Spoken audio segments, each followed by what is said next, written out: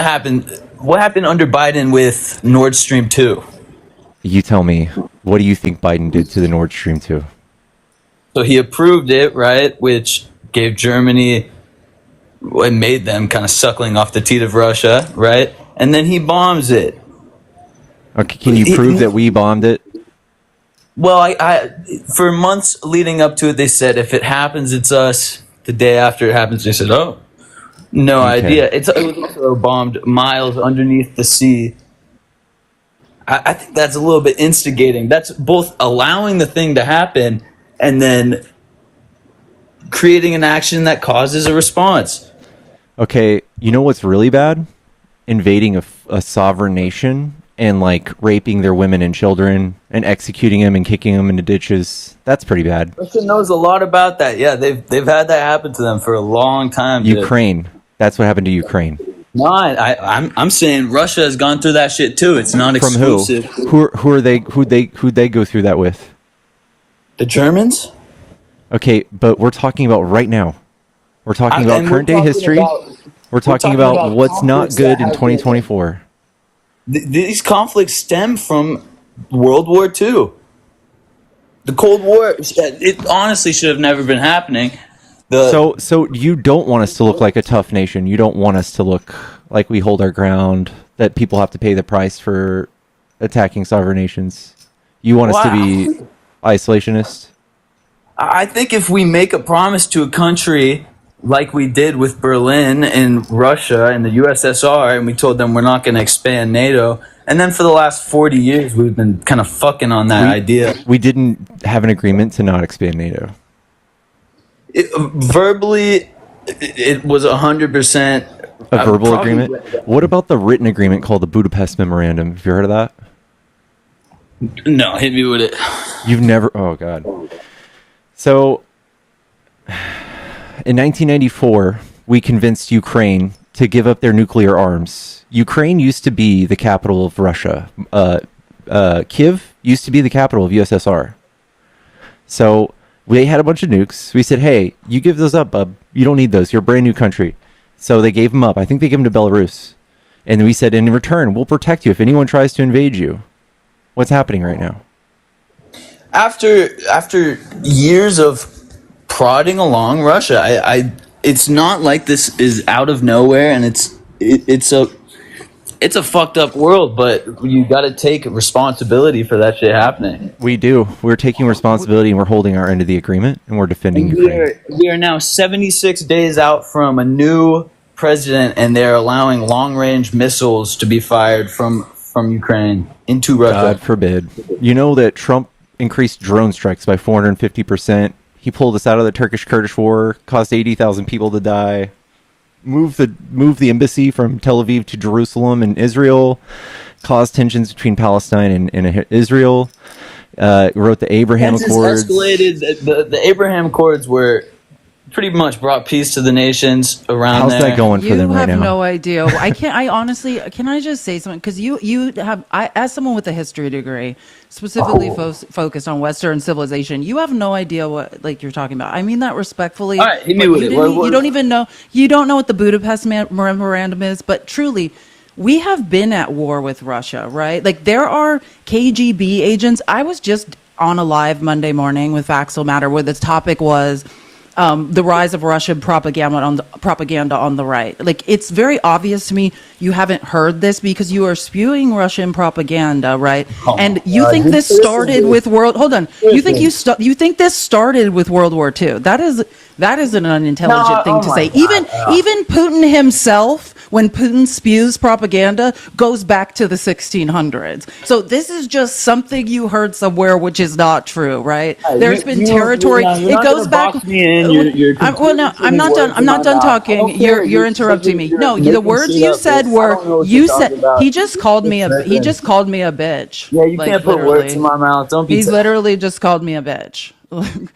Yeah. So, anyways, then you out of your own mouth you said this started in World War II. It absolutely did not. But furthermore, I'm just quoting a Russian KGB agent. I could cite a source and I can read it to you. But what the KGB agent said is we have been at war with Russia. Russia has seen themselves at war with the U.S. Warfare looks different now, right? We know, we have proof. There are 1,000-page Senate Judiciary reports proving that Russia has been interfering in our elections, undermining U.S. elections. This has been going on for years. We have been in a proxy war with Russia. That's the nicest way to put it. When we were at war with Syria, who was involved in that? Russia, right? Like, this has been going on and on and on. And you're saying, well, like, it's just something that happened. It's not something that happened. In Russia's mind, we have been at war with them, right? And when we have actual written agreements, like the Budapest Memorandum, which actually says, hey, if you de-escalate, if you get rid of your nukes, we will protect you, right? And again, I just want to point out, we are at war with Russia. Out of KGB agents' mouths, not out of the U.S.'s mouth. They are undermining our elections, interfering with our elections. We have been in a cyber war with them. So then to say that somehow we just need to let them what? We need to let them undermine our elections, spread propaganda, be in a cyber war with us, send spies here to act as unregistered foreign agents on U.S. soil, constantly escalate, attack people we have written agreements with, and we're supposed to do nothing? All right, I apologize for the B word. These things are true, but you ignore the context of the fact that it has been poked and prodded. And also, I'm not saying it started. I'm saying this shit has been going on. And the modern context of the Cold War, the arms race, has been going on. The main, with U.S. and Russia as the main people, has been going on since around that time. I don't think I'm wrong in saying that. But also, It's very short-sighted. I was just saying a thing, though. You know what I mean? I'm bringing it back to it. It's a historical fucking thing. Yes, bring it back to 1600s if you want, or whatever you want. But also, it's fully instigated by Americans. It's been something that's been going on. I think it's both. No, hold on. I think it's both of us are in a bad position, and I think both people should fucking chill out. I think it needs to be brought to a time of peace. Denuclearization is 100% needed for major countries. It's a thing that people want. It's the people at the top who are forcing big wars. You're right. And we made a nuclear peace deal, and who else would ever honor a nuclear peace deal with us if we break this one? That's why we need to protect Ukraine. It's and not somehow your entire party doesn't know about this. Somehow your entire party doesn't know. That's what's chilling. That's what's weird. No, but it's irrelevant when Putin he announces today, he changes his policy that if he is striked by non-nuclear countries that are supported by nuclear countries, it is grounds for him to start a nuclear war. Yeah, based on the rules they wrote, sure, okay, but we wrote down rules and said, hey, you're not supposed to to invade sovereign nations, and that's what they did. They're acting like victims. Rules written, and we didn't follow this. It's crazy. I promise you, Nemo. If I have a friend on the app named Nemo, it's kind of weird. I feel like I'm talking. It's like you're the first person besides the actual Nemo I know. I feel like I'm talking to someone I know. If Ukraine had rolled tanks over into Russia, I'd be with you, Nemo. I'd be like, you know what? This is ridiculous. But it's Putin, right? All Putin needs to do is roll his tanks on home, right? He is the aggressor. And I agree with you about denuclearization. I don't want to be involved in conflicts. I am left of left. I hate that we continue to build up our military. I hate all of it. But all I'm saying is what I'm against is authoritarian aggression, right? Putin is the aggressor in this situation. He's invading sovereign territory. If it was the other way around, I'd be with you. I'd be like, Ukraine needs to get out of Russia, right? But I don't know if you know something then. Well, let me just say one more thing, because I just don't think you understand this. The reason that Putin did it when he did, let me just say the reason Putin did this when he did is because he used to be running Ukraine, right? Like maybe it wasn't technically part of Russia, but he had a puppet government in there, right? Like he was running it through corruption. When Poroshenko was president. When Poroshenko was displaced and Zelensky came in, Zelensky's like, we're not playing ball with you anymore, right? The reason we wouldn't let Ukraine in NATO, a big part, was because they were so corrupt. Ukraine used to be Putin. Like if we had let Ukraine in NATO, we'd be letting Putin in NATO. And when Zelensky came in and started cleaning house, it's the same thing you hear about Viktor Shokin, like with all the Hunter Biden stuff. And they're like, oh, Viktor Shokin was another corrupt Russian operative who was laundering money. And other NATO countries are like, this guy needs to go. Like, he's corrupt, right? So as Zelensky started getting rid of Russian sympathizers and operatives, Putin got angrier and angrier because he was losing control and losing his access to a deep port. Like he's been cut off now from the northern waterway. He wants access to the water. It's a deep water port. No, I agree, but I'm just giving you more context. But let me say something. So the reason, let me just finish. I'm almost done. You're not listening. Let me just land the plane. Let me land the plane. So my point is, Putin was in control of Ukraine for many, many years, right? And then when he started slipping, that's when the control was slipping and all of his people started being forced out, then he invaded. That's why he did it, because he lost control, and he did all that stuff with Crimea. Okay, now I'm done. You're just forgetting things. You're forgetting about. I think you didn't. You don't know anything about this. I gave you all that context for free. So what you meant was, thank you for telling me something I didn't know. Just chill. You think, of course, he's mad. The Ukrainian government is being replaced with American CIA placed operatives, people who are put in by American instilled. Yes, we wanted the Russian assets out. Yes, we helped Zelensky get elected. You guys know how the CIA operates in other countries. They take out full politicians and they instill people who they can do whatever they want. They will do whatever they want, and they have done. That's one aggressive act, right? And then Nord Stream 2. You allow them to create a massive GDP uptick by supplying Germany with 70% of their energy, and then you bomb that same thing. You blow it up. You say for months, years, if anyone's going to do it. Unless you have proof that the U.S. did that, you don't have proof the U.S. did that. So you can't use that in a debate. Tell me what country would go 15 miles There's about 7 countries that have the capabilities to do this. I actually debated on it once. You can't just say it didn't happen. I'm just telling you, unless you want to provide us classified document proof that happened, stop using it in a debate. You have no proof the U.S. They spoke about it. They spoke about it. Just because they're not. Okay, then Nemo, then say I feel like this happened. That's I heard them speak on the fact that they were going to bomb the pipeline. Okay, so just say I really feel like it happened. I heard them speak on committing. Okay, so again, there's no proof that the U.S. was responsible for Nord Stream 2 having a couple holes in it. Oh, yeah. Okay.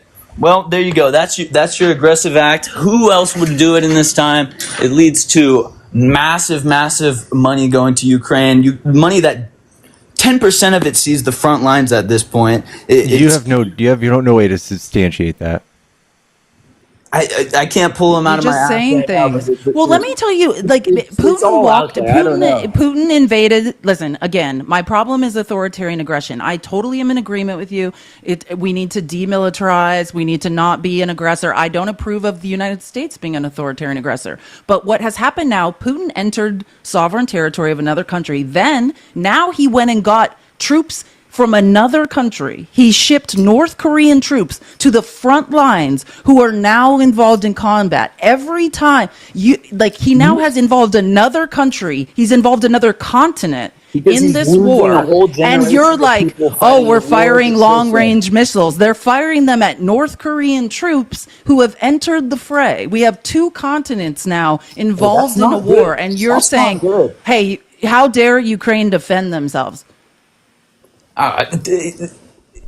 With 76 days left, both parties talking on peace terms, you're going to allow ballistic missiles to be shot deep into Russia. I think that's if this is the will of the Ukraine government, then it doesn't. They're not in peace talks, are they? Like if they're in peace talks, they would be doing peace talks. These are NATO service members firing the missiles, and it's not even Joe Biden. Putin shipped thousands.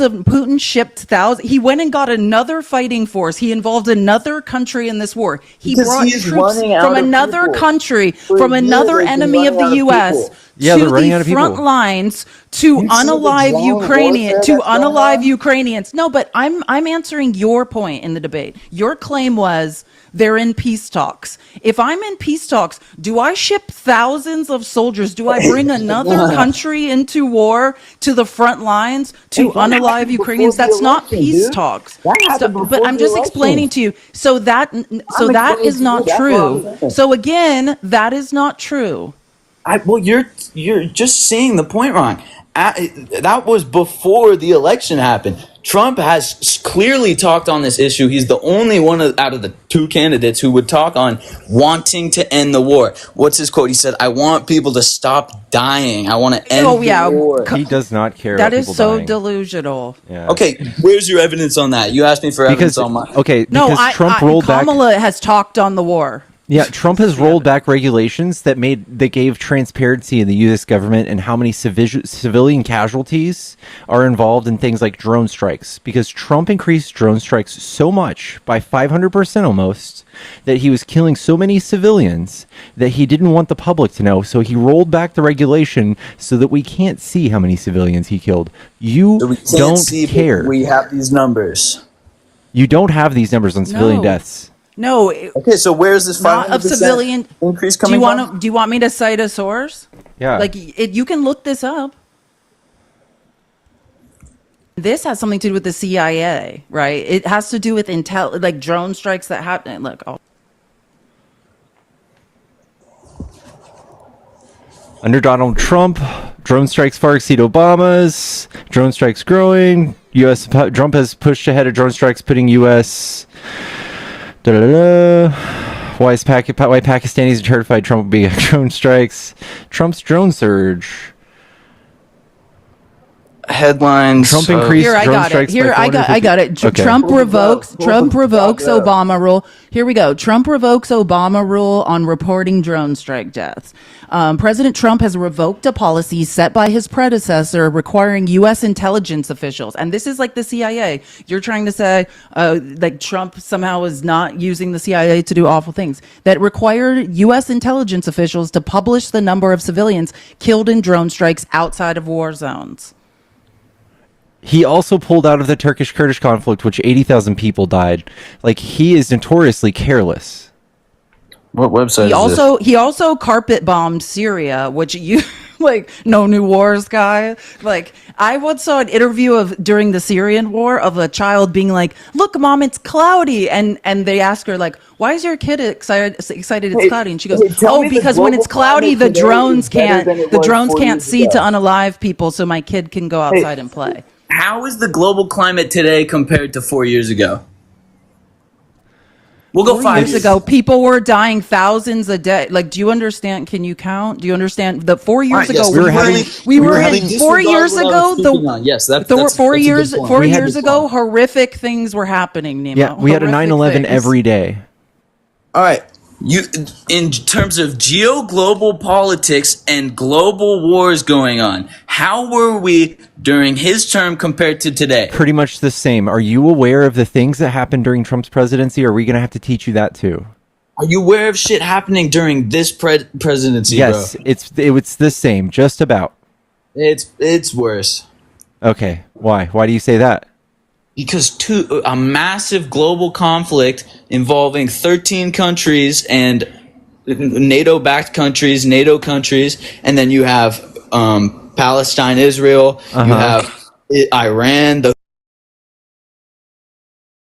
We were in Afghanistan, weren't we? As a country, we were in Afghanistan, still engaged in when Trump was in office.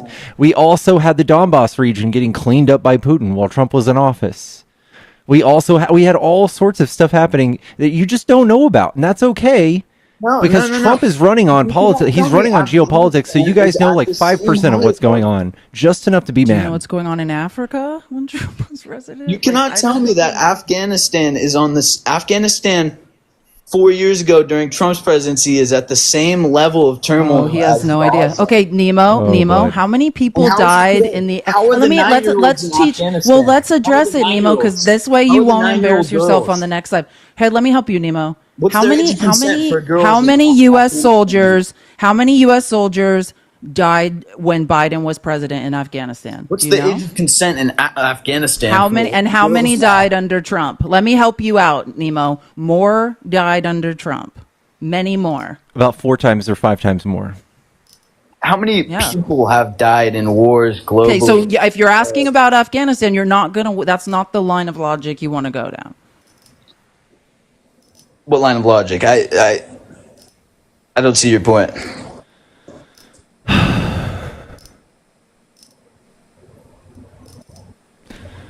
Trump butchered the Afghan pullout so bad. Every single person that he's worked with, and like He was in not arm's in reach, charge every during single that. person, General Milley, even his 5 secretaries of defense that he very shamefully went through, all say he's unfit for presidency. He doesn't know what he's doing on the world stage. He gets laughed at. People like Putin and Kim Jong-un Biden play was him not like a for puppet. They five stroke his ego a months. little bit, and he'll roll over and do whatever they want. Biden was in office 7 months before Afghanistan withdrawal. And Oh, who, you're so okay, who but that was my negotiated that? point. Before Afghanistan withdrawal. And Oh, who, you're so okay, who but that was my negotiated that? point. So Did. it was And Trump's who plan. threw his negotiation out of the window in return for a quicker withdrawal. You're wrong. He No, had to that's delay not the what withdrawal. happened. How It's are not you wrong. so d- confused? The withdrawal was supposed to it's be a the May exact 1st, opposite. and Biden pushed Yeah, to you have no August. idea. So what are you talking about, Delayed man? over a longer period of time. No, Biden you just put said it was back a quicker and had it all withdrawal. done. So you were wrong. And here's the better No, it's point. not. You're right? literally like, it's 13 not wrong. No, it's not. Oh, well, I'm going to explain it to you. So it was Trump's withdrawal plan, and it was not quicker. They had to push it back because it was such a messed up plan. And what happened was Trump tried to not actually deal with the Afghan government. Trump negotiated with a T group. Right? And With look the at them. Taliban. They literally No, I'm control not the done country. talking, Nemo. You can You learn can't keep doing something. this. You could Stop, actually man. learn something here. Again, Trump negotiated with a T group with the Taliban, never Which is brought the in the group in Afghan power in government. I'm Afghanistan not now. done. I'm not done. Then A he let a terrorist bunch that of is fully Taliban controlled. out of prison, and while doing that, let a bunch of ISIS out of prison. What happened? The 13 people that were unalive during the pullout. Are you aware that those were prisoners let out of prison, right, by the Taliban, and it was a T group. You know what? ISIS-K, Bomb. yeah. Yeah, so- and that's how that happened. And 65 people were unalive. 65 soldiers were unalived under Trump. Under Trump's presidency This in is from Afghanistan. this is from our government. What she just said is on here. It says that Trump he negotiated and did direct talks without consulting our allies or partners in the allied Afghan government at the negotiation table, and then he emboldened the Taliban by publicly considering inviting them to Camp David on the anniversary of 9/11. And then it shows that he released 5,000 prisoners, and we only had 2,500 soldiers in troops in Afghanistan. And if you think about it, that's twice as many troops as we had. Taliban, us. And then the Taliban took over the government in 2 weeks. And the guy that Trump released took over the government. This is saying as part of the deal in 2021. When was this? This was all done in Agreed to withdraw by 2020. 2021. As So- part It's of almost the like deal. I just said all this. So 2021, May 1st was the date that Trump negotiated with the terrorists for us to pull out. And then he left office and then didn't give us a peaceful transfer of power, didn't shake hands on the way out. We're just like, what do we do? We didn't negotiate with these Taliban. So we were like, hey guys, can we push it back a few months? Please don't kill us. Trump didn't tell us what's going on. And they said, okay.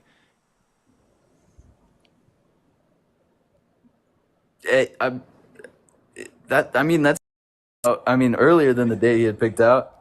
No, it says right here, it's May not. 1st. It's the opposite.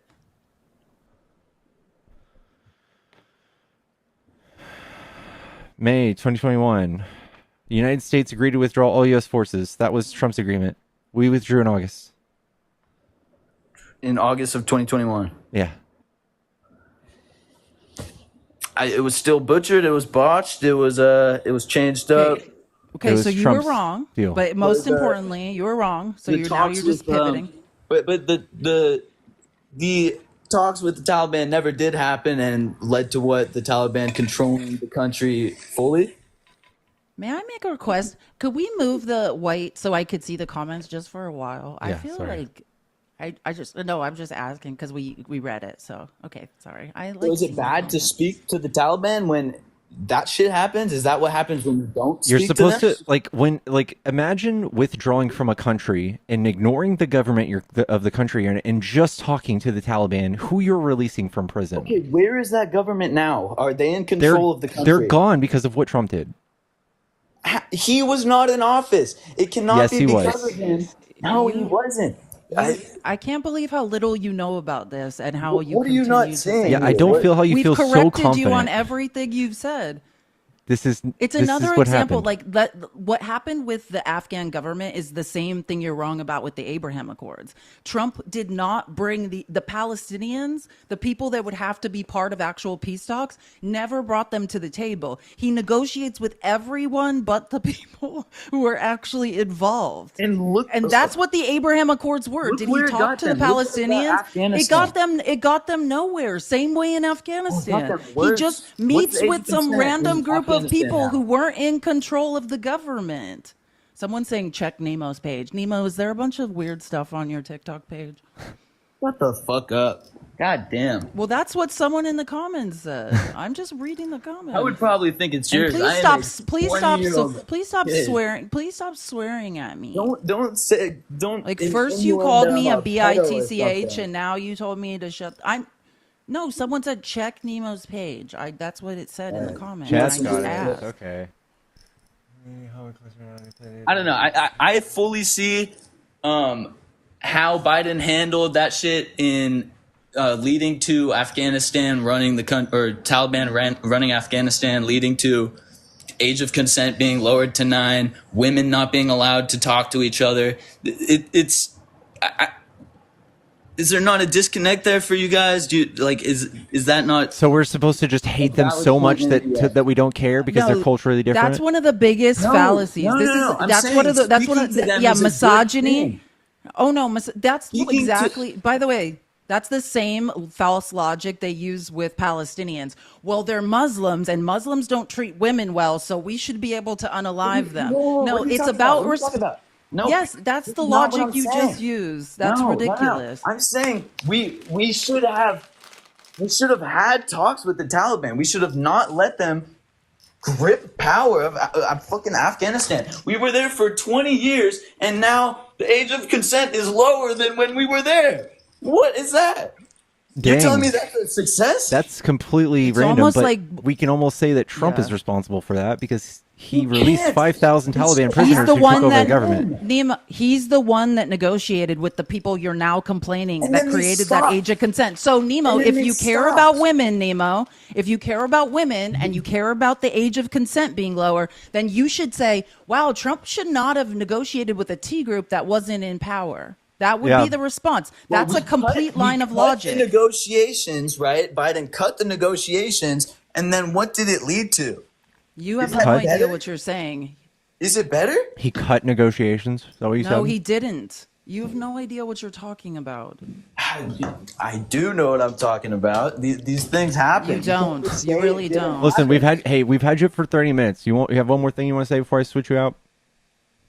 God bless fucking Donald Trump. If we can make it to January 20th without nuclear war happening, I'll be so goddamn grateful. You guys will see it'll be a nice 4 years of peace, love, unity, prosperity, absolute global domination on the economical side. It'll be a beautiful time if you guys will just take it and enjoy it. Sure. All right, man. Thank you. Yeah. God bless. And he really believes that. Like knows no actual facts about it. Hello. I was actually hoping to speak to him a little bit. I didn't think you guys were going to drop him. Sorry, man. Did you want to say something real quick? I was going to say when it comes to the Afghanistan thing, I get that both administrations played parts in certain aspects of it, but I wouldn't blame either of them for the downfall of what ended up happening. It was something that the guys on the ground were saying at the very beginning was going to be a failure. I mean, that was something that we saw coming, but the politicians and the higher ups essentially said, no, stick it out. It'll work around. Like there was no way that either administration could have saved what happened. I mean, even at the end, we were still this is not a joke. We were still teaching people, like police officers and people in the Afghan National Army. We had entire three ring binders that were like an inch and a half thick of that you can't just SA women on a traffic stop because they're alone. Like that was the writing was on the wall a long time ago. I wouldn't blame either administration single handedly. Both of them played a part in certain roles, but the whole thing of I'm going to blame Justice Administration or Justice Administration is shows a very lack of understanding of the nuance and the intricacies of everything that was going on in Afghanistan. Sure, but when Trump goes around, this is the messaging that they're giving y'all. So like, Biden is so bad. This is all Biden's fault. Biden killed the 13 soldiers. Yada yada yada. It's just such a bad idea. And then we dig in and we find details that a lot of this is attributed to Trump. It's not all, but like maybe 95%. Even the pullout, I wouldn't even blame Biden on that or even Trump, because I'd say that was on the generals, because the generals were the ones who changed the pullout plan at the last minute to change which airbase we were going to pull out of. Kabul was supposed to close beforehand. We weren't supposed to pull out of Kabul. And then there was the stuff that was going on the ground where the military higher-ups told the Biden administration, no, we can work with the Taliban. It'll be fine. And the Biden administration listened to that because, they're your military advisors. You should be able to trust their judgment on that. Yeah. And it ended up screwing us over. Like, hell, the guys that did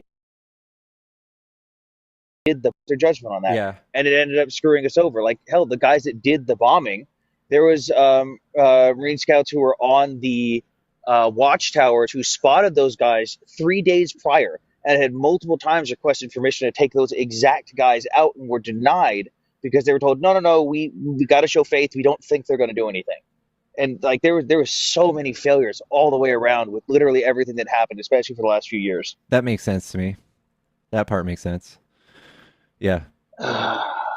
Yeah, I don't know. I just don't like that Trump's been campaigning on this. Like no one knows about any single soldier that was unalive during Trump's administration, even though he had 65.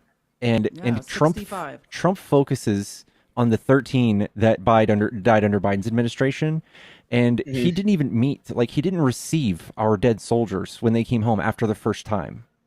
He didn't care. I don't like the tokenizing of the military too. The military supports Trump. It's like, well, yeah, there is a lot of military members that support Trump. There's a lot of active duty guys. It's about 50-50. I'd say the breakdown based on external anonymous polls. I think 20%, 20 to 30 are liberal.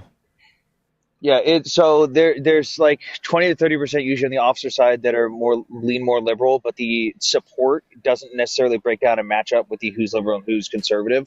It's about 50-50 when it comes to who supports who. But I don't like to think of, Trump cares about the military. Like, this is a man that openly made fun of POWs, openly made fun of people who've been unalived in war, openly called for the execution of a 4-star general. Like, this is a guy that doesn't give two shits about us. So, like, you can support him, that's fine, but don't tokenize and be like, oh, he loves the military. He doesn't. Yeah. He doesn't give a shit about us. Yeah. I agree. Well, thanks, man. Thanks for coming up. Yeah, no problem. If you guys ever, just side note, if you guys ever talk about Ukraine stuff, I can come help out with that stuff too. I did 10 years in the Marine Corps, but then I also voluntarily went over and trained Ukrainian soldiers when I got out. So wow. I've been involved in stuff with Ukraine since 2008. So thanks for your I service. love smacking around people who don't know a damn thing about what's going on over there. Yeah. Okay. Yeah. Much appreciated. Thank you. Hey, have fun with whatever you got, whatever guests are coming up next. All right, I will do, man. Have a good one. Bye-bye. Brett Cross raid. Thank you so much for the raid, Brett Cross. Thank you. I'll have to check out who Brett Cross is. Entire Chinatown is now streaming. Felice, there's something going on in Chinatown. A pattern of incidents I don't yet understand. Slaughter Amalekite infants, but you know that he... Ooh, Parker's debating religion. What was I just looking up? I already forgot. Brett Cross, I think. Oh, yeah.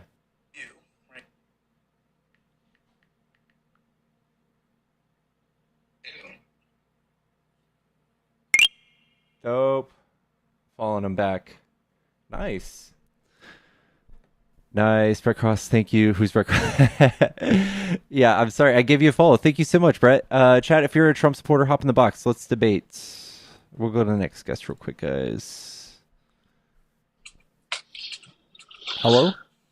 Hey, what's going on, man? What's up, bro? Are you a Trump supporter? No, I was the one that sent the raid here to you, bud. Oh, my God. What's up, dude? I didn't even see your name. I'm in Not zombie much, mode. man. I feel you. I've been following you for a while, dude, and I know a lot of people that you know that are up here and everything. I lost my son in the Uvalde shooting, so Oh my God.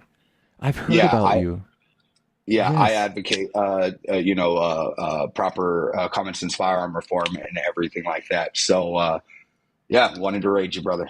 Dude, I really appreciate that. Thank you so much. Absolutely, absolutely. I do got to get off here, but I just wanted to say much love. I follow you both. If you ever get anybody that is talking to that's my area of expertise. So, Absolutely. Yeah, I would love. I Yeah. think I saw you on Fax's live one day, and you spoke so beautifully. I just want to say, do you follow me? I I don't know if you do. do or not. It I says do. I'm following you. I don't know if you follow me, but It says friends with the arrows oh, on it does? mine. Okay. Okay, never mind. Well, then maybe I'm wrong. But I saw you speak on I just want to say on Fact Still Matters live one time, and I Mhm. wasn't up there or anything, but it like literally brought tears to my eyes. Like, I just love the work you're doing. Like, keep fighting the good fight and like turning your pain into, activism. Like, it's inspiring. And like I believe you have a podcast with what I'm sorry, Bend what's out his arrow. God, I know, and yeah, amazing. Just thank you for all you do. Well, I'm glad that you listened. That is awesome. Yeah, we what we try to do with that podcast, and I don't want to take up too much time because I know how fun it is arguing with MAGA. But what we do is we try to give voices. So the NRA had the saying, you got to take it from our cold dead hands. So our podcast and radio show is called Cold Dead Hands because these are the stories. We interview people like myself and others who have lost their children, lost their family members to firearm violence, giving them a voice because in this space that we're in, you can do a 30-minute interview with somebody and they clip 30 seconds and then that's what they put out for the clicks and everything like that. So we like telling everybody stories. So, That's cool. but I do appreciate y'all. Much love. I do got to run, but I would love to come up here one time and help argue with you, brother. Absolutely. Yeah, you're welcome anytime. All right. Much love, guys. I'm going to bounce. All right, man. Have a good night. Have a great night. You too. Thanks again. All right. Hell yeah, chat. Chat, tap the screen. Let's get to 200K and welcome again. Bright Cross Ray. That's so awesome. So cool to connect with people like that.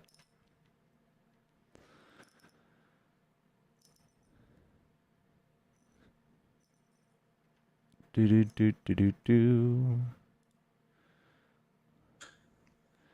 Chat, if you're a Trump supporter, hop in the box. In the box. We've only got a few left. Hello? Hey, I'm here. Can you hear me? Yeah. I don't think Mello is here. Or halfway here. Oh, Yes. Yeah. I saw that the one buddy that just joined talking about just the unalivings at schools and stuff.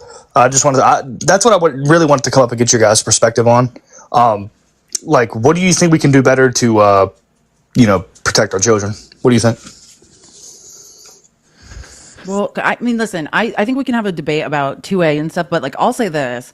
I think a positive thing, I think that both sides are signaling they have an appetite to do is hold parents accountable, right? Like, I think that, like, who was the first one? The Crumbly parents in Michigan were tried and held accountable for, like, what, I'm not exactly sure what their final charges were, but that was in a blue state. So I was like, I don't know if that will catch on. But like, I did the last real school unalivings was the 14-year-old boy in Georgia. And I actually there's a Washington Post exclusive article on that. It's specifically on that child's history. I invite everyone to read that. If you understand the abuse that little 14-year-old boy was put through, you will understand how he could probably have done something like that and got his hands on a gun. Like in the situation where, hey, a year before, that little boy was meeting with the FBI with the dad, and the dad's like, oh no, don't worry. He has no access. So when I saw in that, that's pretty rural place, rural county, and immediately like a DA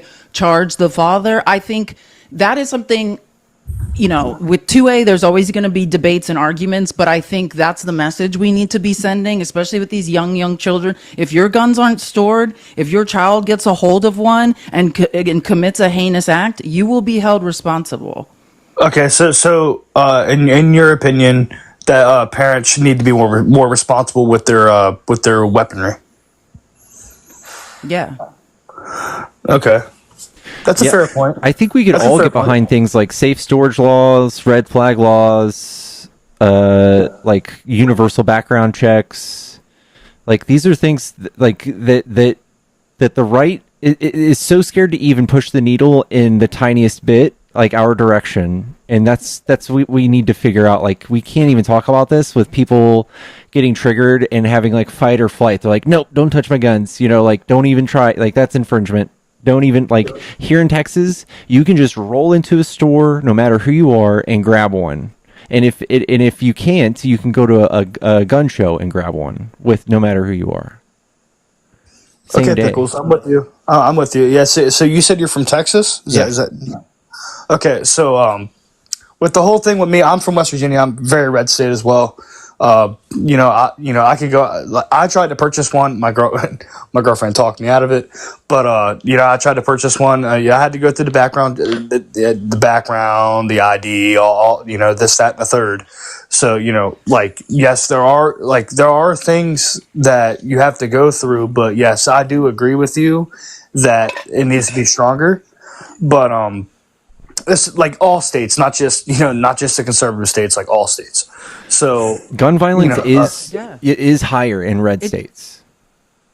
I agree. And specific, and it's more, and just to be clear, it's like, that's why it's interesting when people mention Chicago. If you actually look, and Ben Dowdero is Brett Cross's podcast partner, speaks to this a lot. Like, it's rural. If you look where gun violence is concentrated, it's in rural areas. It's higher in rural areas. So urban versus rural, it's higher in rural areas, and then red versus blue, higher in red states. So it's not higher in cities? No, you would think it was, but it is not. There's a map, like a heat map of it. You can look up. The pickles. No, I'm going to take your word for it, because I'm going to take your word for it. I'm not going to. I'm not up here to fact check. No, it's like per capita. Per capita, it's higher in rural areas. Yeah. But yeah, back to schools though. Do you guys think that we should strengthen our schools, or are you guys just totally against it? I used to be a teacher. No, if this is like an arm the teachers moment, absolutely not. Like I was when it's not. If it's I not. broke it, yeah, no. So teachers aren't qualified, and actually there's studies done what I don't think it's helpful to arm the teachers or what I mean. I don't. Or look at Uvalde, but too bad Brett Cross isn't here. I'm sure he could speak to it beautifully. These are trained people. We had SWAT team standing there refusing to go inside the building. We had trained people, same in Parkland. Trained armed guy refused to go in. People freeze in emergency situation. Oh, Brett is here. Someone's saying Brett is here. Okay, well, if he wants to come up. Oh, here he is. He could really beautifully speak to it. Awesome. Hello. I left and then somebody was like, yeah, they're talking to A. Perfect. Yeah. So so we're talking about what, armed guards in front of schools? Yeah. Well, no. I just asked a question about do you think we should strengthen our schools, or how they felt about it? That's all I asked. So what do you mean by strengthening schools? Are you talking about metal detectors and cops being there and everything like that? What is strengthening schools to you? Okay, well, in reference, so I voted for Trump and Vance, and Vance was talking about hardening our schools. So when I mean, it sounds crazy, but it's the world we live in, man. Bulletproof windows. Let's make our schools prisons, right? Let's do that, because our kids don't deserve to grow up in a school that isn't a prison, right? We already know that there's this. Sir. Yeah. So let me ask you something. Do prisons have armed guards? Yes. Do prisons have metal detectors? Yes. Do prisons have locked down doors? Yes. So tell me and I can go in even further. Do the mills and prisons and schools suck? Yes. Right. So tell me one thing that is different. Can you get an education in a prison? Yes. Right. So tell me why we should make our kids go to prison. Why do we want to regulate our children but not be the adults and regulate ourselves? Okay. Sir, I don't know if you missed the conversation. I respect you. I'm sorry for your loss, and I just want to start off by that. Sorry for your loss, and all that stuff. Like, but no parent should have to go through that. I appreciate that. But I just want to say that I'm on your side, man. Like, I want to protect our children, but like, I don't know how else I don't know how you fight pew pew violence without pew pews. Like, I don't know how you do it. Right. The same way that firefighters use fire to undo fire. Right. So that's a bad argument. Exactly. That's my point. But how long were armed officers outside of Uvalde, Brett? Yeah, there were 376 officers that sat outside for 77 minutes. 77 minutes. So you're saying we need more weapons, but they don't do anything. They were there. I agree. Like, that was absolutely unacceptable. So like, what you're saying with the like arming people, arming guards, and everything like that, arming people, it doesn't prevent it. It's not a proactive measure. It's a reactive measure. We can look at any school mass unaliving, right? The one that just happened recently in Georgia. 4 people were unalived, and then the cops stepped up, right? It didn't prevent 4 deaths, right? This is reactive. So we have to be proactive in these measures. We have to regulate ourselves as adults. And we know that an assault weapons ban, universal background checks, red flag laws, safe storage laws, all of these things are proven to help. They do not violate the Second Amendment, and they would save lives. And we know this, not just because of the statistics, but if you think about what happened to my son, the perpetrator that did this turned 18, went and bought a DDM full, turned around 2 days later and went and unalived 21 people, injuring 17 others. Had we had an assault weapons ban, he would not have been able to do that. And before we say that, oh, well, they'll get it illegally or whatever like that, he tried for 2 years to purchase firearms illegally, but was not able to. Okay, all right. So, sir, I just want to say, like, don't we already have red flag laws? Like, didn't the FBI have a red flag on the guy in Georgia, and then like let it slide, and then he ended up doing it anyway? Nope. So I know Texas. Nope. Texas doesn't have red flag laws. First of all, Georgia doesn't have red flag laws because if they had, then the FBI would have. Then the FBI would have been able to go in and take the weapon. But since there are no, red flag means they can take the weapons. They just went and talked.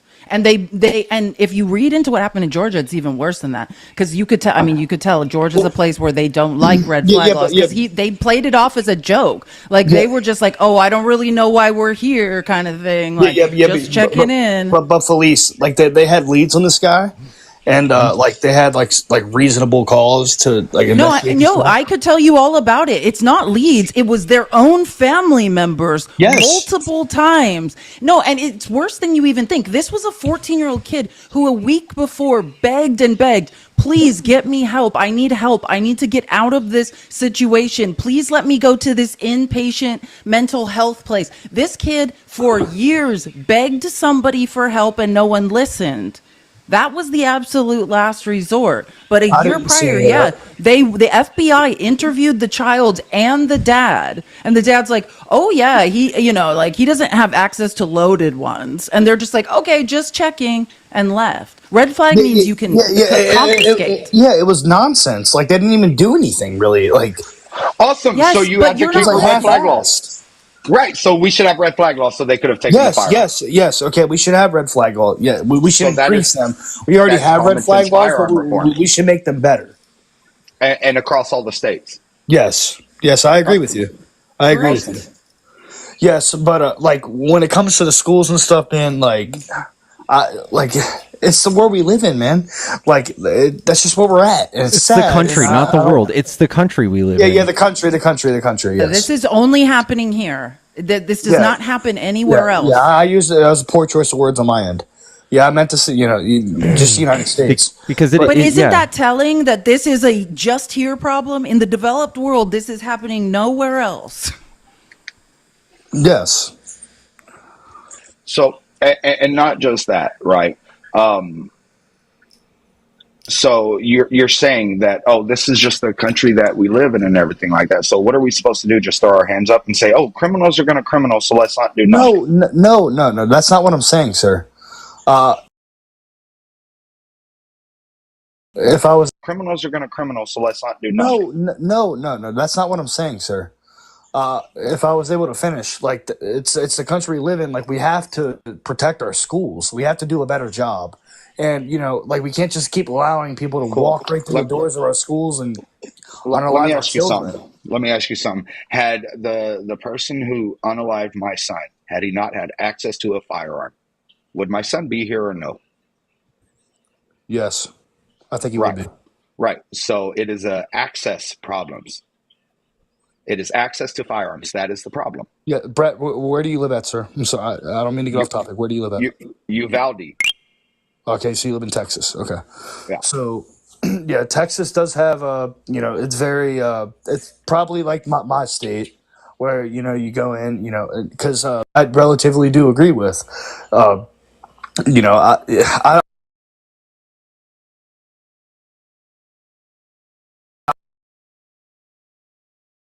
if the government can have one, then the citizens should have one. So hold on, I because just now think it this should be leads to harder. I something think it should else. be harder. Well, I agree, but now what you're saying is, oh, if the government has one, then we should have one, right? So now you're going to say that we have the Second Amendment right to fight off a tyrannical government. Is that No, what I'm you're not. I getting at? wasn't even going to the Second Amendment. I wasn't even going there. But that's what you're saying, sir. I mean, Which yeah, you have, technically, I mean, yes. well, there's two things. Like, so first of all, you should just know that you will never see them coming. The most delusional thing that white men in this country say nowadays is, "Oh, I'm gonna take my weapons and I'm gonna stand up to the government." You would all be unalived by drones. You would never have a chance. That you have to know No, that I'm that's not a saying that. delusional statement. I'm not You going to are stand up never. against the fucking military. Yeah. So that's well. I'm just saying because that's what you. But that's the line of logic you were just on, and that is the most delusional thing. If it doesn't matter how many weapons you guys have, there is no chance. You will not. There's not. You're not going to be shooting at men. There's going to come rain down upon you from the sky, and you will be God. So the whole the Yes. point of a militia, like we need trained militia. You know what that was about?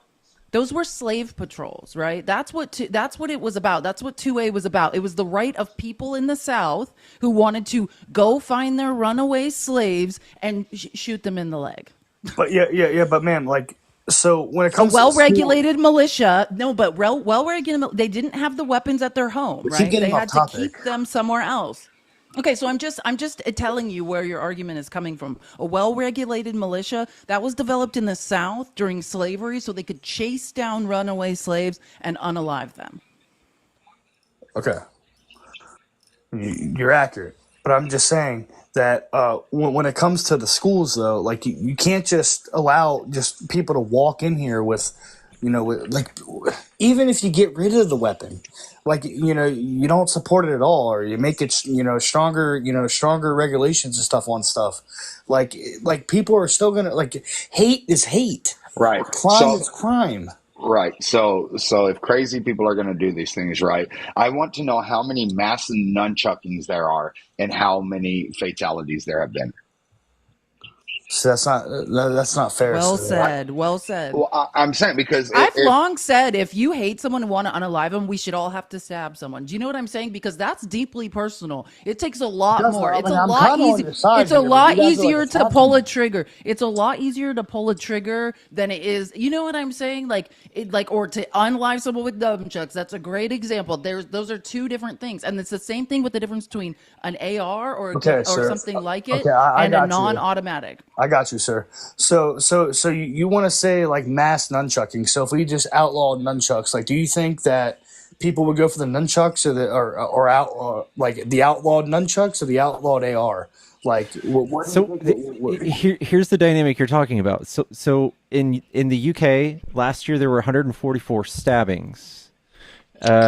And if you imagine one of those people, instead of having a knife, if they had an AR, how many more people do you think would have died? Shit, probably triple the amount. Yeah. So that's what we're talking about. There's a higher yield of violence when they the bigger the weapon. Pickles, I'm on your side, man. Like, it's not that I don't want to like I'm not trying to disagree with you guys. I'm just saying that like I'm trying to look at it from the other side too, where it's like, you know, you get rid of it, but like somehow they're gonna get it anyway. Cool. So since Black market or something like that. 1934, we had the NFA, the National Firearms Act, right? And it outlawed fully automatic weapons. Do you know how many mass unalivings there have been with fully automatic weapons since 1934? Like since then? Yeah, since then. Since that year? Yep, 90 years. I couldn't tell you, man. I don't. There's been know the three. number. There's been three, two of which were done by cops, by the way. Just a little information. So tell me, did people run out and buy fully autos after they were banned and then reclassified in 1986, or did people like start obeying the law? Just curious. This is how I see it playing out. So, like, Australia banned their guns, right? And then they did a buyback program. And now, if you want a gun in Australia, it's like $30,000 on the black market. If you think about it here, it would probably be way less. There's more here, but think about there's still access to it though. But think about this. So you're one of those people who were able to purchase an AR while they were illegal. And they let you grandfather it in. You get to hold on to it. You pass it down to your kids. And if you sell it, that's illegal. And you're registered to this gun, so you would never sell it, right? So, like, just imagine how hard it would actually really be if we did ban guns and you really wanted to get one. There is a barrier to entry. If you want to do something heinous, you're going to have to go through some real trouble as opposed to going to the local firearm shop and just buying one right there. Yeah. Okay, Pickles. I'm with you, but like, how do you like? So like, you just scratch the serial number off and then just get rid of it for like $200. You know, I want it off my hands. Yeah, you know, but like you probably want to keep it. There's more than Supply and to it than demand. just that. Why would you get rid of it for $200? Yeah, you would sell it for a lot more. Whole lot more. Yeah, you would. But like, if you're gonna sell it illegally, then you would want it off your hands and scratch your number off, get rid of it. You know, $500, whatever. Like, sell it for $30,000. The price up of it. You know how hard it is. You know how hard it is to scratch off the serial number. So like, even people will take like MIG welders and like try to weld over it, and they'll still get an X-ray machine. And they can read it. It's very hard. Right. Yeah. Okay. It's very by hard. the way, like, quick question. That's how it works, though, Pickles. You know this. Quick question: If hey Pickles, if you are a crime syndicate in Australia, right? Are you going to spend $30,000 for a weapon and then let one of your little cronies go and rob a liquor store with it? With that investment? Like, dude, most of your crime happens. Like, they don't even have it. Like, the gun can't even be traced back to the person that owns it. They have barrel signatures, don't they? They do, yes. But mostly when it's really identified is with the serial number. That's how you identify it. Most of the time, not all the time, but most of the time.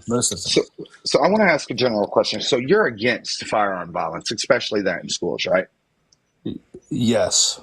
So why did you vote for a guy that told Perry, Iowa to get over it? Why did you vote for the vice president who says this is just a fact of life? Should my son not being here be a fact of life? I disagree with part of that argument. So your son should still be here, but it goes back to my point about saying that's just a world we live in. So like that's why I wanted to. That's the world that you and people of your ilk want us to live in, because we're not doing anything about firearm violence. No, sir. If we address firearm I have violence for your child. Right, but if we address firearm violence, then it no longer has to be the country that we live in. I mean, the boy Charlie Kirk done said that children dying in schools, that is the price for freedom. Like, this is the group of people that you have associate yourself with via your vote. No, that's not true, sir. That is not true. Because I'm allowed to have views and still vote for Donald Trump.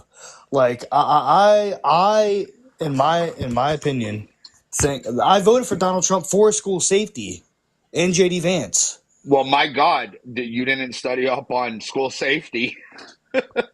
Like, sir, like how Yeah. do we make schools safe without more We officers, regulate more resources, firearms. hardening our We schools? regulate. We make it harder to access firearms. I mean, that's a literal fact. That's not gonna fucking work, man.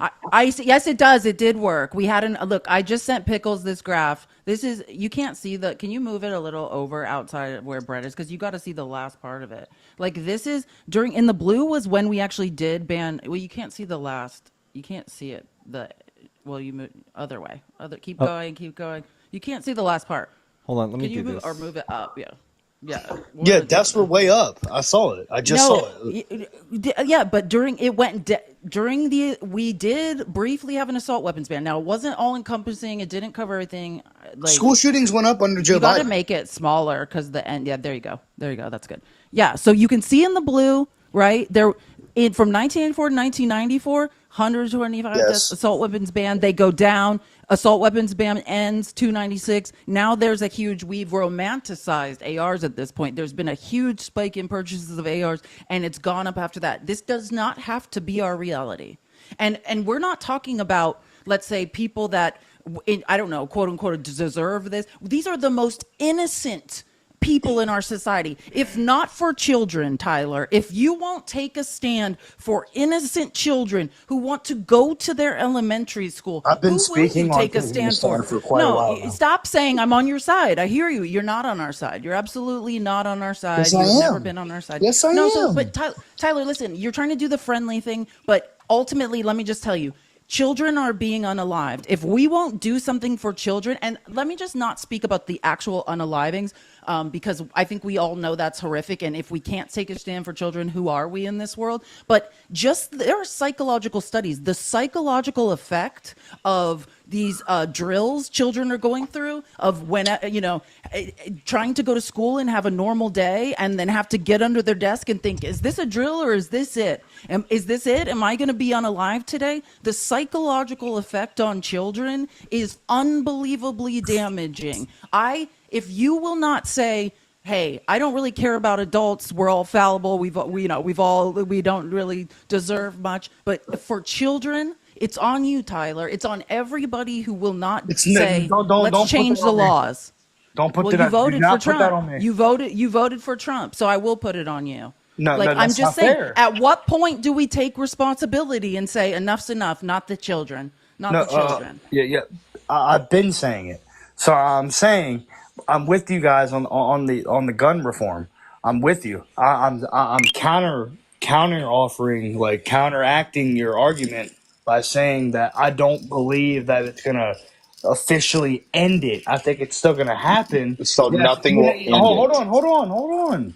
Even even if it happens, even at a lower rate, it still happens. So it defeats the purpose. Like I don't see the future. Oh, so we I shouldn't can't- save any children. We shouldn't save any children, Yeah, right? no, we should. One child is too many, but let me just say, we can't lower instances of crime to zero. You are correct. But what we can do is we can see these numbers and say, hey, this is a pandemic, is what we have here. Yes, it is. I agree Pew with pew violence is an actual pandemic. Surgeon generals are considering it that. So what we can do is we can use our tools. We can concentrate tax dollars and legislation towards lessening the problem. And if not for children, Tyler, if you won't take a stand for children, who will you take a stand for? To say it's going to happen anyways, so let them be unalived. It sounds very wrong. I stand for children to protect our schools. Real quick, I got to bounce, but I want to ask you one question, Tyler. Do you have kids? What was that? I'm sorry. Do you have kids? No. Okay, so I want to tell you something that I had to do. I had to think long and hard after my son was unalive, and I had to figure out what was his favorite cartoon character. And the reason I did that was so I knew what to put on his casket. So the moment that you realize and you start to think which one of your children or family members that you're willing to lose and what cartoon character you'll put on their casket, that is when you will start thinking differently. Because that was one of the hardest decisions I've ever had to make in my life. By the way, my son loves Spider-Man. I have a full half sleeve of Spider-Man because of my son. I don't want any other parent having to decide what to put on their child's casket. I don't want any other parent to have to wake up like I do, because the first 5 seconds of every day is the hardest for me, because I wake up wishing that I hadn't. Okay. And not in a way that I want to self-delete or anything like that, but living without my child is one of the hardest things ever. Okay. And I don't want people to experience that. Why do you? We have to stand up to gun violence. We have to stand up to these people who, instead of trying to save our children, wore AR pens after my son was unalived. AR pens. Right? The same people that say, oh, it's not a firearm problem, it's a mental health problem, but then vote against mental health. Because if we keep mental health stigmatized and don't address it, then we don't have to admit that there's a firearm problem. Children are dying. We have to do something about it. I agree. I agree with you, sir. And again, I'm sorry for your loss, sir. Like, I couldn't imagine. I'm not a parent yet. I wish I was, but yeah, I'm sorry for your loss, sir. So I'm going to say this. I have a bunch of kids. I appreciate that. And I'm going to say this right now. With the gun laws the way they are in this country, I do not advise you having children. And I'm not trying to be mean. I'm not trying to be rude. I'm not trying to be Well said. anything. I have 8 kids. I've lost 2 kids. I lost one at birth, and then I lost one to firearm violence. Okay. If I could go back, and I love my kids dearly, they are the number one thing to me, everything else be damned. But if I could go back, I wouldn't have kids so that they did not have to lose their brother, so that my son didn't have to lose his life. Because these are things that, you hear about the parents sometimes that do these things, because we have to stand up and we have to fight. But I want to let you know that my son had a brother the same age, right? They were in the same class, or same school. They were 4 classes down.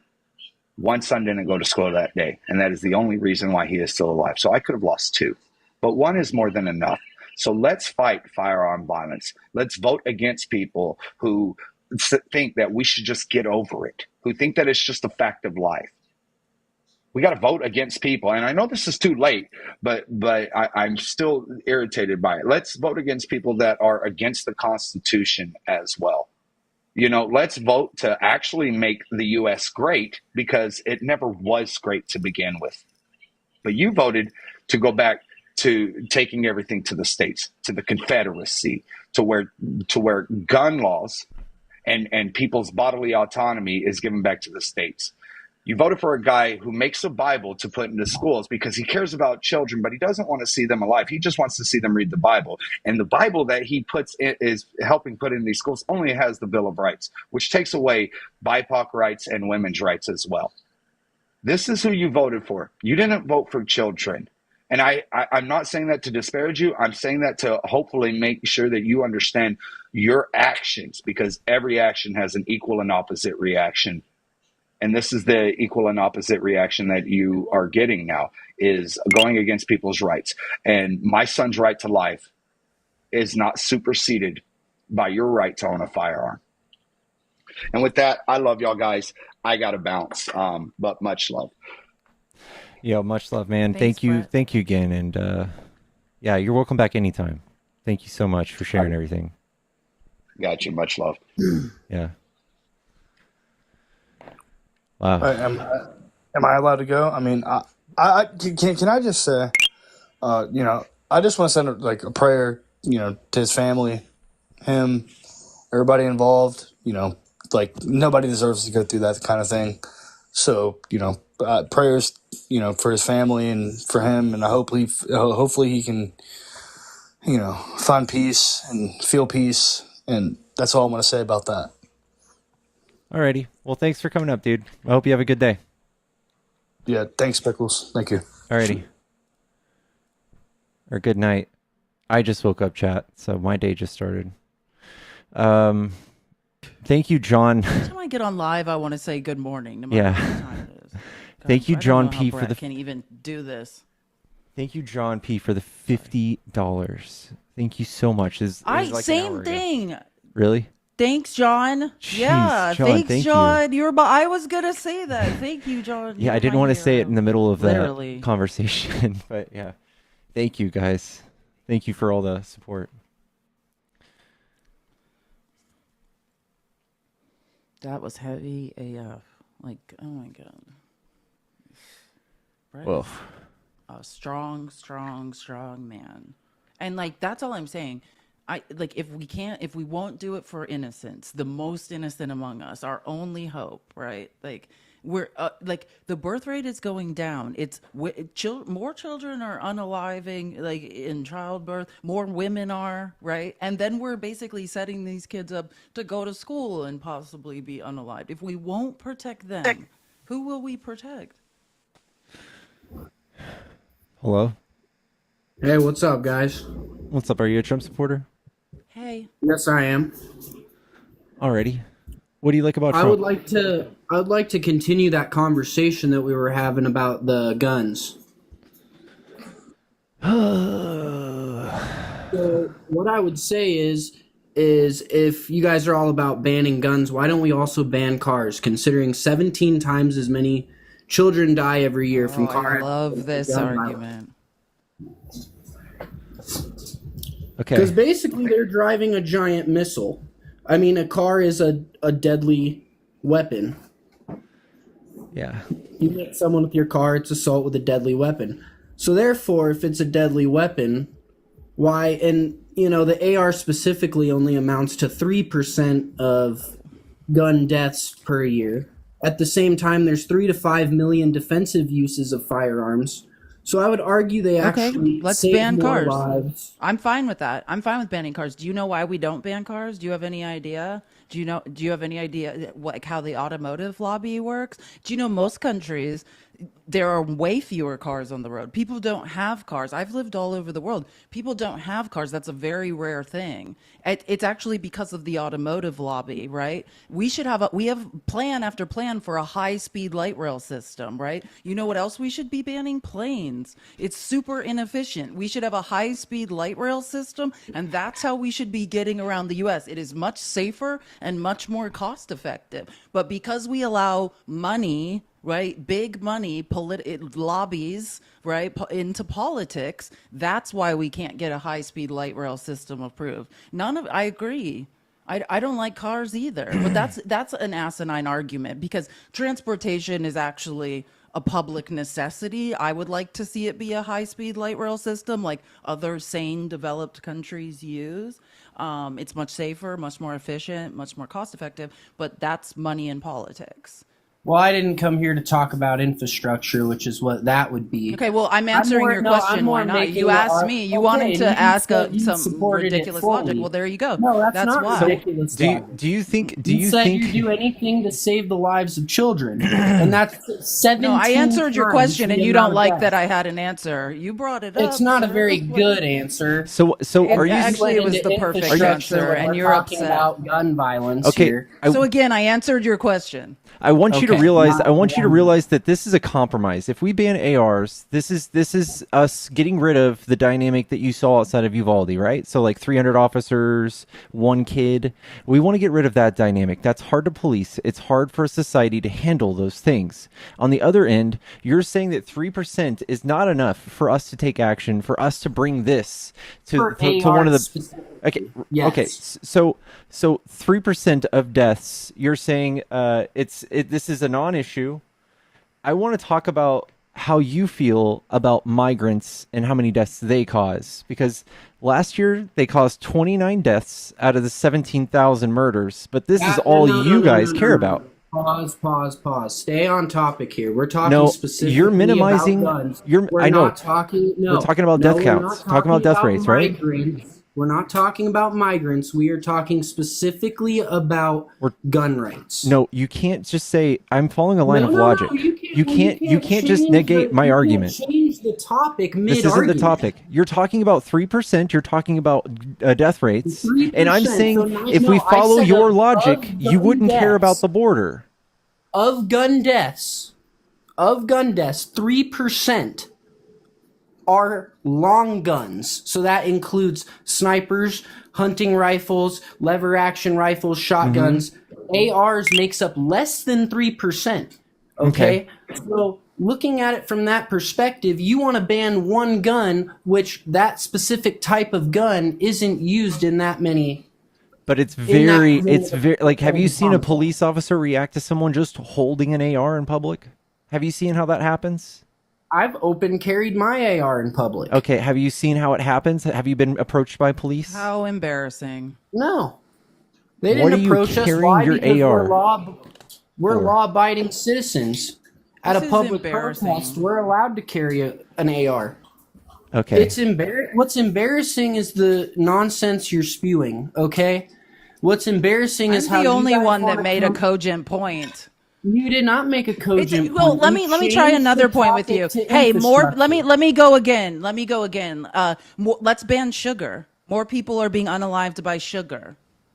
Your argument makes no sense. I Whatever think you saves can the reason kids, through right? it That was yourself. your Okay, so comment. we're gonna Whatever saves ban the sugar kids. too. Okay, great. Right? We're gonna ban sugar too. That Okay, your great. argument makes no sense. I could name Your hundreds argument of was things. anything This is for the this kids, is right? not logical. This is not logical. Exactly. What you're saying is the same listen, logic. we have an epidemic of children in this country being unalived in their schools. This only happens here. We know this is because of access to weapons. We can choose to do something about it, and you're saying you let's are break literally the up here numbers saying down. Ben Let's break came the up here numbers to down. say I want children to be unalived because I want to carry my AR in public at protests. And how many children did I Cool unalive story, at that Ben. Thank you protest? for Zero, sharing bud. thank you for sharing Zero. that with us. Okay. Let's break the numbers down. How many people are in the United States? 350 million. Okay, how many children die per year from school shootings? I don't know, but I think it's like 40,000 from gun violence. 40,000. Too many. So what is that as a percentage of how many children are in the U.S.? It's probably very small. He It's is not literally an epidemic. An oh, epidemic would be a he's sa- mass issue. He's saying An he is epidemic saying would that be a he's mass saying issue. that he's Therefore, saying that it's just a epidemic. few kids that are being unalived. I hope Brett is not here. How awful. Hey guys, it's just a few kids who are being massacred. Ben wants you to know. No, you're missing the entire point. Is it's actually You very guys know rare. Ben's. It's I'm Hold that on. was your very line of rare. logic. You Hold just on. did a line of Okay, well, logic if you saying would it's just only a let few other kids people being talk massacred. Instead of yapping all the time, this conversation might go smoother. Ben, I want you to say something for You're me real quick. talking. Say Cynthia, thank you for the $100. Cynthia, thank you for the $100. You're awesome. All right, that was to kick you. Thank you, Cynthia. What a hero. Cynthia, my literal hero. Wow, Cynthia. W. Literally it actually saving says, the day. Don't mention my name. I'm so sorry. Oh, I'm so sorry. Oh my God. And I said it like 20. Okay. Sorry. Shh, don't say it. Don't type it. Don't type it. Stop typing it. It was Samantha. So Samantha. W. Samantha. Jeez Louise. Thank you so much, though. Holy fuck. It's just a few kids that are being massacred, and it's really fun to carry my AR at protests. I feel like a man when I hold it in public. Hello? Good evening. What's up, man? Are you a Trump supporter? Yes, sir. Jesus, you look like you could teach me how to Kamehameha. What do you like about Trump? I liked the 4 years then when he did run the country from 16 to 20. I just think he'd be the best person for the job, just like you think Kamala was the best person for the job. It's our right as an American to vote who we decide on who we like.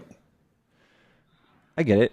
But here's what I'd ask you. You're talking about like how he ran the country, how the economy was back then. Can you tell me like your favorite thing that maybe he did that helped the economy? Low gas prices, low food prices. Well, I mean, like, how did he do that? I don't know. If I knew that, I'd be president. So that's the thing. No one knows because he didn't really do much. Like, he wrote a tax bill. Like, it was every 10 years we write a tax bill, and that fell in his lap. So he wrote that. That's just about the only thing he did. Just about the only thing. So if Trump touting that his economy was like so great during his term, when there's really nothing to attribute to him, he was just kind of golfing. Like Obama did some great stuff, and the economy was like roaring when he left. Like It was. yes, the economy. In fact, I'll show you all the metrics right here. So when Trump came into office, this is what the employment looked like. You see how it's just like stays on the same trajectory? There's no bumps or anything. And that red dotted line on the left, that's where he passed the 2017 tax cut. So we don't really see a change in trajectory on that for employment. And for unemployment, you see how it kind of like decelerates almost. So Obama set us up, like all of Obama's legislation was doing this. There's nothing that really Trump implemented. Same thing with wages. Wages, in fact, they dipped when he passed his corporate tax rate cut. I don't know why, but that's what happened. And the stock market didn't do much either. I worked for the Federal Bureau of Prisons for 21 years, and he took away 3 years of my pay raises. Obama did.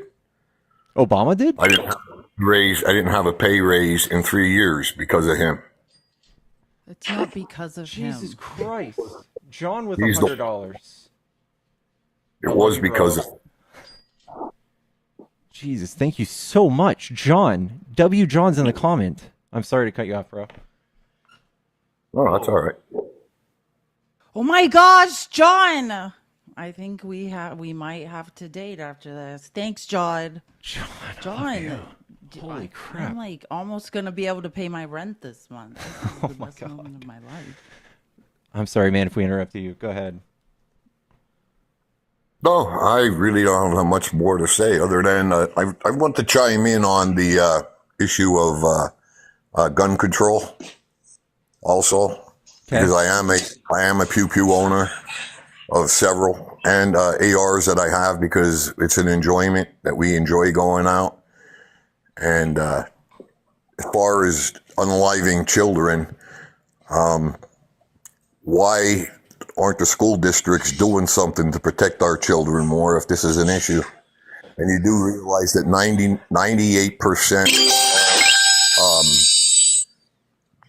pew-pew deaths are occurred because of suicide. It's like 60. It's like 60%. Pardon me? It's like 60%. No, it's more than that. Sewer slide. No, I think it's a lot higher than that. What amount of gun deaths in U.S. are suicide? 54. It's even lower. I mean, being a federal law enforcement officer for 21 years also, I also protect the public because I am LEOSA qualified, which means I can carry, and I could also participate in any type of crime or anything that occurs. So, I mean, there's good and bad to everything. There's good and bad to a vehicle. You know, my mom was taken from us in 1989 from a drunk driver. So Okay, but your argument was, why don't the school districts do something? That's what we were talking about, if you've been listening. There were 300 officers outside of Uvalde, armed for 77 minutes. The same thing happened at Parkland. There were there's armed resource officer who would not go in the building. People freeze, right?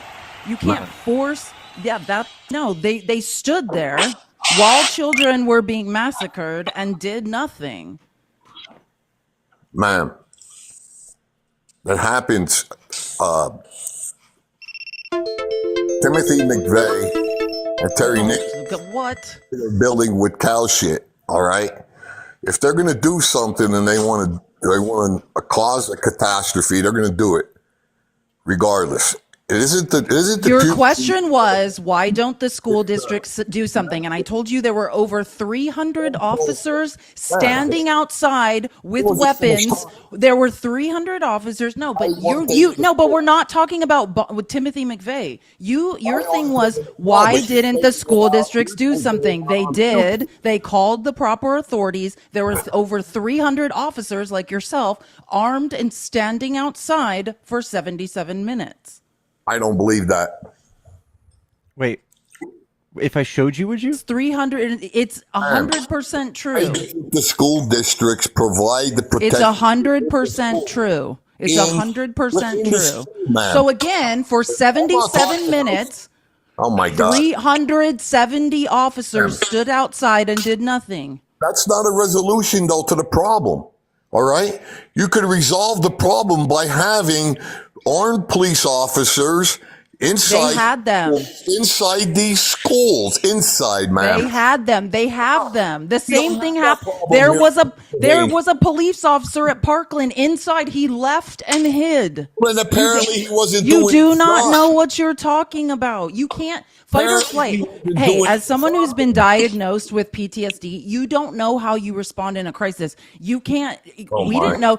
Listen, these are trained police officers who have training to be in a crisis situation, who for 77 minutes stood there while children were being massacred. A mom ran past them and a mother ran into the school and saved her child and brought her child out while 370 armed officers stood there. Whose fault is that? They weren't doing their job properly then, am I correct? They were. Well, apparently they weren't. That's how you do your job there. That's what their job entailed. Who was fired? Pardon me? Did anyone get fired? Oh, I don't know. I don't think so. Well, they should have been. They prayed about it. I know that. They should have been fired. If that kind of a situation and you have somebody that's armed to protect our children and they didn't do their job, then they should have been fired. Not only fired, they should be prosecuted. Here's the thing. Like, we will never have this under control until we handle it on both ends. Like there's no dynamic where we're going to arm a school to the teeth and there will be zero deaths when somebody tries to do something. There's no world, but there is a world where we can prevent someone from even trying. And we can do that by moving the needle just a little bit. Red flag laws, raising the age to 21 to buy something like that, or doing outlawing ARs, or even just classifying ARs to where you would have to have like a super special license and not just be a weird 18-year-old kid. That's kind of an issue just because it's an AR. Every kind of weapon, if you know anything about weapons, are semi-automatics. No, but they're not all high caliber, high velocity, high capacity. They're not. They can't shoot through 2 fucking walls. Oh, come on, man. And how many of this, how often has this happened? How long has the gun epidemic been happening? How many have these incidents have been slowly rising? It's happening more than it ever has. You can show that graph. This all could have been We briefly had an assault weapons ban that wasn't perfect, right? It didn't ban all assault weapons or anything, but we had a brief assault weapons ban, and what happened was the instances were lowered, and then that went away. It just lapsed. We didn't renew it, and then they have steadily raised. This is the graph showing that. Yeah, by the way. See the gray area? That's when we did the assault weapons ban. Everyone lived. Everyone was okay. I mean, some people died, but you guys made it. In regards to pew pews, all right? You're in your home with your family, and you have 2 men that break into your house, and they're both carrying. What are you gonna do? Beat them with a fucking baseball bat? No, you use a handgun or a shotgun instead of like killing 3 of your neighbors. What's the problem then with handguns? Then what's the problem with pew pews? I mean. They're there for a reason. They're there to protect my family. I know that. And I'm out to protect you and your family if need be. Yeah, but you don't need an AR for that. Thank you. That's great. But there are studies that, you don't need an AR for that. And there are studies that show that that's not how it goes down. Like you said, you had training. Studies show you might fare better. But the average person who tries to protect themselves with a pew-pew, I mean, you're a police officer. You must know that. It doesn't go well. It actually doesn't work because people freeze, people are untrained, people fumble around. Like, it doesn't happen. It's for enjoyment, though, man. Don't you understand that? It's No, enjoyment. but So you it's a you were luxury. talking about home I don't invasions. have Home an home AR. invasions aren't a luxury. I was talking about home Go and invasions. doing something like that. Everybody that has an AR doesn't have intentions to go out and do this. So you're gonna take away something from everybody because of a select few idiots that have mental issues instead of addressing the problem with mental health. So you're going to talk about taking something away from somebody. No. You guys do claim it's mental health all the time, but in every instance we've given you guys a chance to do the mental health thing, you've instead just cut mental health. Like here in Texas, they cut mental health funding by like 200 million or something, like something crazy, after saying the problem was mental health. They don't care, and you guys are cutting taxes everywhere. There's never going to be a program in the future where you guys create a mental health program. Let's be real. Why are you saying me? Why are you saying you Okay, guys? the right. The Republicans. You think every Republican feels that way? That's your party's position on this. Yes. Every Democrat supports what you're saying? No, Right? yeah, Jerry, we can look at the votes. We can pull it up. Every time we try to fund mental health, every time the Democrats propose universal health care, allowing people to be able to go to therapy or get help or get medication, it is the Republican Party.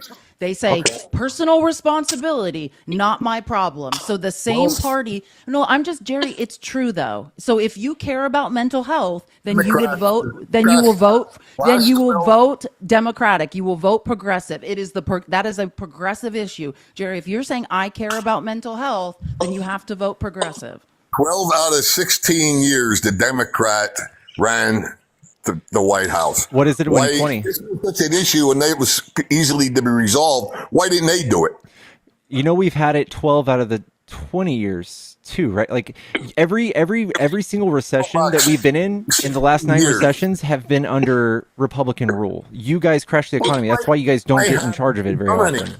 Why haven't they done it? Why does it always fall on the Republican when something isn't right? You always have a way of blaming a Republican instead of saying, "Hey, it's both parties." I don't know, but it usually just is the case that Republicans fuck things up. It's both parties, buddy. I mean, you can call us out when that happens, but every time we call y'all out, you're just like, it's both sides. I don't actually get examples from y'all. On mental health, it's not both sides though. Like we on funding healthcare so people can get help. A trash panda, how cool! I've never seen that. That was funny. I've never seen that one. Sorry, I love a trash panda. Yeah, it is. When we talk, if you're gonna say the solution for pew pew violence is let's get everyone the mental health care they need, well, then you have to understand that it is also the Republicans that vote that down.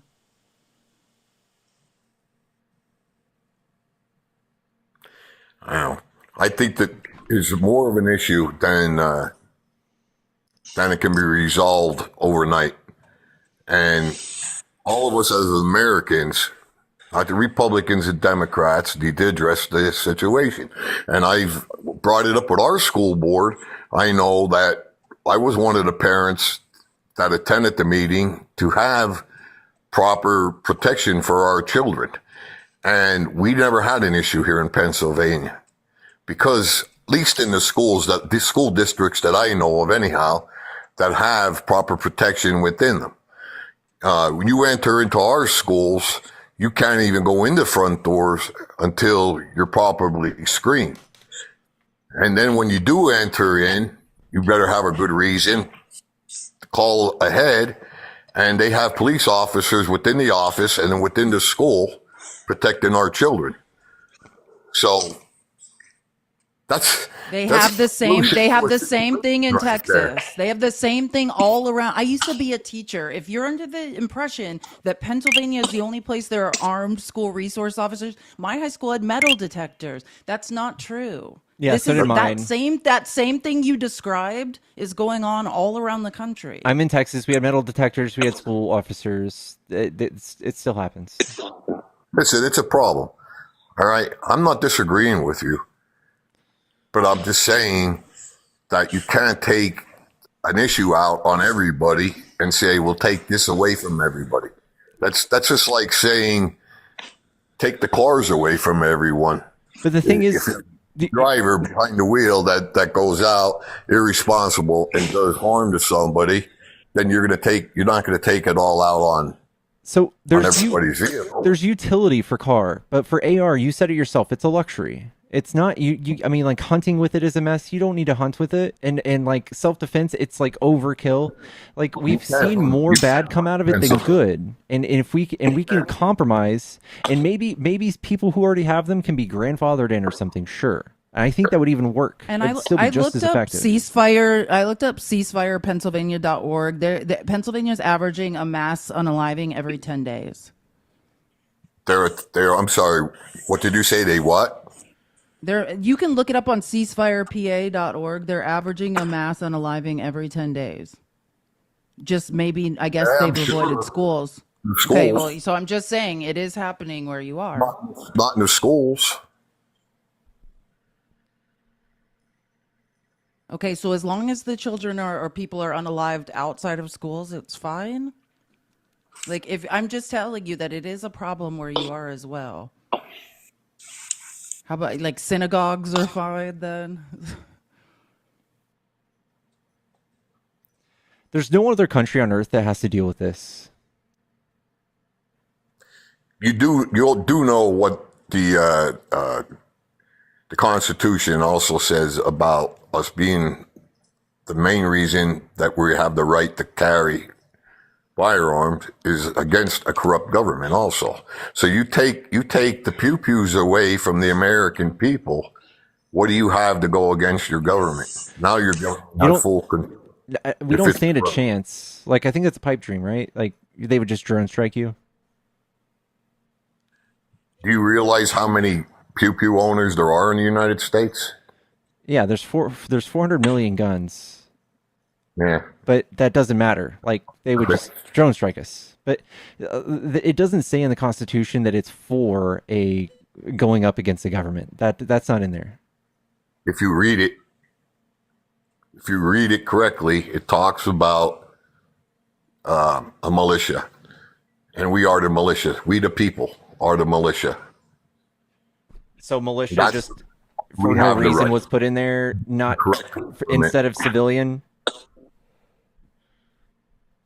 What was that again? You're breaking up. So instead of putting civilian in there for no reason at all, they said militia. Again, you keep breaking up. I don't know if it's my signal or yours. I can hear you, Pickles. I said, why do you think they used the word militia? Because it's a group of people that group together for a good cause. So would they be that they believe in, I should say, a group of people like citizens in the United States, or just like a select group of people that are regulated? And you're included in it. See, that's what I don't get. Like, you're just conflating militia with everybody. I'm not in a militia. Are you? I'm not a militia. If you consider yourself an American patriot, I think there's a chance he is. You are. I'm not part of any militias, bro. You're a part. Yes, you are. Regardless, if you consider yourself an American patriot, then guess what? You are.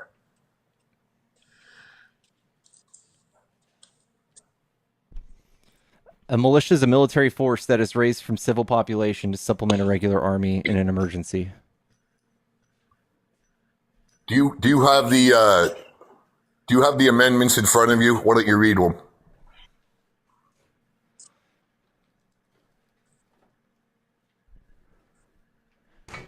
A well-regulated militia being necessary to the security of a free state, the right of the people to keep and bear arms shall not be infringed. Ratification, Second Amendment was ratified in 1791. There you go. So, when it says arms, are they talking about nukes, tanks? You can interpret it any way you want, I guess. Well, not really, right? Because we can't have those things. Why can't we have those? Why can't we have what? Nukes and tanks. What the hell would you want a freaking nuke in a tank for? Self-defense, for fun. Oh, come on, man. For fun, for leisure. It's for fun. It's a luxury. I just like to hang out in my tank, just like you like your ARs. Don't judge me. It's just fun. You're getting way off the handle now. I'm just testing your logic. I'm Iron Manning your logic. We were talking about guns. Now all of a sudden you're talking about tanks. Well, we're talking about the right to bear arms and what an arm is, and all of a sudden an arm is magically anything an AR and below. So why are you so against it? You have one? Yeah. You do? Yeah. I don't believe you do. I can't show it to you, but I've got one in reach and I got another one 5 feet behind me. Okay, so then why are you so against them? Because they're killing children.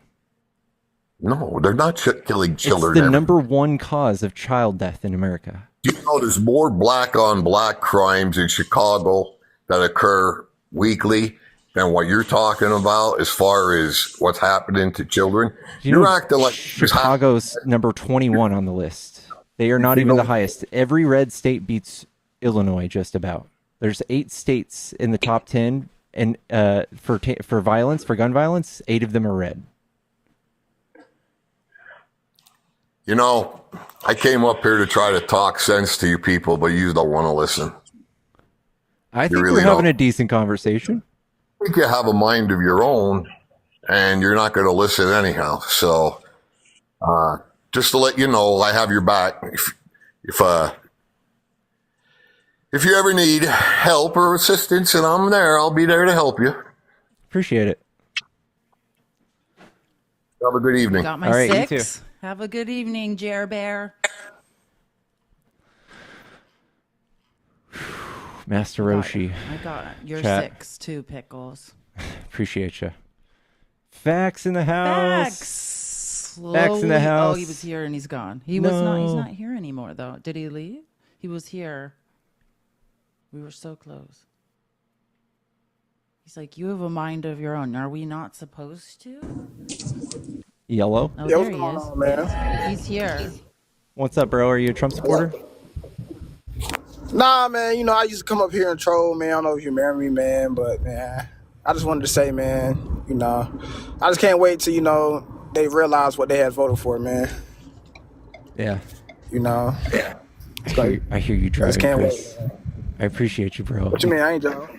I hear you driving, bro. Oh, my. I hear you driving. Oh. You ain't, bro? I get off. All right, you can kick y'all. All right, man. Take it easy. Oh wait, I have something to read. Euphoria said, "You look pretty today." Thank you. That made my day. Thank you so much. Oh, and tell Pickles he looks pretty today too. Aww. Thank you so much. Pickles, you look pretty today. I should have not said someone told me to say it, and just say it weirdly and see. Jess, thank you for the $1. And thank you to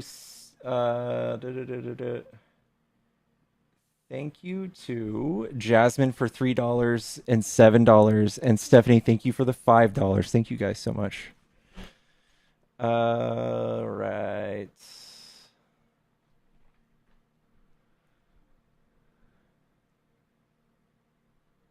Let's get the next one. Chat, tap the screen. Let's get 250K. Stay on the FYP. Hello? Hello. Hey, I'm sorry. I had to come up because I'm hearing these Republicans talk real stupid. Like they gotta know the saying, make it make sense. Y'all are speaking facts, and they're trying to disclaim y'all facts. Like this crazy. And I see this with all Trumpians. They sit there and they be like, well, I voted for him because of, but they can't never really give a great, a straightforward answer. They can't never dismiss they lie about what they say or whatever. Like, bruh, this shit is crazy. Sorry for cussing, but I want one Trumper that can actually sit here and tell me how Trump is going to make it great again. Yeah. They're not sure. Because to me, it's never been great. Yeah, they're not sure. They don't know. That's okay. I mean, I'm a black man. Exactly. It's never And I been can tell great. you, America has never been great. America has, I mean, just think about how America was built. America was built on racism, hate, all the things. But we're going to sit here and try to make someone who believes in 1800, like back in the day policies. Come on, bro. Let's do better. We should be past this point, but we still stuck here. How? Well, I agree. I'm not laughing. I agree. I laugh so I don't cry at this point. yeah. Well, hey, we love you, brother. I'm gonna keep going. I'm gonna get to some opposition so we don't lose too many views. But thanks for coming up, man. I understand. Thanks for the nugget. And yeah, thanks for hanging out with us, man. Please. Followed you, Justin. I followed you. Keep Okay, I've already followed y'all. So Much love, man. I appreciate it. All right, well, you take it easy, brother. Have a good one. You too. Alrighty. I have to say something real quick. Chelsea says, I'm a broke girly, but I appreciate you. Thank you, Chelsea, so much. And that's us, 2 broke girlies. I think that's a show. We could start our own sitcom. That's our show. I'm a broke girly, too. Hello? Exactly. 3 broke girlies. Hi, can you guys hear me? Yeah. Are you a Trump supporter? You know what? It's funny. I didn't even realize that I my finger by mistake swiped and said request, but I won't waste too much of your guys' time. I didn't even realize I requested. Pickles, I love you. And Felice, I love you as well. Like truly, you guys are just really just bright and just really make this whole cope a lot easier. And also Pickles, Foxy Shazam fucking rules. Yes. Followed you. Thank you. I heard love you talk your about them the name. other day. Thank you. It's my band's Vacuum? name. It's my That's band's awesome. name. Yeah, you Thank must have you. a good band. You have 250,000 followers, What? so you must be doing something, right? I hope so. God damn it. What? Please Yeah, say I'm gonna have something to in check chat. that band out. Say something in Sing chat us so I a can follow song. you. I can't follow you right now because of my thing. Felice, you're getting flagged for harassment and bullying. I have to drop you. Who did I bully? I don't know. She didn't compliment my band enough. Say something real quick so I can follow you. I can't click on you right here, so I can follow you. No, I can't even see like how many followers my guests have. They keep it from me. No, that's okay. That's okay. I do I do a half punk show, half comedy show, and my account is very much like mostly towards comedy, but also like band music humor. And I've been scrolling a lot these past few days and just Watch out! I'm back to bully and harass people. About time. Yeah, I don't want. I know you guys need ops to keep the train going. I just wanted to, as long as I'm on the stick, I just wanted to say I love you both. I'm gonna look up your. We love you music back. and Yeah, I'm contact gonna you. check you out too, bro. Thanks for coming up, man. No problem, guys. Have a good night. You too. W music taste. Last night we were going through my my Apple Music selection. It was fun. Listening to music. Well, I need to really stop bullying people because You need to chill down the rhetoric, Felice. I mean, to talk to you about that. Yeah. Are Democrats pro-war nowadays? No, why would you say that? Comes the no new wars. I am very we're not going there. pro wars. We're going to Biden authorizing U.S. launch missiles into Ukraine. So I want to test your knowledge on this because you guys pick this up and you chew on this stuff, and then we have to remind you that Trump was like 70 times worse in this regard. So did you know that Please explain how. Trump increased drone strikes by 435% during his presidency? Yeah, but that doesn't involve me. Okay, and this does? Yes, a potential threat But of also Russian Biden war with doesn't- us. yeah. Yes, it does. Okay, so Russian pushing into let's just give an example. Wait, finish your line of logic. The line of logic is this, though. When he increased those drone strikes, right, and specifically most of them were in Syria, Yeah, and it right? was a What ended up protection for happening? me. Well, no, hold on. Well, and then what happened was like. Oh, she got a phone call. One sec, chat.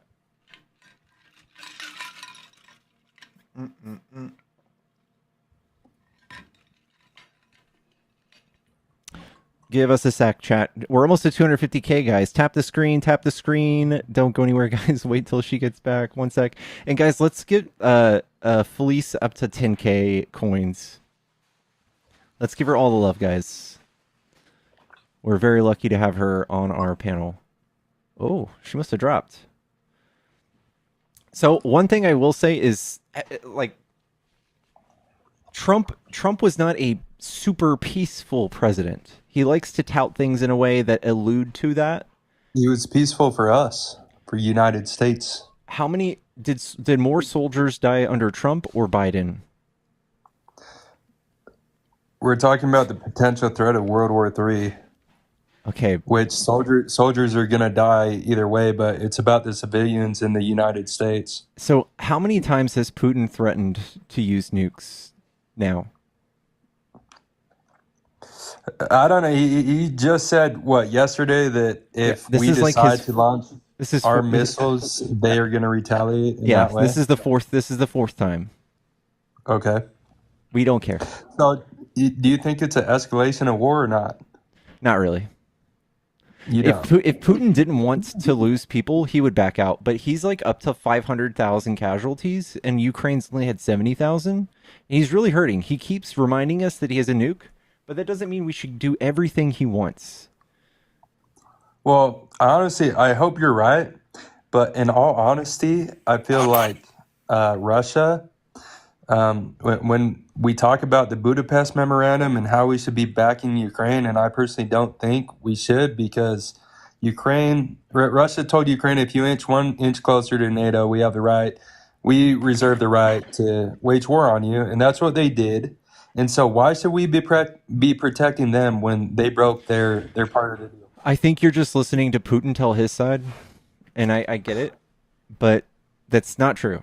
So, is there not truths on both sides? Do you not think that's true? Did you know that Lithuania and Latvia Recently, though, they escalated it. Yeah, Lithuania and Latvia have been on the border of Russia in NATO since 2008.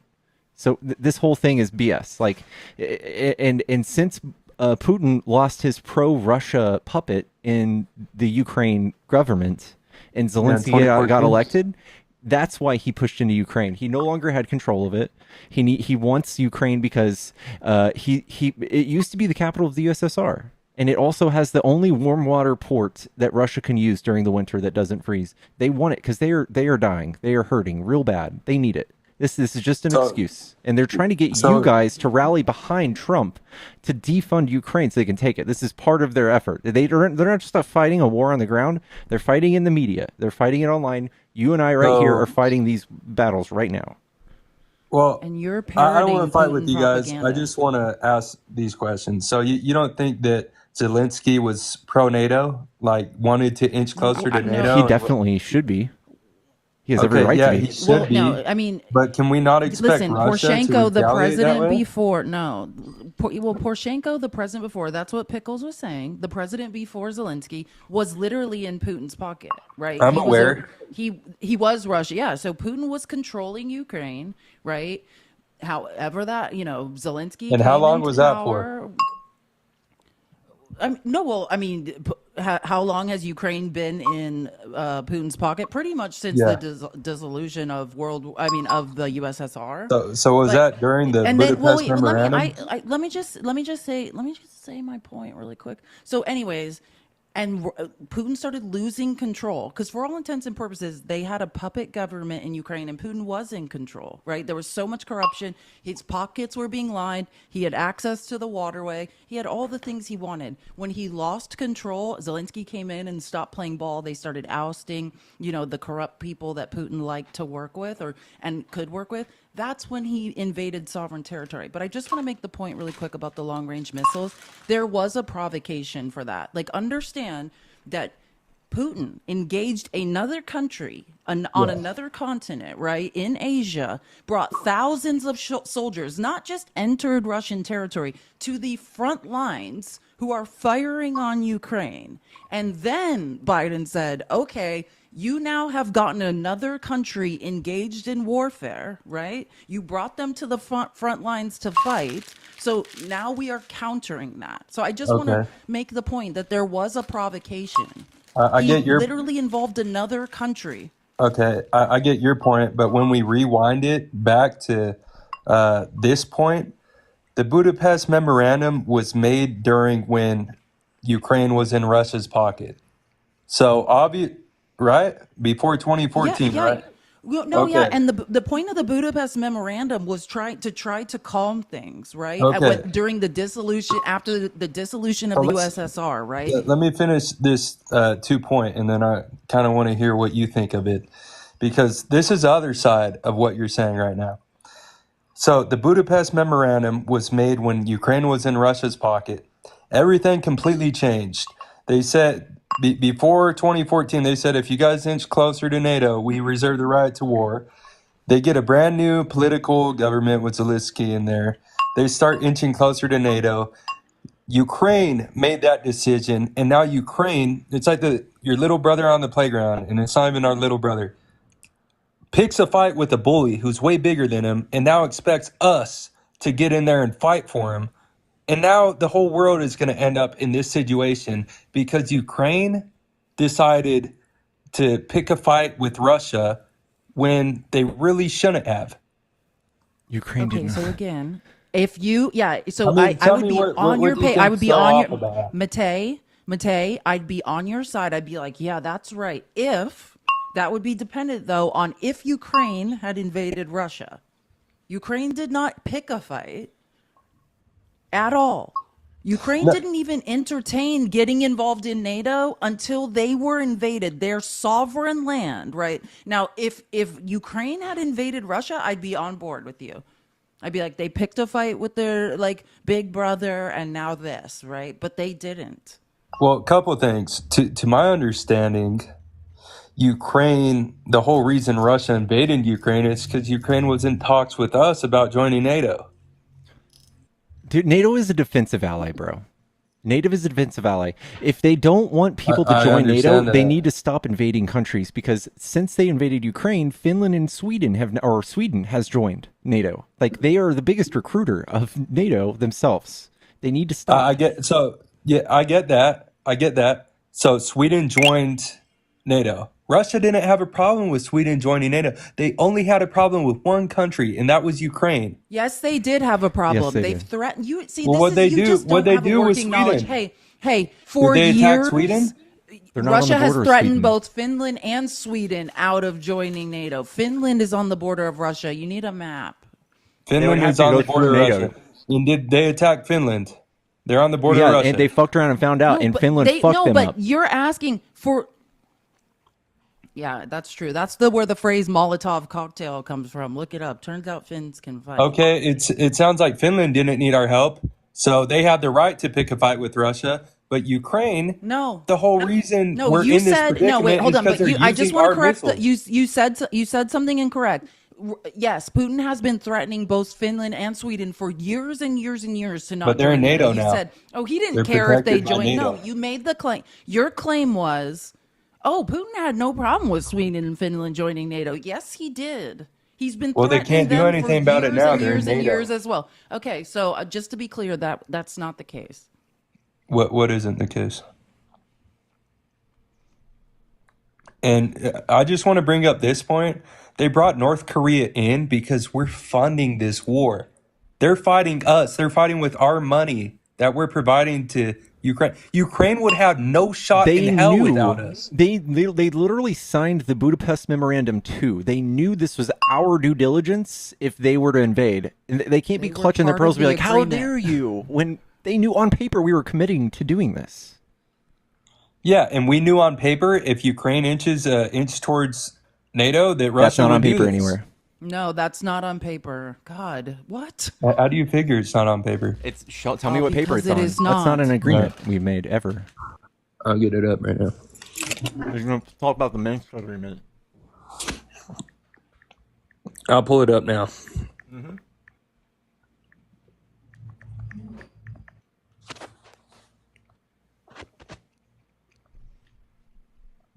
While I'm pulling this up, please explain to me why. No, we're just gonna wait in awkward silence for you I to mean, pull up or something that we could doesn't do that. exist.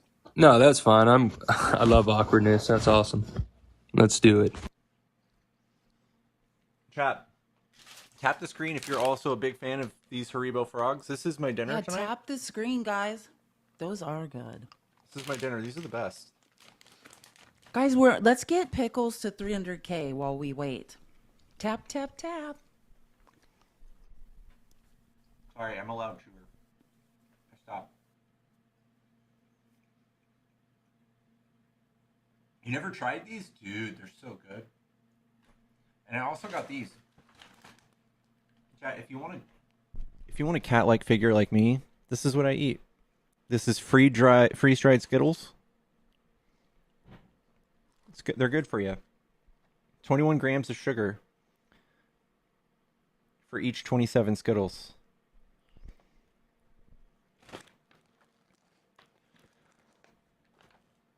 The name Pickles is insane. That's right, baby. That's right. RFK says it's bad.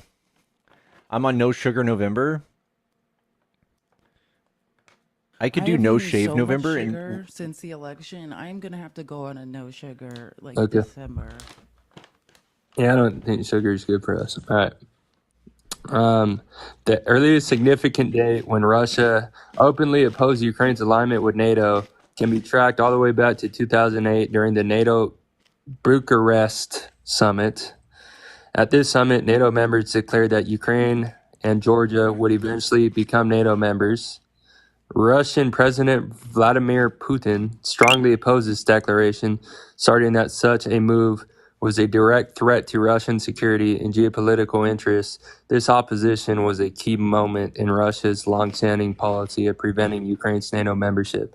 That was in 2008. So they knew what was coming, and they still did again, it 14 we said years on later. paper. So again, the difference is the Budapest Memorandum was a signed agreement that Russia signed, right? Ukraine signed. It's a signed agreement. Now, No, Putin can it's not, say though. anything. It's Yes, a- it is. No, Yes, I it is. just researched this. It's not. Yeah, Putin did never. If you're saying Putin signed, It's a political something and agreement. America, It's not a treaty. if you're saying Putin signed something and we signed something saying we won't let Ukraine in NATO, we never did that. No, That's yeah, what I'm trying to I say. agree. You said I agree. you said that there was okay, but that's what you're supposed to be looking for is the signed agreement where we said we wouldn't let Ukraine in NATO. There's no such thing. I will give you but though, just to be the Bucharest, listen. Let me tell you what did happen. it's Right, not a treaty. there have been memos. There have been security memos written. Right, like we've had CIA directors, we've had FBI directors discuss. The worry, like what you're saying, hey, if we escalate, if we bring more people into NATO, like it could provoke Putin, right? But we never signed anything saying we wouldn't. It's not a treaty. And again, most important thing here is I would agree with you. If Ukraine had entered sovereign territory of Russia's and attacked them, I would be on that page. I would say they decided to do this. Now they can handle it themselves. Russia is the aggressor. Who's the You're aggressor? saying Who's I the don't aggressor want when Ukraine to defend themselves? after 30 if years? someone attacks your country, if Mexico invaded the U.S., would we defend ourselves? Yes. Look, in all Why- I honesty, don't- I'm telling you guys, like we can argue about this, but the real problem I think we all can say is having a nuclear world war, and I mean we are inching closer and closer to that, Yes, and Putin I don't should know if we stop can defend invading that. other countries. At any time, Putin should, he should take responsibility and stop invading other countries. I agree with we you. need to show Putin that he doesn't get every single thing he wants every time he threatens nukes. Who is it for us to tell Putin, hey, like, why are we involving ourselves with Ukraine? You know that this would affect the entire economy of planet Earth. Not just us. Yeah, We you don't don't live in a vacuum. understand how the if global Russia economy was works. all right, Tell me you don't understand. Hey, the collapse of the well, supply chain okay. is why you guys say you voted Excuse for me. Trump, because of the economy. It was the Excuse collapse of the me. global supply So chain. That's what why. was so The bad collapse about of the the global economy? supply chain. I What just would, told you. okay. Can It I ask was a because question, of you. It please? was because of Russia Hey, I invading don't want to go Ukraine back and that forth in a collapsed pissing the match. global supply chain. So Okay. that's why. So prior to 2014, what was so bad in our economy when Ukraine was in Russia's pocket? Are you talking about why we didn't support them? Is because they were pro-Russia governments and they were Russian separatists in No. Ukraine. That's why we didn't get involved, because they were pro-Russia. Well, no, I'm asking the question. She says if Russia would ever had their way with Ukraine, it would be a global economic catastrophe. No, sir, can you listen when I speak? Because you're clearly not listening to my words. I said that the breakdown of the global supply chain, you obviously don't know anything about Ukraine's economy. It's the breadbasket of Europe. But anyways, how the global supply chain works is when there's a war, even nowhere near us, it affects the prices of things here. What do you That's think what World the War global III would supply do? chain is. That's what the It'd be global 10 supply times chain is. worse, Our 1,000 times economy worse. is dependent upon the European economy. If Do you there is not a think war World in War III Europe, would be 1,000 times worse? if there is a war in Europe, that's the point of stopping them in Ukraine. If it gets worse, then we have to go in. Then troops will No, be on the we're ground. forcing it at this point. No, we are not. Yes, we are. If they invade Poland, then our troops will be there. Then we would have if an we stop absolute them in right Ukraine, we don't to have fuck American with troops. Russia because You they asked a just question, and attacked I'm a telling NATO you. country. If you Ukraine understood is how the not a global NATO economy country. worked, so again, I'm going to say it slower. If you understood how the global economy worked, you would understand You don't, that if because there we're the is a reserve war, currency. if in Do you know what fact that there is means? a war in Europe, we feel it here. Do you know what the Since reserve currency is? 2022, the way that we fixed our economy, we did hold interest rates high. That's true. But the global supply chain had to be ironed out due to the Ukraine war, right? And then we had to fix labor problems with dock workers. It was because of the Ukraine war that the supply chain broke down. We shouldn't be involved in this Ukraine war. Okay, so again, May I try a different angle on this? So first, like how you mentioned the Bucharest summit, yeah, that was a thing. That was on both Georgia and Ukraine. It was proposed not by them that they should work towards NATO membership. Essentially, the rest of NATO laughed it off, though, and went, yeah, these guys are nowhere even close, don't even bother applying for at least 30 years. So that was laughed off. But it wouldn't even matter that Russia was upset because in 1997, in addition to the Budapest Memorandum in 94, in 1997, Russia signed the Russian NATO Founding Act for Peace and Cooperation, wherein which 6 times they agreed to NATO expansion. Because, they already even shared a border with NATO, so it doesn't even matter. Ukraine did the whole NATO agree with argument. it when it comes to Ukraine? Hang on. The whole NATO argument doesn't even matter because can you tell me off the top of your head, Matt, how many times NATO has applied to join, or Ukraine has applied to join NATO? I don't know. I know Russia applied to join NATO, but we didn't let that happen. Yeah, they didn't meet the requirements to join. So how many times did Ukraine request to join? Once. Can you take a guess when that request to join NATO was? No idea. It was after the second invasion of Ukraine. It was in September of 2022. The second time they got invaded, they still waited 7 months to apply. They had a goal to where they were supposed to set themselves up to try and join NATO eventually, but they were still nowhere even close, and NATO, again, had told them it doesn't matter. They formally tried to join NATO was already after Russia attacked, right? Correct. September of 2022. Just because they formally did something, just like how Biden formally authorized missiles Sunday, doesn't mean they've been in the talks for years about it. So that's not a valid point. Well, again, it doesn't even matter because Russia doesn't have. You made a point is sad. Russia doesn't have a say in what other countries do. But again, in 1997, Russia signed the Russian NATO Founding Act for Peace and Cooperation, wherein which 6 times they agreed to NATO expansion, and they even offered assistance. You know what the difference between a political agreement and a treaty is? One of Oh us God, is not making what is the sense. end point Don't of see. this? He just. Yeah. There's no. That's what I'm trying to tell you. One Okay, of can us we is just not stop on the trying to line make of logic. excuses for escalation in World War Three? Yeah, Like, can we that's stop what's doing that? going on. You're So not so even on the we're line of logic. He Like, I'll just be made cool. 3 Like, I'll be cool points, with and then Democrats you for real, just but changed the subject. Is what so just happened. I'll like be cool she with was Democrats. saying. Just Hang don't on. act like you want war, okay? Because you Here guys aren't the here's first hang on. ones lining up. I'm not It's usually the I'm not a Republicans Democrat. I'm lining up not a for war. Republican. So I don't like either side. But here's the point she was making with either we deal with this now or we deal with it later, and it sucks more later. We either help Ukraine figured. now and abide by the Budapest Memorandum by not placing a single U.S. service member at risk, or we wait until they steamroll Ukraine and then they go after a NATO country because Putin has openly talked about wanting to rebuild the former glory of the Soviet Union, including taking over portions of Poland and other NATO member states. He's openly talked about this. He doesn't Okay. care about who belongs to what group. He You doesn't care. realize all these Americans who are against this Ukraine war and funding Ukraine war, that none of those same Americans would be against going to war with Russia if they actually What attacked a percent of NATO Okay, Americans, by the way? ally? you again are What not on the percent of topic. Americans are against supporting Ukraine?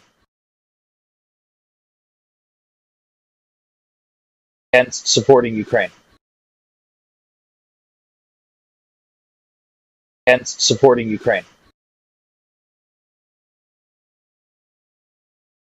Those I are would his say feelings, about not 80% of statistics. Republicans are sick and tired of funding this bullshit proxy war in Ukraine. If you guys, Yeah, well, and Wow, that's they by all defin- voted for it hang in on. Congress. Yeah, it's proof that by you guys are definition, just it's not a proxy The war. people didn't.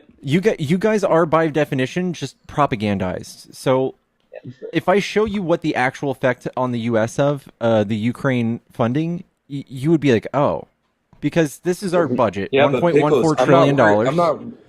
That's minuscule compared to what can So potentially pop off, and we Yeah, all know that. no. And we're You're acting talking like about it's okay. everyone's tired of Again, paying not for on it, the but we're talking subject. about $40 billion of $1 trillion budget. Well, you know it's what so more people small, are scared of? we lose that much money on accident. They're more scared I'm of sorry. World War III nuclear You're not. outbreak. Yeah, you. Let's be real. That's what You they're are more not going to be scared of. affected by World War III. You don't have anything to be scared about. You're not the one that's going to be bombed because you're living in the United States. You're not dealing How with do you that stuff. figure? You're not the one who's getting bombed every day for simply existing. Ukrainians wake up every single Where are day you to the bringing this explosion up? of missiles. Because you keep saying, "Oh, we're scared." Scared of what? You're not going to be affected by this. How do you figure, man? How do you figure? Because nobody's going to invade mainland United States and bomb the United States. It would have to get Oh, through a so multitude no of one's defensive gonna, layers. no, It no would not one would happen. ever dare to nuke the United States. Yeah, and even if they did, we have You countermeasures to believe deal that? with that. Okay.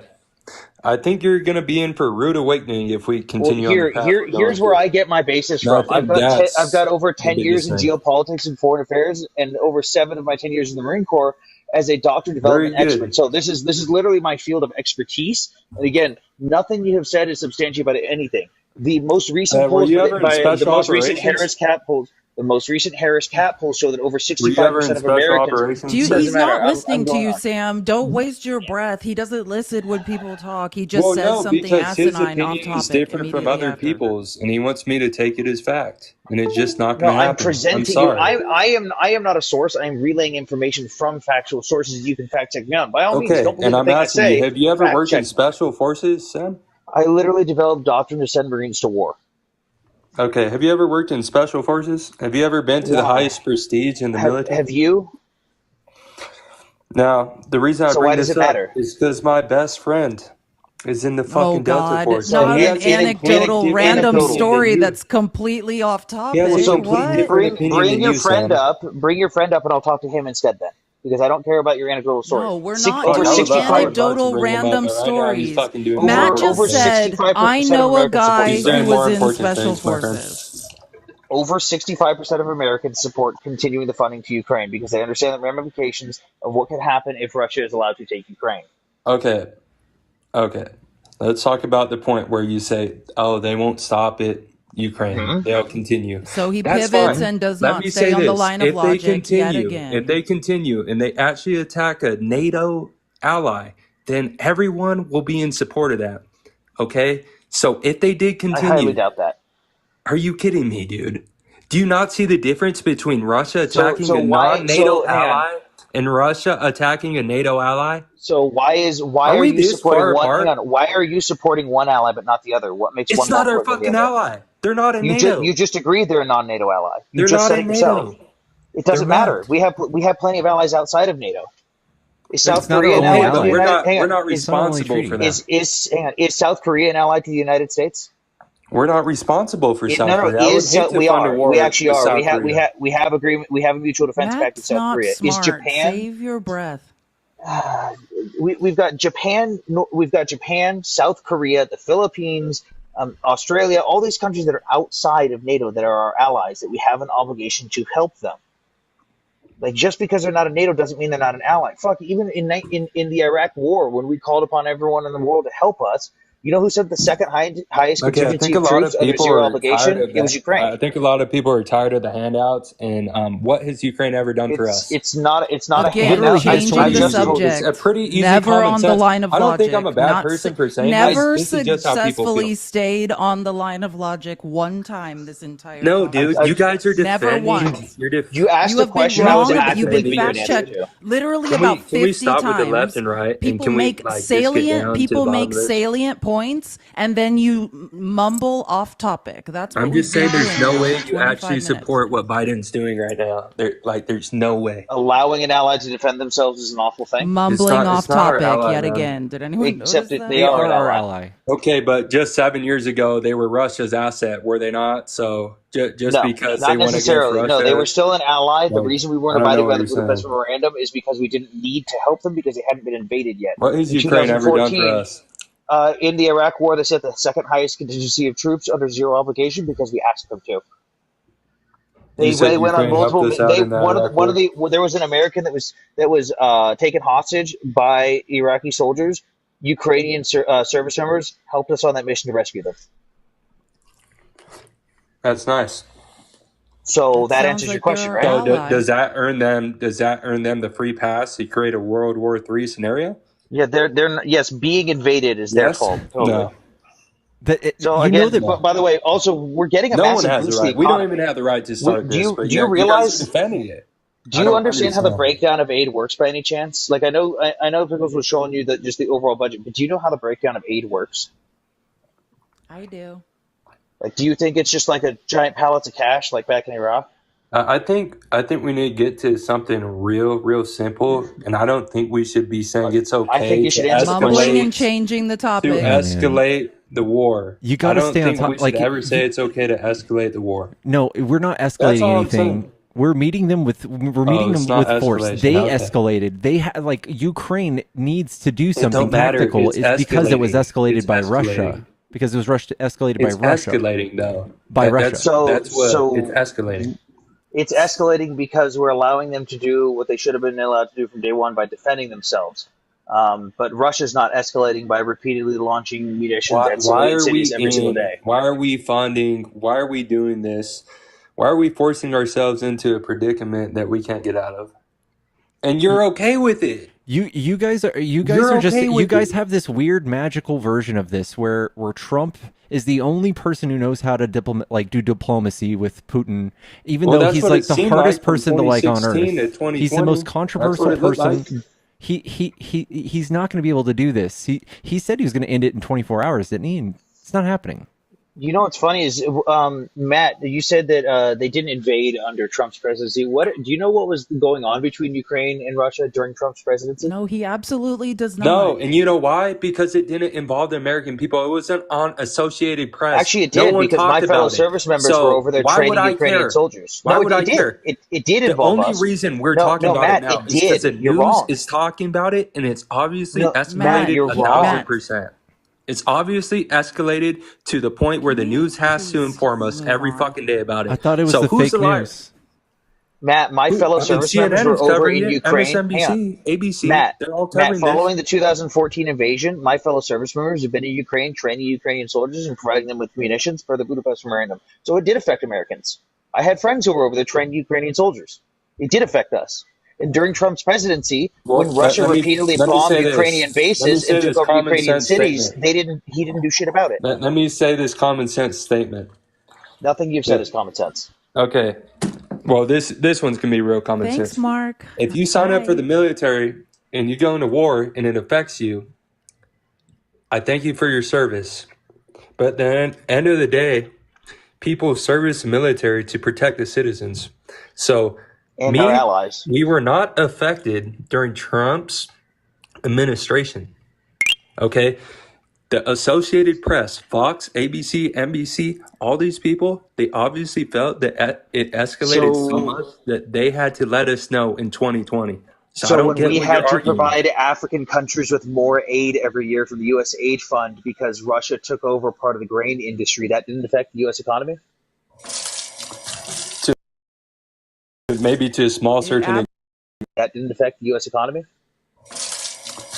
To a small certain absolutely extent. infect the not yeah, to to a an small extent, certain but nowhere to the extent of Ukraine is the big part of our breadbasket. reason our economy crashed because the breadbasket of Europe was taken over by Russia. Nowhere to the extent of Ukraine and Russia. I can't. Yeah, you're not. Well, because you're saying us supplying money to small countries is the same as supplying money to Ukraine. Yeah, it's not here's the thing. Here's the thing, though. Hang on. Would you be happy if America was benefiting from this?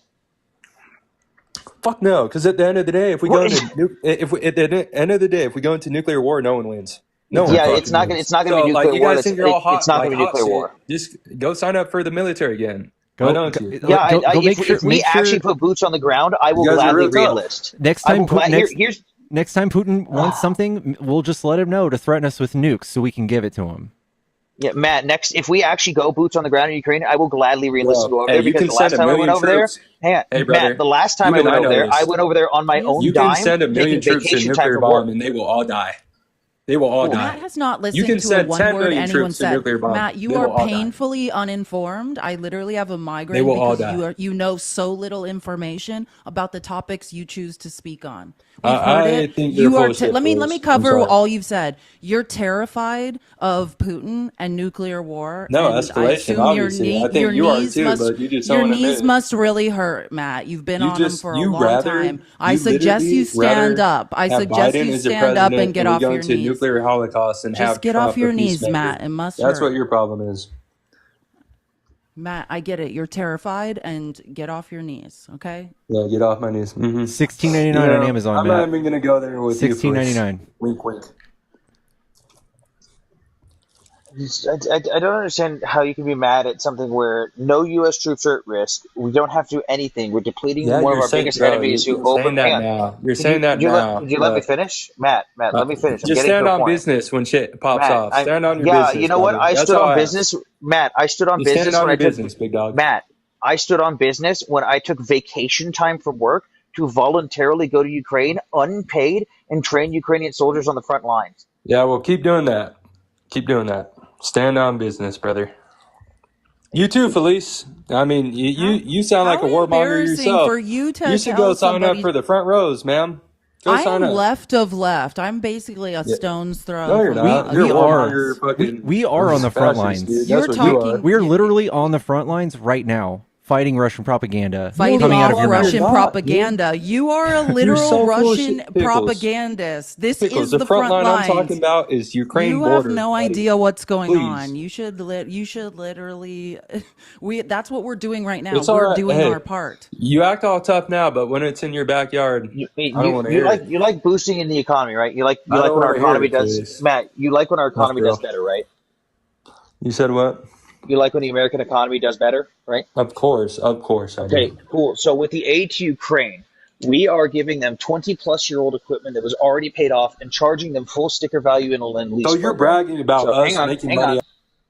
So when it comes to like Humvees, Matt, could you ever let someone finish a talking point, please? It's a stupid point, dude. You're bragging about us making money. Let them talk.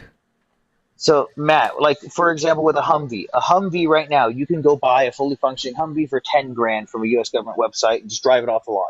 We are selling that Humvee at brand new sticker value price to $100,000. So when we send 10 Humvees to Ukraine, that aid package is $1 million instead of $100,000 worth of crap. We are offloading old equipment. In exchange, you're also making deals where you're giving small discounts, like 10% discounts to our allied nations, who are sending Ukraine their old equipment and buying our brand new equipment, F-35s, HIMARS, Patriot missile defense systems. The sales for all those assets have skyrocketed, boosting the pockets of over 2 million Americans hired by the defense industry right now. $80 billion. $80 billion in what you're saying. The first problem I have is you're bragging about making money off the war. Second, if we're making so much money, why aren't we seeing it? Why aren't we seeing the economy in such a good place? We are. You're full of You shit. guys don't look You at are full no of shit. you idea don't how you the don't look economy at the works. economy. If you can name My me one, company I would be shocked if you could But name me we're making one so metric. much money off Ukraine. No, Name the one fuck we're not. name one metric in our economy that's doing bad right now. Go for it. The fact that a 1-bedroom rent in a 4-bedroom house is $1,200 Wait, in Matt, can I California. give you an actual How example about of where eggs we are are seeing the $8? wait, Milk is Matt, $7. How about No, that? it's not. Matt, do you want to see an Is example of that? where we're actually benefiting and where we're seeing it in our pockets? Like you asked the No one question, right? believes that. No one Hang on. believes the So, shit you're saying right Matt, now. the semiconductor You can say manufacturing it's industry, misinformation, but it's Matt, my, common my sense. primary job is in the semiconductor manufacturing industry. Look, My man, I company don't know used to be you. in, I hang don't on, know what you Matt, actually I'm, do. I know a lot Dude. of I'm people come telling you up right here and now, bullshit, but Matt, listen, I'm trying to answer your question. So my company He used to be in the waits for government people to contract start industry. talking so he can talk. Yeah. We used to be in the government contract industry and we got out of it. Right now, though, because of munitions being remanufactured and resold to allies in Ukraine and for ourselves, my company has gotten back into the contracting for the government for making certain things in the semiconductor manufacturing industry. So because of that, my company is experiencing more profit. Every year, we get a profit share, meaning the employees here get a percentage of their base pay for the profit. Because of that, I am now getting a boost in my profit sharing this year, where I may get up to 20% of my annual paycheck. So I'm I glad you're personally, and every profiting other so much employee off the here, will be war. getting I'm a not. bunch of money I'm because it is not. boosting our American economy. I'm glad you're profiting off the war. I'm not. A lot of Americans aren't. I'm So, an American you citizen know, that I'm is real within happy the for you, economy man. benefiting. Real happy. Okay. Hey, we've had you up for about 30 minutes, all right? Or 40 minutes. So do you want to say one last thing before we let you go? Yeah, man. If you guys love war, just go sign up. Got I it. did. Especially you, Thought Felice. Equal provoking. rights, right? Equal rights. Deep thoughts for Matt. Deep thoughts. Well, that was my community service for the month. Anyone else want to get smacked around on Ukraine? Oh, Sam, but that was way too good of information for him. Don't waste your I, intellectual I, labor on that. God, I like I educating don't think people he heard a though. word. It's just the thing No, is I like like when it. you I a learned a lot of lot. people Believe me, I'm a sapiosexual. I truly enjoyed that.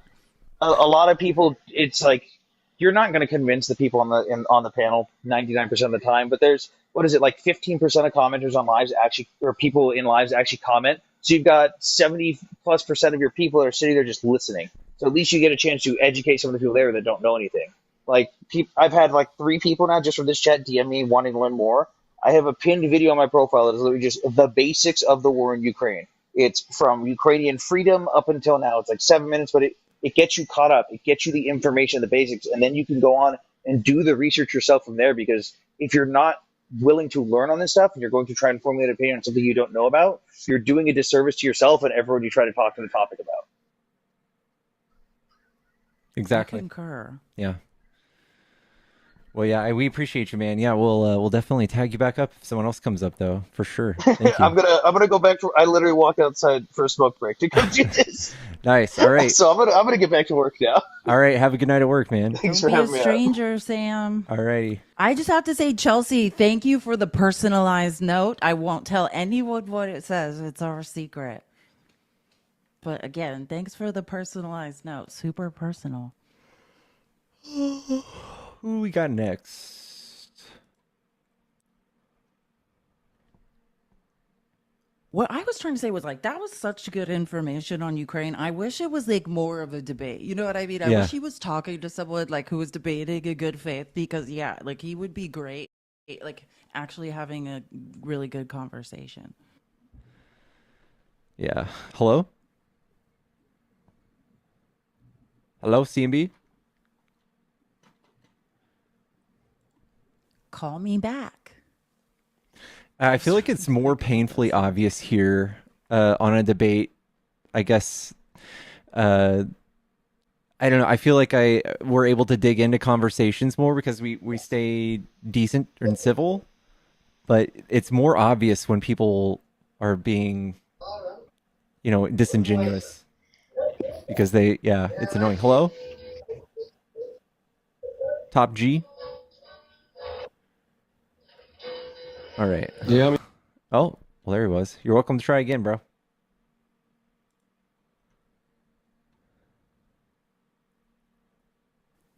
Guys, tap the screen. Keep tapping the screen for pickles. Work on that carpal tunnel.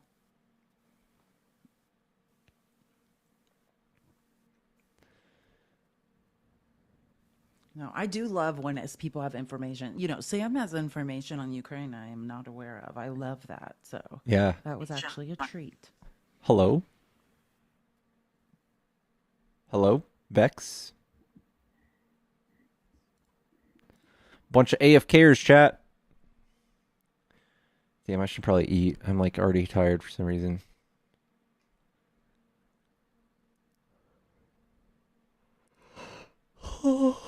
Chat, if you're a Trump supporter, hop in the box. Debate us. Tell us why you like Trump. And also, Felice's Cash App is right here. Her Cash App and Venmo, guys. This is the best way to support us. If you want to send her a donation, it's right there, and mine's in my bio.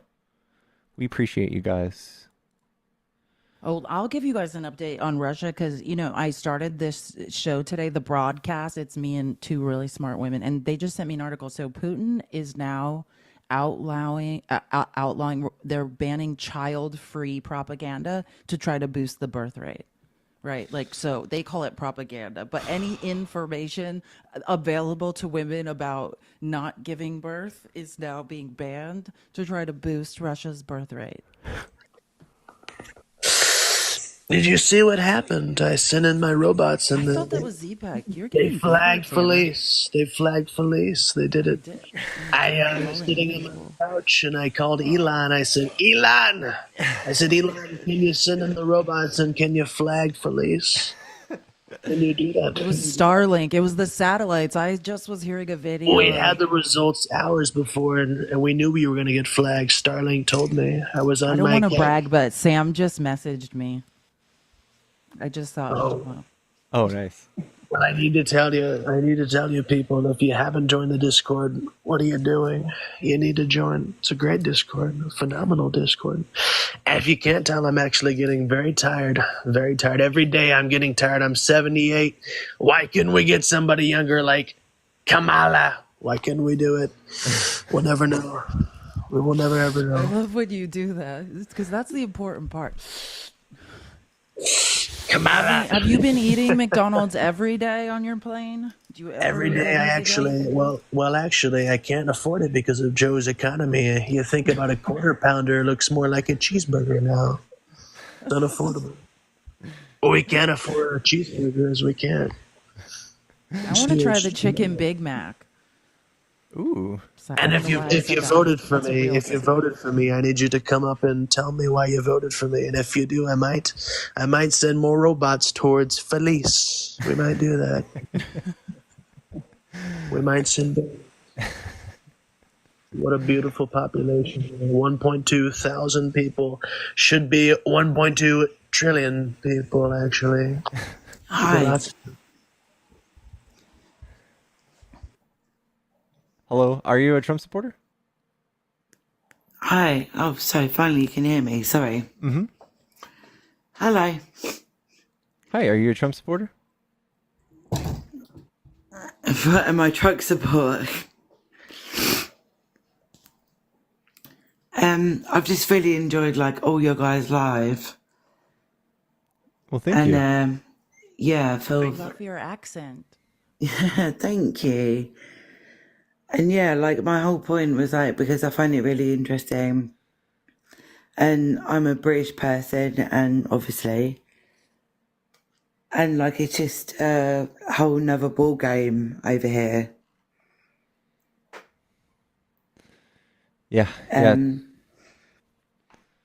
Pretty good. Obviously, when Universal healthcare type of ball game. Well, I mean, many Wish I could things. play on that team. Oh yeah. But even regarding that, people like Trump, and obviously we've had our own MPs and whatever before this have tried to destroy our national health care and whatever and stuff like that. It's just really interesting. And when I saw Trump was running again, like us as Brits were like, what? I had so many things to say. Now I'm under pressure. You're fine. You're fine. I'm taking a moment to zone out too. No, because again, like, I don't know what you know about like us over here with our, MPs and stuff like that, but we had our fair amount of shit with, well, I think we had probably about 3,000 prime ministers in the space of like 2 weeks. Is there I am trying to do debates, so do you want to say something really quick? Yeah, and kinda no, get to your sorry. point? Yeah, no, I'm sorry. No, I didn't really want to debate. I was more like, I was hearing your stuff, and it was more like, you speaking about Trump. Okay, so like, if I'm thinking about a debate, when you were speaking about the Ukrainian situation that was going on, and whatever, and you're like regarding it to Trump, and whether it's not really a debate, but it was more sticking up for us when this shit happened. We absolutely supported the Ukrainians, and I think we were the only country that we were. Well, yeah, we had our shores like invaded by like refugees, people that had been on boats, makeshift boats, and whatever for like 3 weeks, 4 weeks, and whatever. And we, as a country, we took these Ukrainian people in and gave them homes, and we charged nothing, like nothing at all. It was like, yeah, you're here now, you're safe, here you are. And I think when you were speaking about the Ukrainians and about your like financial state and whatever, I didn't agree with that to a certain level.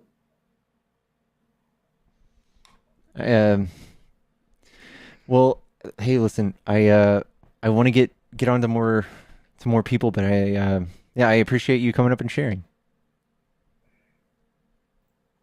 Are you there? Oh, I hope I didn't offend, but like I just wanted to say, like, obviously from what Brits hear to like what Americans hear and whatever, it's a very big like difference. A real big difference, actually. Yeah, I agree.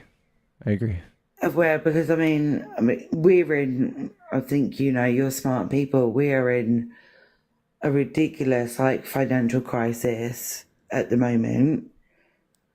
After COVID, after everything, after having shocking prime ministers trying to lead us.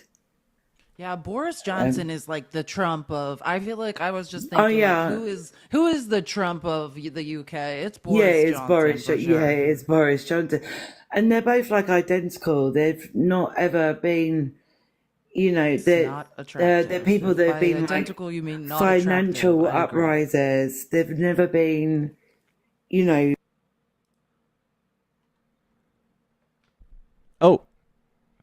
Oh, one of my mods, guys. If you're friendly, my mods will boot you. I'm sorry, guys. Chat. If you're not it opposition, wasn't us.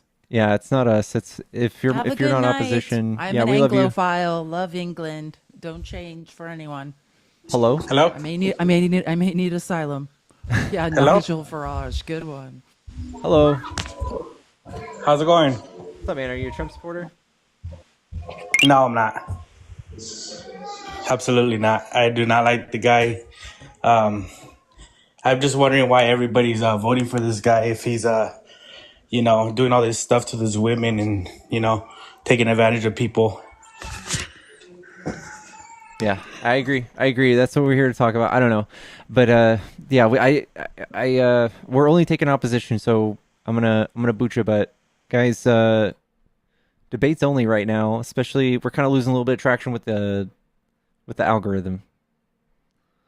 Guys, tap the screen. I can hear the stress in Pickle's voice. Will everyone share the live with 5 people and tap the screen as hard as you can to cheer Pickles up? Tap, tap, tap. Yellow, yellow. You're the best, Pickles. It's gonna be okay. I know, yeah. I probably need to eat something. I've just had nothing but sugar. I feel like I'm going to crash here in a sec. Me too. I've been doing this to myself consistently since the election. I need to stop. Chat, if you're a Trump supporter and you want to tell us why you like Trump, hop in the box. Oof, look at all those shares. Appreciate you guys. Go eat and Felice can host for you. Maybe I will. Maybe I'll go grab a bite.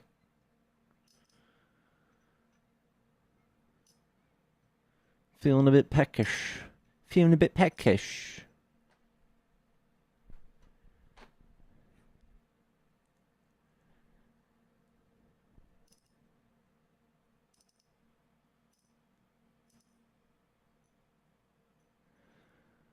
Go eat, please. I'll be fine. I'll be fine. I'll be fine.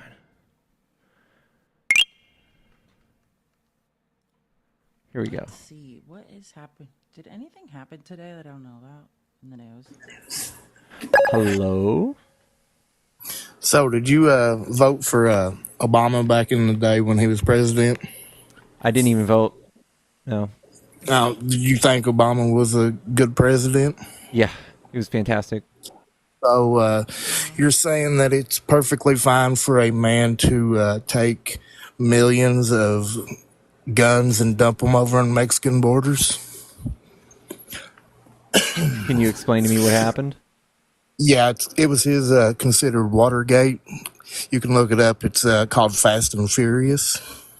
Are you talking about the Central America thing? Actually, how many people got killed by them guns, too? You're talking about, yeah. I mean, you can look it up. It's right there online. I mean, look up. No, I am. I'm looking. I have it on the ATF set to destroy guns associated with Obama-era Fast and Furious scandal. So, hold on. Operation Fast and Furious. I'm just looking for. Hold on. That's just. I'm looking for that. Let me find a definition so I can read it.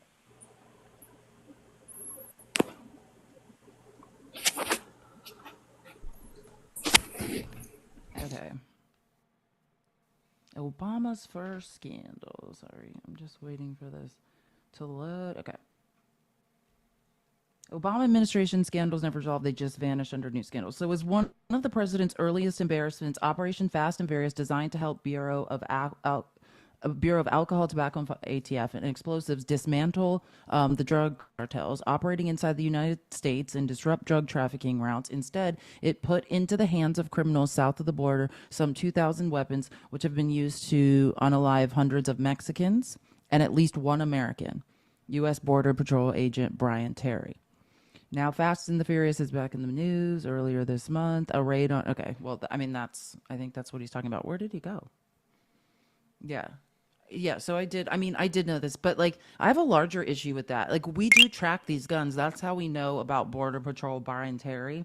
Right? Because we know when these guns are used in the commission of a crime. And we are arming the cartels, period. American gun companies are, right? They sell them, they ship them to other countries and then straight to the cartels. We know this. It's much worse than just what happened with Obama. Like it's arming cartels. So in a light, this looks horrible, but there's a reason for it. So what they were doing is a reason, isn't there? What they were doing is they were watching these people who bought guns. They wanted to trace where they went with those guns.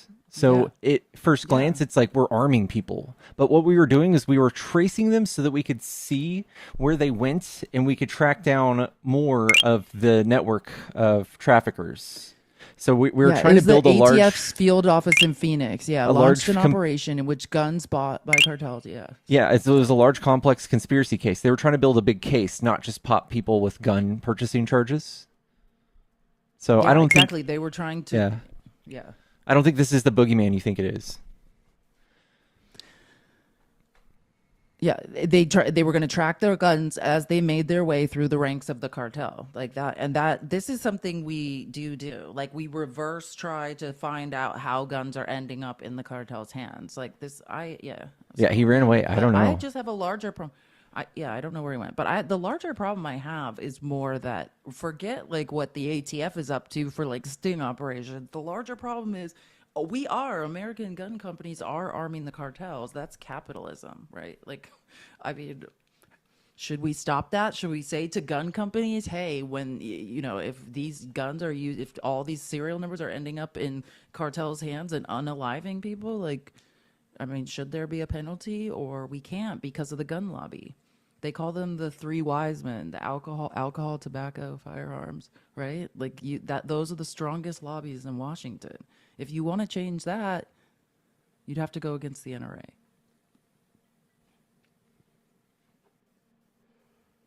Yeah, I don't think anything even holds a candle to Trump's criminality in his presidency. Like there's so much more in-depth, horrible, like disgusting stuff in plain sight for Trump. I love their little. I think my dad told me the other day. He said that Obama like maliciously fired half the military. I'm like, hello. Hey, how you doing? I remember you from Montana. Yeah. See, I remember. What's up, Montana? How you guys doing tonight? Well, I'm actually glad to talk to you. Yeah, I was. It's about. Pickles was talking about it earlier. This is about one of the only lives you can get on where you can actually have a decent conversation. So, and I, but anyway, Felice, I liked way earlier. You guys were talking to somebody about banning ARs. And while I disagree with the idea of banning ARs, I liked your argument. I thought it was a good one. It needs some thought. However, I really believe that at some point, we as a country, because of the unaliving of children on school grounds, we need to start looking at our values again as people. We really do. Because when I was a kid, we went to school and hunting season started and everybody had a gun. Everybody. Because we were all going hunting after school. I mean, and none of that ever happened. What changed? The NRA, didn't they used to go to schools and do like trainings? Like the NRA used to be in schools and they would do like, I mean, in a good way, like they used to teach gun safety at public schools.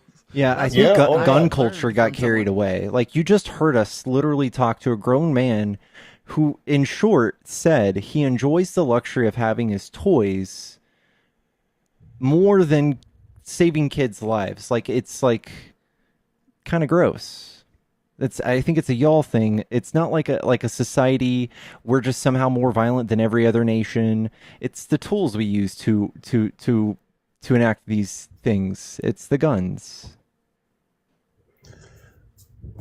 No, okay, kind of. I think his point was he didn't want his rights infringed. He hadn't done anything wrong. He didn't feel like he wanted his rights infringed. To control a problem that is a minority problem. However, Felice, her point is one is too many, and I agree with that too.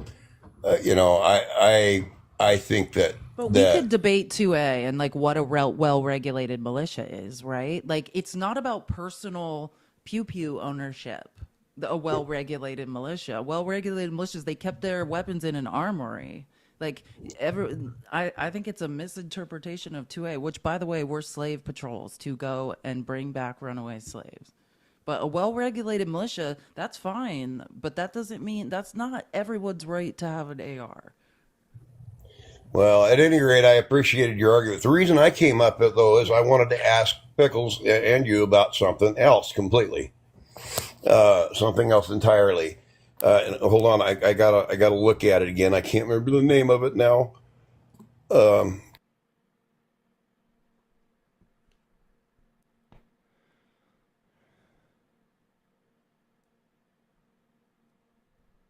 Chat, tap the screen. Let's get to 500K while he's doing that.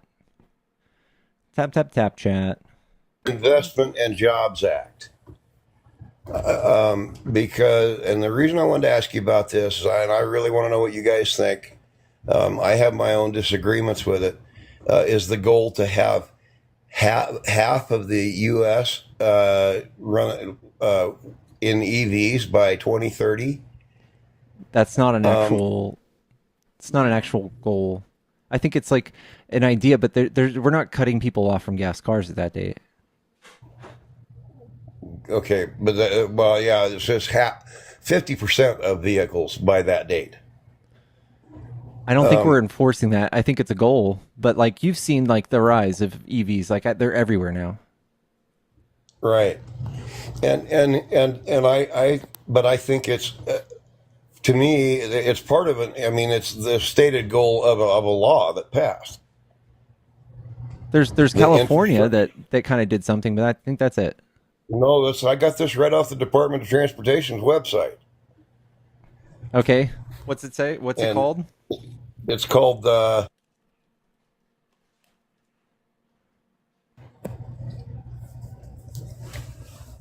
and I think it was part of the Green New Deal. When you minimize, we can't hear your microphone. So what was it called? Oh, it's called the Infrastructure Investment and Jobs Act. Yeah, it's yeah. Oh, and I think it was part of the Green New Deal. Okay. So this was fact check. There's Green not a ban on gas vehicles. There's no ban. No, and I'm not saying there is. But what my problem is that we're spending and investing as a nation a lot of money in a technology that isn't viable, in my opinion. It is viable. It is viable. Okay. Absolutely viable.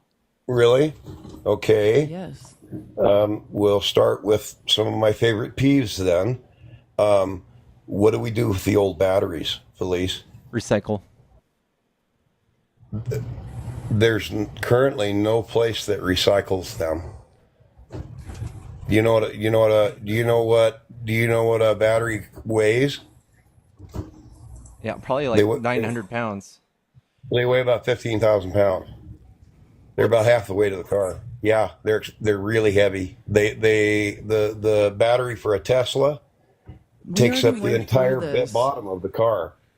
We did the weight of batteries the other night. It's not that much. Semis weigh more. Should we bin semis? Stop. The average weight of an EV is about 4,100 pounds. I used to have a Dodge Challenger. It weighed the same. It weighed more. It was 4,300.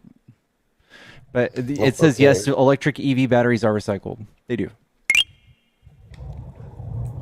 Who's recycling them? Probably the people making them. Okay. Do you know what the average life of an EV battery is? I don't know, 5 or 10 years.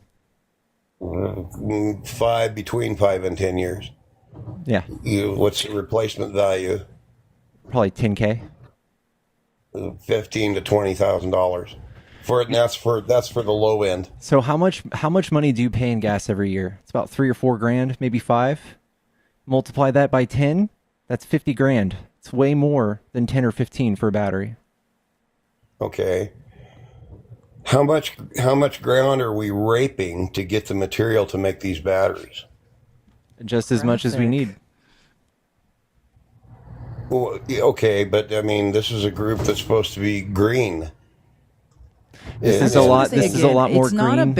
It's not a ban. Yeah, it's just so EVs could account for up to 56% of new passenger vehicles sold for model years 2030 through 32, meeting a goal that President Biden set in 2021. Yeah, it's not a ban. They're just planning on taxing automotive people. Not anymore because Biden's not in charge, but I think that was the idea. It's not a ban. Biden outlines target of 50% electric vehicles sales share. It's a sales share in 2030 to unleash full economic benefits of Build Back Better agenda and advance smart fuel efficiency. Yeah. Okay. So when you talk about EVs versus ICE internal combustion engines, ICE engines are about 20% efficient. EVs are 90%. So no matter how we're getting the energy, period, it's better spent in an EV. It's more efficient. You say, but the resources that we're using up, the nickel, No, we're cadmium, the saving lead, resources. That the listen, did you lithium. read this part of it? So it would if this program, the reason they're doing it is to save money. It would deliver around 140 billion in net benefits over the life of the program, save about 200 billion gallons of gasoline, and reduce around 2 billion metric tons of carbon pollution. For the average consumer, this means net benefits of up to $900 over the life of the vehicle in fuel savings. So yeah. Well, that's according to the Department of Transportation, a study that I mean, you're talking about using up non-renewable resources. Same thing with oil. Isn't that the king of non-renewable? Yeah, No, that's and releasing no. carbon. Now there's the deal. Copper, lead, nickel, cadmium. These are not renewable, right? Petroleum is renewable. What? Petroleum is, What? as You're long as it's kidding, dead, right? dying, decaying material, we'll have petroleum forever. If we use it all up, we have to wait a few million years for You more. have to be kidding. Not, do you know Well, how long it well, takes wait a that to minute. happen? You're saying we have to wait for fossils to decay? No, not at the rate we're using it. Well, actually, fossils, oil doesn't come from fossils. It comes from the material that dies around the fossil, Okay. and Yeah, that but material we don't dies have that way kind of sooner. time. Yeah, we don't have unfortunately. time for that. We Well, want I'll to tell we you want what. to. If This you is want to do an experiment sometime, that will give you an idea how long it takes to make oil.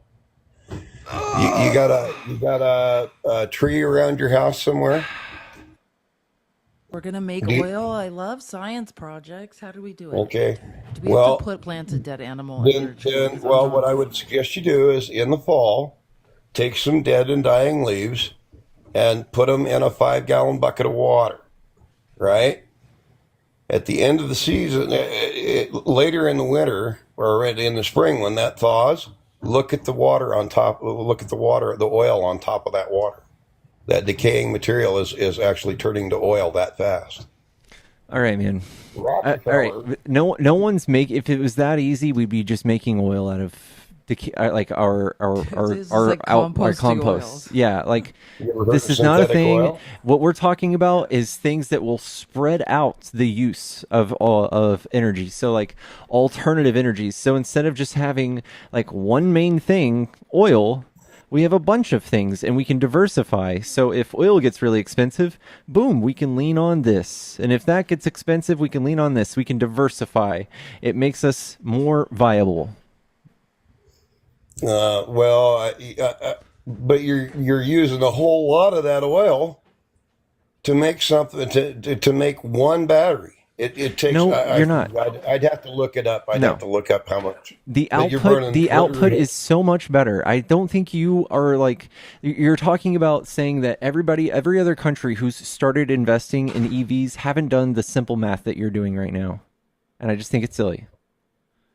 Every single South Korea, China, Japan, everybody is like sprinting towards EVs and alternative fuels.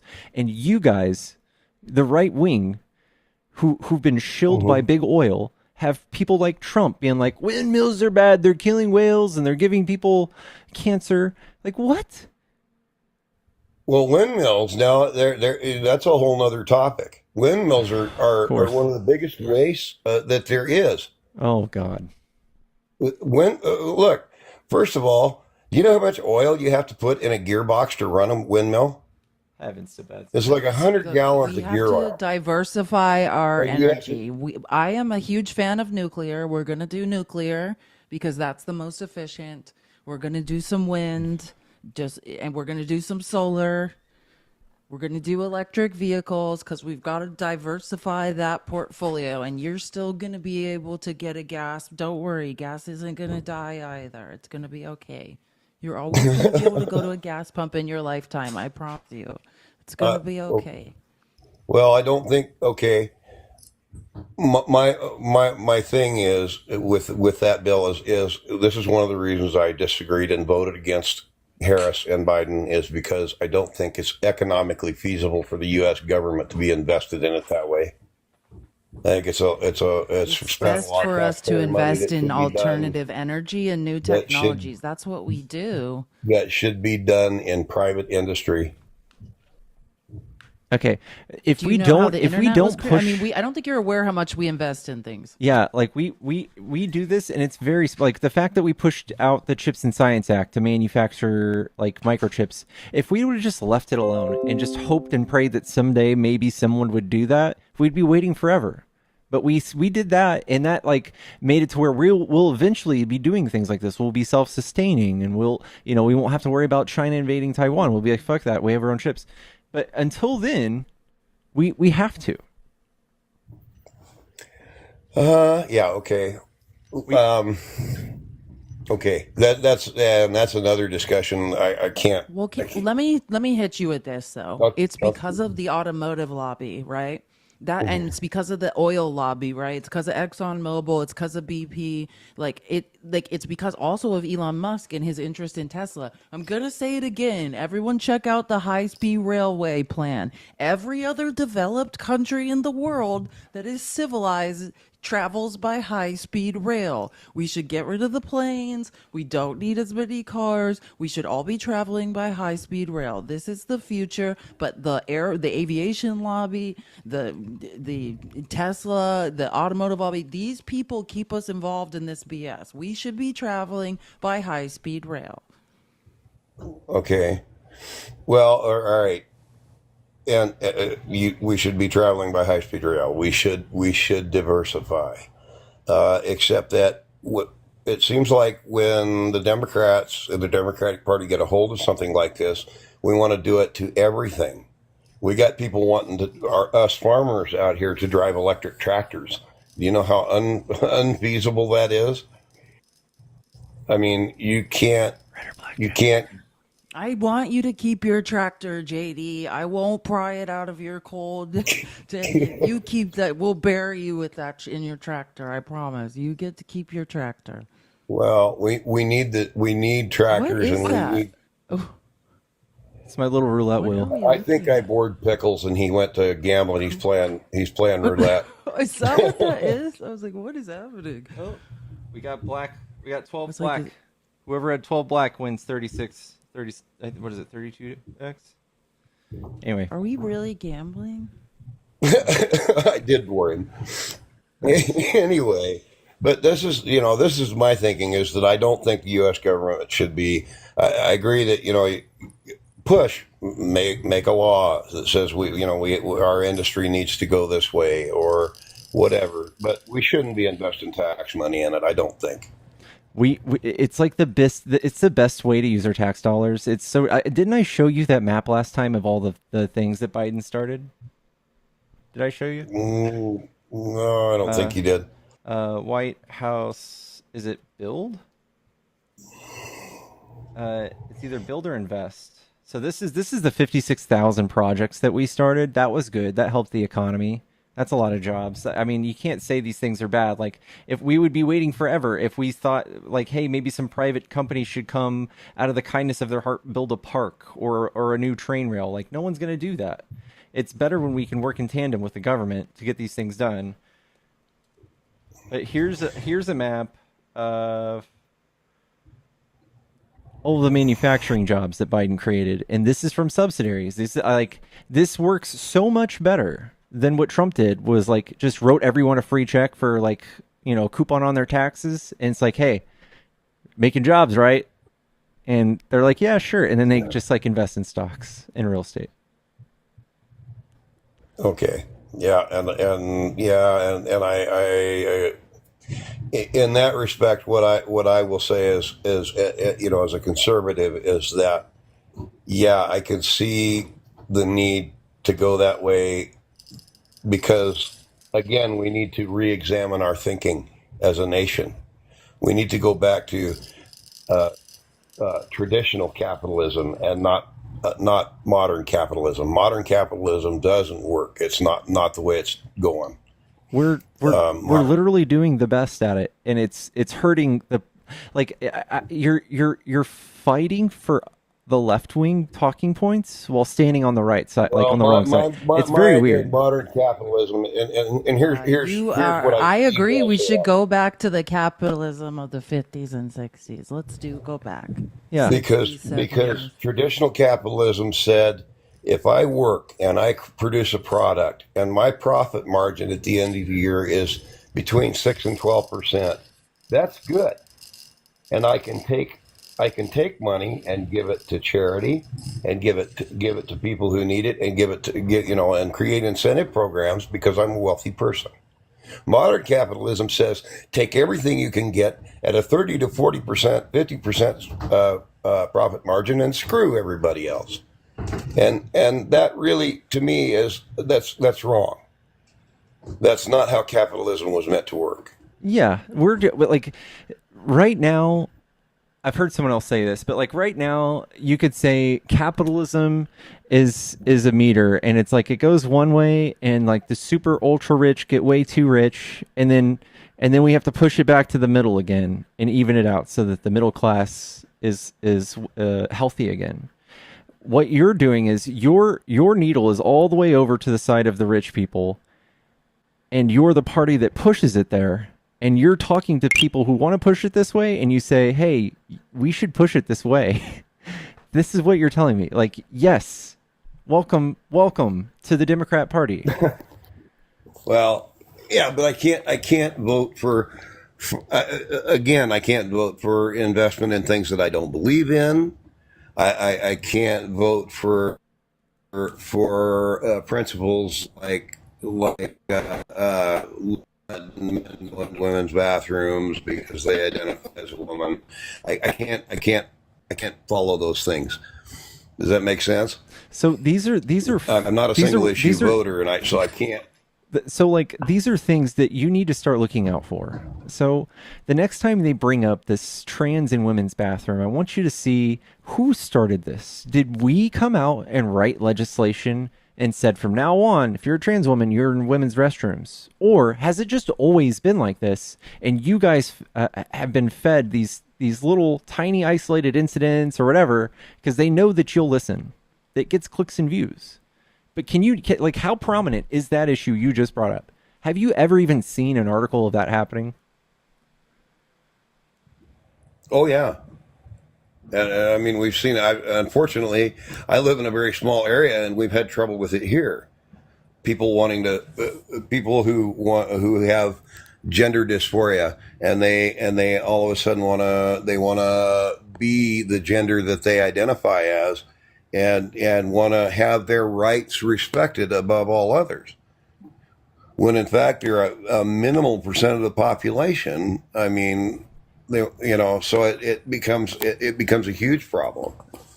Wait, I mean, what's the problem? In the like you guys think they're icky, Yeah, but there's no JD, actual use the problem. bathroom at your house, and then Yeah. nobody will be in the bathroom. Like with you. if You seem like Well- there are certain people that just need to not use public restrooms, and I think you may be one of like them. if we had a pie chart, Go to the bathroom at your house. if we had a pie chart of like all of the horrible, heinous crimes against kids, we would have like maybe trans people would be this.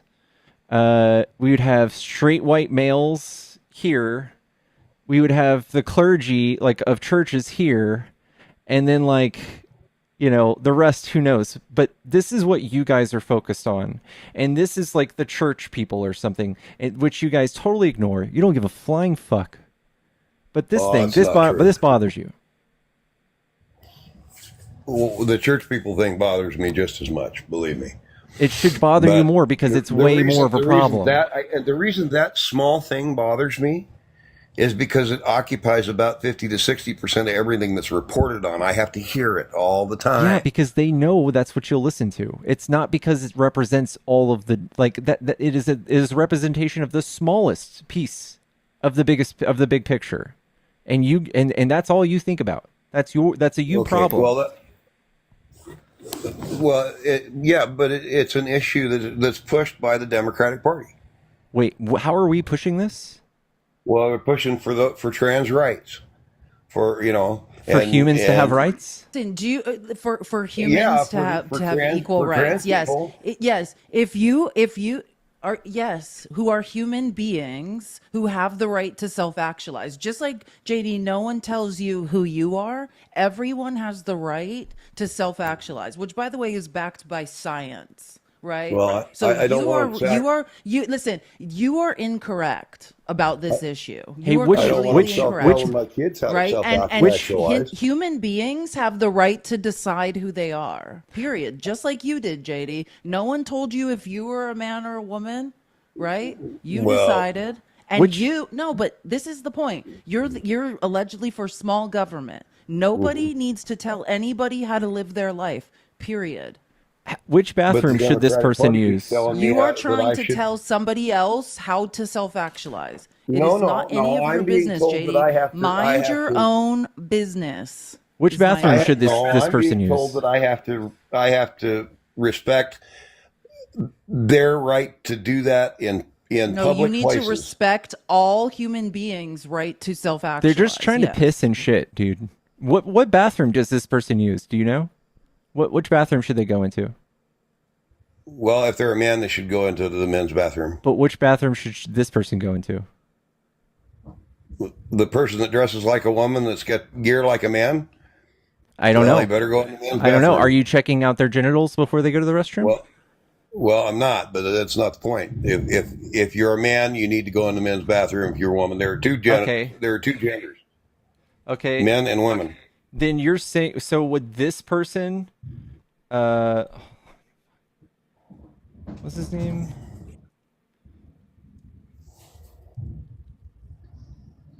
Which bathroom should this person go into? Well, he looks like a man. He probably should go in the men's bathroom. That's a woman, or that's a female. Okay. That's a man, but it's a female. Okay. So then she should go to the women's bathroom. You want this person in the bathroom with your young daughter? No, but you know we're the answer. There are two genders. But you're saying that's what you want. So which one is it?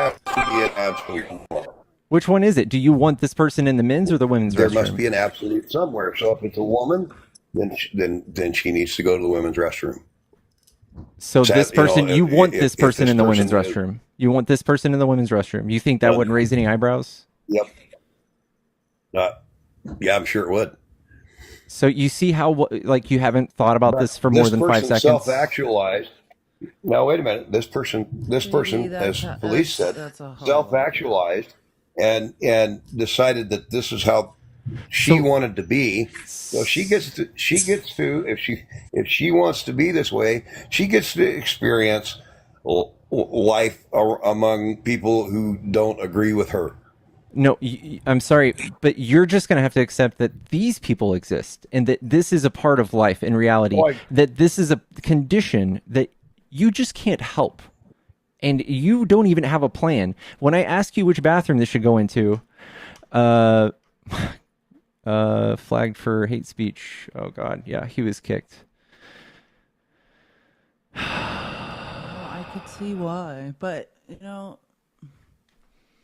it's crazy. The party of small government wants to tell people which bathroom to be in. And that's the crazy part, is because that guy is actually a Democrat in reality. Do you know what I'm saying? And this is the point of culture wars. This is the point. While JD spends all day long thinking about who's in what bathroom, we're all being robbed by billionaires, literally in real time. And JD's like, well, actually, I do kind of understand capitalism, and I understand that we've moved towards crony capitalism and that we're being robbed. I can correctly identify that, but I've been thinking about who's in what bathroom. Like, that's... So, yeah, we deserve what we get. We deserve to be slave laborers, handing our surplus profits to shareholders because of how asinine that is. Let's all just vote away our country because JD can't stop thinking about who's in what bathroom. We'll hand our country to the capitalists and be slaves. We will never get healthcare insurance. We'll never switch to and diversify to alternative fuels because some people are in the wrong bathroom in JD's mind. How about this? None of you know what I do when I go in the bathroom? I don't look at anyone. I look at the floor. I try not to touch anyone. I hold my breath, and then I leave. Like, let's just all focus on that. Can you guys hear me? Yeah. Nice. What's up, man? Nothing. No hostility here. I just, what? I guess I should start. What do you guys think about the escalation with Russia and Ukraine? I think Russia asked for it. Do you think Russia asked for it? Do you think Yeah. Do you think Biden should have just given it 6 more weeks? I'm not saying Trump is like the all peacekeeper, but there seems to be a little promise here, and it seems. Go ahead. So Putin went and they got like North Korea involved. So they have North Korean soldiers there. Like he got a whole nother like country. So yeah, I think that kind of that changes the game a little bit. That's an escalation. When you you bring another country into the war from another continent and you ship thousands of troops to the front lines and then you have them attack another country, that's an escalation. Yeah.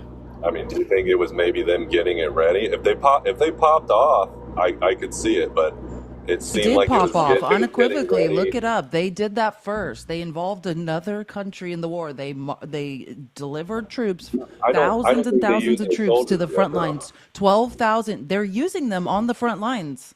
That's what they're firing the long range missiles first in the Kursk region at these people. They're on the front lines. You can look it up. They did this before the long range missiles.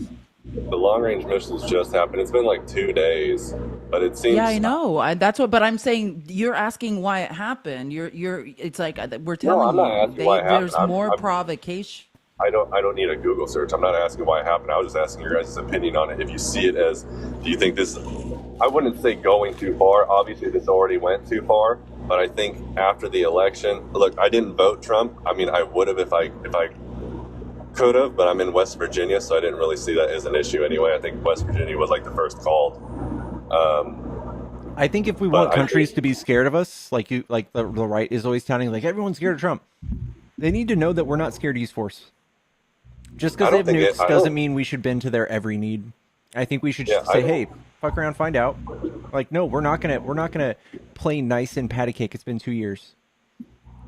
Yeah, I don't think anyone is scared of Trump. I mean, maybe that's how you guys see it. So, I'm not trying to tout his peacekeeping here, but it seems pretty promising. And then even after everybody was calling for peace, it was a little refreshing, I'd say I guess I could say for most of America. And then you got Biden in his little, I guess, lame duck session. He only has 7 weeks, 6 weeks. I don't think Biden's pulling the strings. I don't think he's going to bed at night. I'm 35 years old. I don't think he's going to bed at night trying to come up with some wartime strategy in Ukraine. I think he's trying to figure out how to go to bed by 8 o'clock and eat ice cream. Nobody thinks he's pulling any of this thing. Biden has 30 years of experience in foreign affairs committees on the Senate and like in Congress. He knows a lot more than Trump. And to think that Trump can even point at these places on a map is silly to me. I don't think you guys honestly think that Biden is sitting there trying to strategize how to win this war. Yeah, so Trump has propagandized the right so hard about this. They think Trump, like Biden's a bumbling idiot, and like if you put speeches of them next to each other, I don't think that's from Trump at all. Okay, but listen, if you put videos next to each other of Trump and Biden's like worst moments, Trump beats him times, I think, 100, in my opinion. Trump is the dumbest person I've ever seen hold a microphone. Okay, I'm saying... Quite literally. Probably most of America is convinced otherwise. Maybe it's because of Trump. I don't think so. That was just everybody's opinion without Trump saying it. We were all seeing it. Did you know that half of America is below average intelligence? Okay, that's not fair to attack half of America. That's literally every country. I'll give you, I'm 35, right? I grew up in California. I left when I was 22. I've lived in, I think, 5 states now. So, like, when you were just talking to that guy earlier, and I was trying to civilly get in there, but you're like, when did this ever happen? I'm in Loudoun County now, in Virginia. But that's where the big the big thing happened with the Loudoun County schools, and they let the transsexual kid go into the bathroom, and then the school district hid it, and then the same kid did it again. I think it was like a month later. Okay, so you've pivoted to bigotry, where you were talking about Ukraine, and now we're pivoting to bigotry. Is that I mean, what we're doing now? it's not bigotry. I was just saying, you guys asked the previous guest on here, name a time that's happened, and you're like, name a time that's Okay. even happened around. It happened to me right around here. So what I would say is, Nothing happened to you, sir. Like, hold on. Nothing happened to you. Someone You're going to the saying rest. Someone, hold on. Someone using the Word for restroom word. is not something happening to you, and it is bigotry. But nothing happened to you, Casey. what I would show you And that's is why you need to look nobody's at. I would show you statistics that people like trans people account for their respective, probably even less than their respective, a share of data for like violent or sexual crimes. There's no inherent like pattern that shows trans people are more likely to do this. It's actually way more likely to be sexually assaulted as a trans person in a bathroom. That's the stats. Oh, okay. I'm just saying, you guys are asking for a time that's happened. Okay, a time so that you again, did. nothing happened to you, Casey. I'm not even saying to me. I'm literally answering your question, and you're just interrupting it. I'm saying, you asked the Yeah, previous because guest. for the fourth name a time. you So, read it. okay, Name a breaking time you news, read you it. guys. Kate, And I what don't- county are you from? What county are you from? Someone used the bathroom. Someone used the Loud- bathroom near it's Casey. it's Someone Lou- used the it's Loudoun bathroom County. close to Casey's house. Thank Oh you, my Casey. God. Yeah, and you're just not even listening. Hi, And that goes to prove the point. Casey. Yes, sir. That's ma'am. Ma'am, sorry. I'm not looking at my phone. I'm driving. Go ahead. Hi, my name is Lainey, and I am a transgender person. Okay. We're human fucking beings, man. I'm just saying, name it. Look, I'm not. You guys had a longer talk with this the previous guest. Yeah, and all I you was heard was you begging guys to said come name a up there time. to talk to him. Yeah, Okay. Because I think y'all need to see the human faces that are being. They spent $215 million demonizing us during this campaign, and y'all fucking bought it. And I want to read you something. Because listen, Loudoun County, any county in this country, trans people have been going to the bathroom in the restrooms that align with their gender for decades. As long as there have been public accommodations, they've been using them. And nobody gave a shit. Nobody did. Until the Republicans lost the fight on gay marriage. The organization's exchanging emails with South Dakota Republican State Representative Fred Deutsch, which began with the text of a bill he planned to introduce that would make it a felony for doctors to give transgender children under 16 gender-affirming care, and his other collaborators, they're not shy about their agenda. Several, including the American College of Pediatricians, which is a fake medical organization run by religious zealots, Eagle Forum, and the Christian Medical and Dental Associations are listed as partners. There's a lot more too. Are listed as partners in a campaign dubbed The Promise to America's Children, co-led by Alliance Defending Freedom, the Heritage Foundation, you might recognize that name, a major conservative think tank also represented in the emails, and the Christian nationalist lobbying group Family Policy Alliance. The campaign pushes anti-LGBTQ plus legislation. There have been over 650 bills introduced into legislation in state houses this year, and the current the new coming administration is looking to do this nationally, on all fronts. They're claiming that the government and media are imposing an explicit sexual content on children, meaning that information about sexual orientation, gender identity, consent, and safe sex, they're calling that explicit sexual conduct or content. The president of the American Principles Project, a member of the coalition, recently told the New York Times that the group's goal is to eliminate all transition care, starting with the children, because that's where the consensus is. So they are created, it is a fully manufactured fear campaign. It started with an anti-trans bathroom bill in North Carolina in 2016. And it is completely manufactured in order to give you something to be mad at, to convince moderate people who might otherwise vote for Democratic policies to say, well, I can't have this because what if my daughter sees a trans person? Or what if my wife sees a trans person?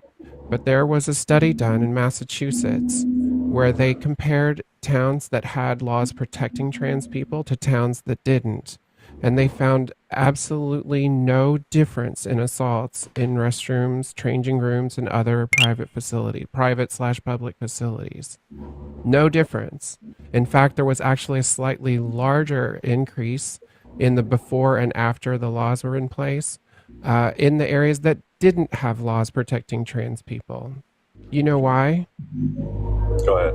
Because trans people were getting attacked in bathrooms. So when you send someone who looks like a woman into a men's bathroom, they're much less safe. Yeah, no, I agree with you. I don't think there's any way to solve it, to be honest with you. There is a way to solve it. Leave us the hell alone. Yeah, it's just the politicians making this an issue. Like, there's entire countries with gender-neutral bathrooms, and there's no like rape numbers to reflect that this causes issues. This is a social issue. This is a political issue. Or not. It was just the point of the last guest couldn't name an instance. And you're like, name an instance around you. Name an instance you've read. You can't. Yeah, and what was the instance that there was a trans person that was discovered in a bathroom? What is it? Someone went to the restroom. No, I don't see how you guys haven't heard this one. This is like the one that was around the world. It was Loudoun County got in huge trouble for it because the school board hid it. And then the same kid did it like a month later to another I don't know that kid was ever even confirmed to be trans. He was. Or she was. I don't know, but it was. School board got in trouble for it. He was, she was, you don't know. It's the big one in Loudoun County. It's what caused a lot of you're in Virginia. It's what caused Virginia to go red. So like one incident is enough. One incident that doesn't did it end in sexual? Was there violent nature? Or they just went into the bathroom.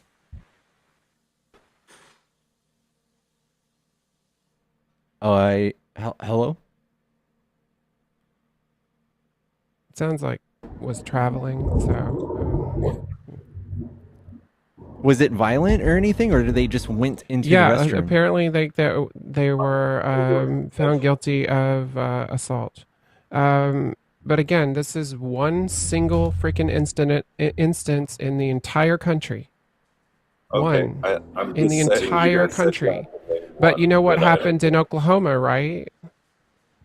That a trans kid was forced to go into the girls' bathroom, because they were born female, and were jumped by 3 cis girls, and had their heads slammed into the floor, and were barely able to walk out on their own recognizance, and then unalived themselves the next day. Yeah, it's terrible. That's because they were forced to go into the restroom that the Republican, school board wanted them to go into, forced them to go into. And they had been bullied for months and the school did nothing. And do you see like any Republican folks up in arms about protecting trans kids? No. No. That kid unalived. Yeah, I'm just saying you just wanted me to name an instance. It's not hard to look up. But we can find instances, of trans people, many, dozens. Yeah, what's easier to find is straight people. Straight white men do a lot of it. Do a lot more than trans. Like, those don't make the news. No one cares until a trans person or a minority does something. Care that women are assaulted in bathrooms by straight white men constantly. And actually, we can never reduce instances of crime to zero, but we can look at trends, right? And if you're interested in protecting children from SA, do you know how you do that, Casey? Because because it's not by being a bigot and bothering trans people who want to use the restroom. I can promise you that. No, so let me help you out. So if you're worried about people being SA'd, then you look at familial relations, right? You look at familial relations, right? Or you can also look at, I don't know, the Catholic Church. Yeah, you can just. There are places, there are concentrations, there are high concentrations. There are places, there are high concentrations of SA happening, and none of it has to do with the transgender community. Yeah, thank you. It's Casey. probably more in the Bible Belts. Like, actually, teen pregnancy is more in the Bible Belt. That's the capital of teen pregnancy and divorce. So, if anything, these strange ideologies that might have the ideologies that might have harmful outcomes might be the religious ones, not the LGBTQ ones. Yeah, it wasn't even supposed to get on this spiel. There was a couple of other things that you guys talked with the previous guest that I wish he was able to say. Not that I'm like defending his ideology or any of his ideas. You kind of did, though. Literally all I said was I brought up one instance and you guys said he couldn't. So I just brought one up and you guys Okay, but why though? Huh? Why though? Because you were saying that it didn't happen or it doesn't. And it did. That's all it was. Is it like was there any statistical data behind it to show that it was like, you know, it was there's no this isn't a correlation. It's not some trend. That's basically an anecdote. That's all you have when you talk about the transgender community. Now, has the transgender community, have there been individuals inside that community that have committed a crime? Sure, right? But is there any correlation or trends? Like, is there a crime wave? No, it's the same thing you guys do with immigrants. You guys tried to you tried to dehumanize, and you tried to say that certain communities are involved in criminal activity they are not in fact involved in. And again, I would like to women are in much more danger from straight white men. That's a fact. So if you care about women, then look up crime statistics. Where are you going with it? Is this how you What do you mean? I'm telling you, you're acting like you're concerned about crimes that happen in bathrooms, and I'm telling you that you're wasting your energy unfairly demonizing and targeting the trans community. Oh my gosh. That's what I'm trying to tell you. Well, I feel like you're trying to tell me you care about women in bathrooms, and I'm telling you that we're in more danger from straight white males. So next time you go on a live, you should express concern for women and the violence that we are befalling at the hands of straight white males. Okay. I think you just went really far. I think everybody can tell that you're just generalizing. Just because I'm not generalizing. That I stated facts. She's saying that you're generalizing. She's saying that you are. No, you are choosing one anecdotal incident. I'm not. I'm talking about trends of crime. I'm talking about if you care about women, let's talk about who's perpetrating the crimes against us. You chose one anecdotal instance, and you're repeating it over and over and over. I didn't repeat it over and over again. I repeated it one time because you guys asked the guest. Okay, you've repeated it at least 5 times. On with it. That's okay. You're getting way too upset over nothing. Then you went on saying I'm against immigrants. If I cared about women's health, I was following a line. Let me explain to you of the line of logic. No, I didn't, Casey. Let me explain to you how. Okay, can I finish my line of logic? The line of logic was, Casey. Please let her talk. I said that you other and dehumanize groups of people. Now are you joking? Now another. One of the lines of logic that's coming from MAGA is you are othering and dehumanizing the trans community, and in addition, immigrants. That you're trying to say there's a migrant crime wave, and I'm making the point there is no migrant crime wave. In fact, migrants are 30% less likely to be incarcerated than who? White males in this country. If you want to be safer, you will live amongst an immigrant community. I am actually telling you statistics, Casey. Again, you have one anecdotal incident of something involving someone from the trans community in a bathroom, and I'm talking about actual crime statistics. And that's probably the whole point, and probably why, if I could imagine, that people just speak with their vote. And that's why I think the Democratic Party just lost. You guys just rambled on and assumed that I Yeah, agree I give with you all of crime you. statistics, and I'm the one rambling. Okay. No, you just brought up migrants. Casey, I'm why not did you against vote for Trump, migrants. though? Listen to me. Listen to me. Did I say I was against migrants? Not one time. Again, that's not the Trump's- line of logic, Trump's- Casey. Trump's I never anti-immigration- said you were. Trump's anti-immigration rhetoric is not a deal That breaker doesn't for mean you. that I'm against migrants. It's not you a deal guys. breaker for you. Okay. And that's an example of you But guys no, Casey. generalizing the whole thing. Casey. You're putting Why people did in you a vote for group. Trump, though? I didn't vote for Trump. But you didn't vote for her either. But you're for him. Is that the best you got? Oh, But I I didn't could vote go for her on why either. I voted for her and why I voted against him.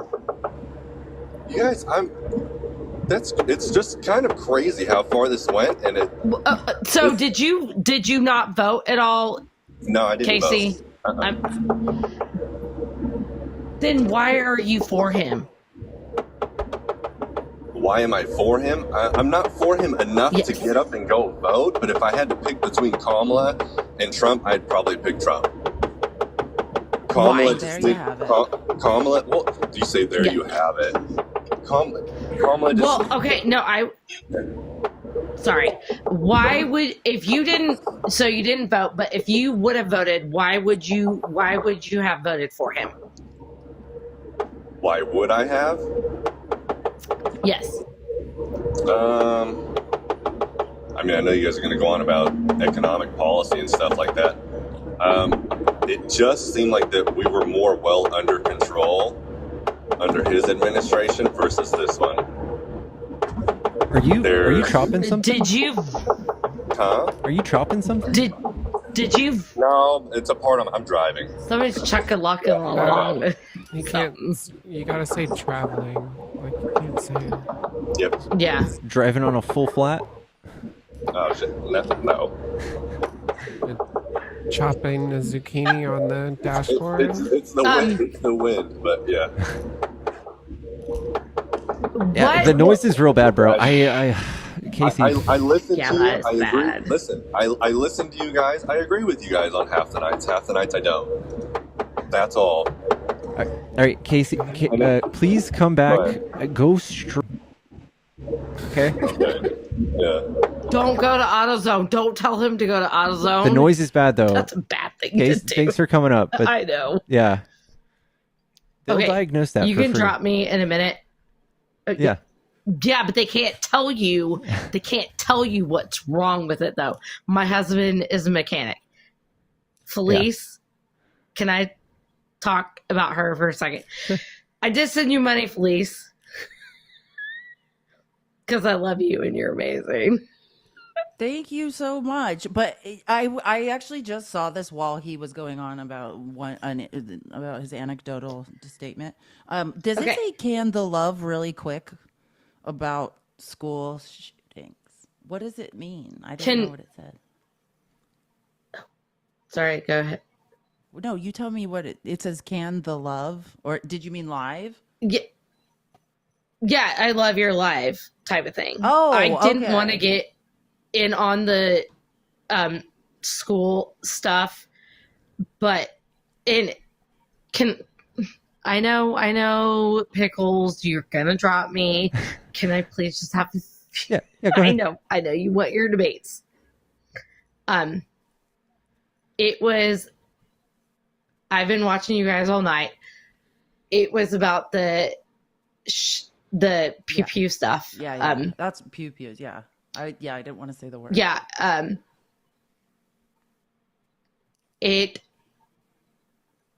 I had to sit there and listen for 2 hours about I it. followed you. And nothing I against appreciate Pickles. you so much, or you. by the way. You followed me, Felice? Yep. Oh, I have a girl crush on you. But that's besides the point. The nicest thing anyone's ever said to me. My Thank you. first pew pew was Columbine.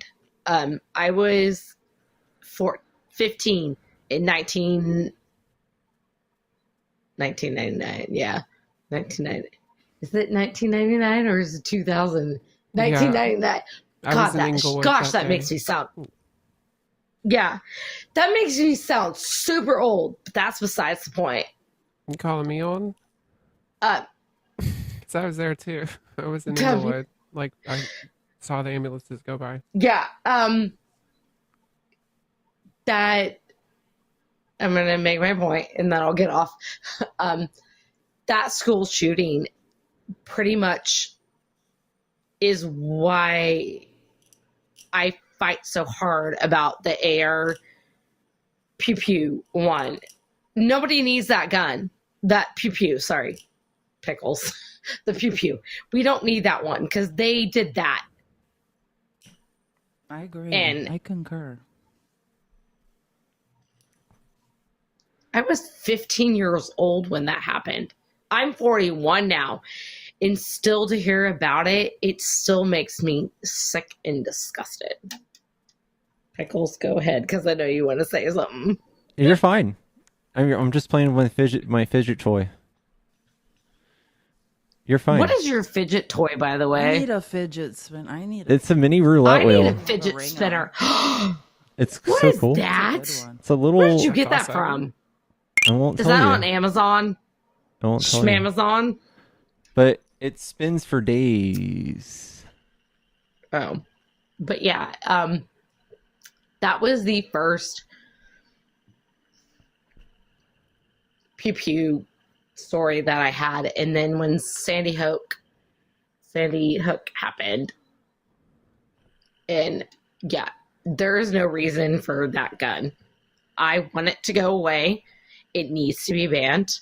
And now, and I just want to talk a little bit, if I can have just a couple of seconds, about the education.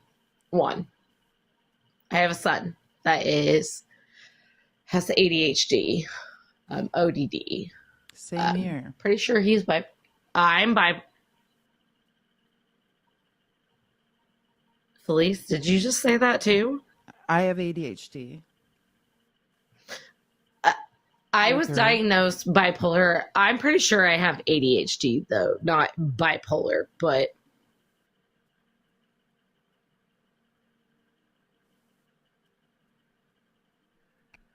it's possible. I'm scared. They have certain. I'm scared what is going. Yeah. I'm scared what is going to happen with my son if this gets overturned. And everybody's like, "Oh, Dr. Oz, he's a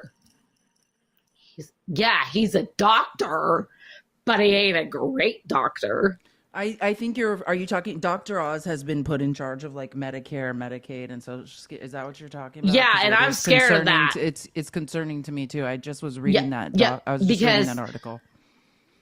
Yep, because my ex-husband, the biological or my kid's biological father, he's like, "Oh, we're gonna get them double insured," because my son is on Medicaid because with his mental health stuff.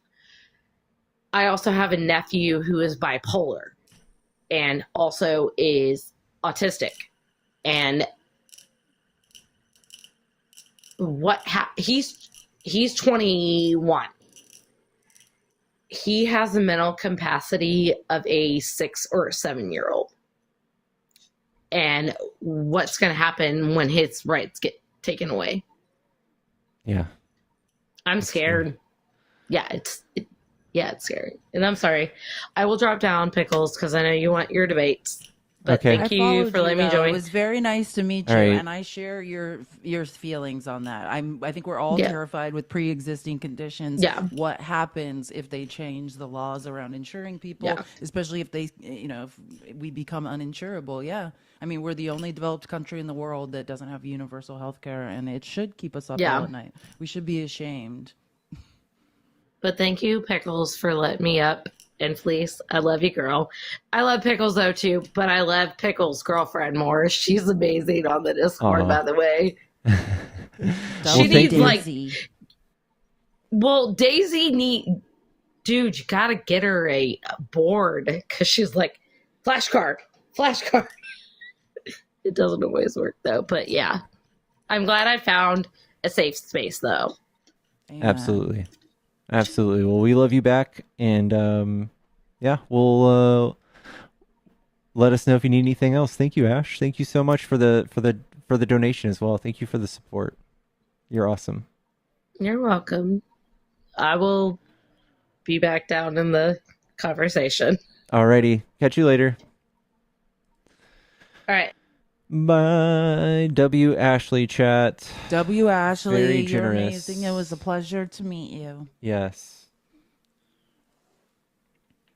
All right, I'll head back down. And just want to let everybody know that it is Trans Awareness Week. So at least for 1 week, be nice to us and stop being weird. Fail, Casey. And I will be on Steve's live on Fact Still Matters live in the morning for Trans Day of Remembrance. Great. With several other trans panelists. That is awesome. That's at 8 a.m. Eastern. God, you told us. I'm gonna watch. So please come and watch that in the morning if any of you are awake that early. Oh, one other thing, just a little request to not use pictures of trans folks in the arguments. Oh, okay. Unless like they give you permission. Okay. I know that the two that you use are like kind of wieners, and yeah. I don't care about their fifis so much, but just as a rule, it's Okay, I'll stop doing that then. Thank you for letting me know. Yeah, that makes sense. All right. Okay. Well, anyway, thank you all very much for having me up, and we'll see you later. Okie doke. We'll be there tomorrow with my learning hat on. Yay. Oh, shit. I accidentally... Max's live is 8 to noon. 8 to noon. I'm sorry. Eastern. I'm sorry, Lainey. I clicked it and then you kept talking. I'm so sorry. Much love, Lainey. Much love. And yeah, I think that was a good... I think we should stop doing that. When you put it that way. It's just what I've seen Parker do it so often. I never thought about it.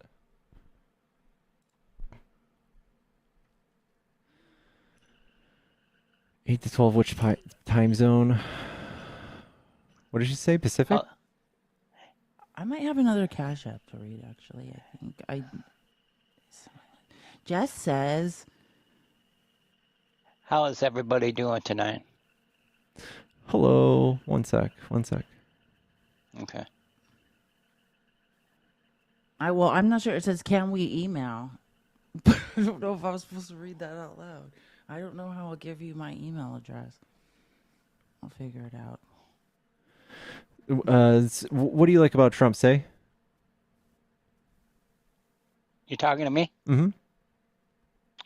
Oh, I think everybody that voted for Trump is just, I can't believe it. I really can't. Are people stupid? Can't you read what's going on? The guy's just, he's so far out of it, but anyways, excuse me, I'm sorry about that. You're fine. Well, listen, say we're looking for opposition, so I'm gonna boot you. But thank you so much for coming up.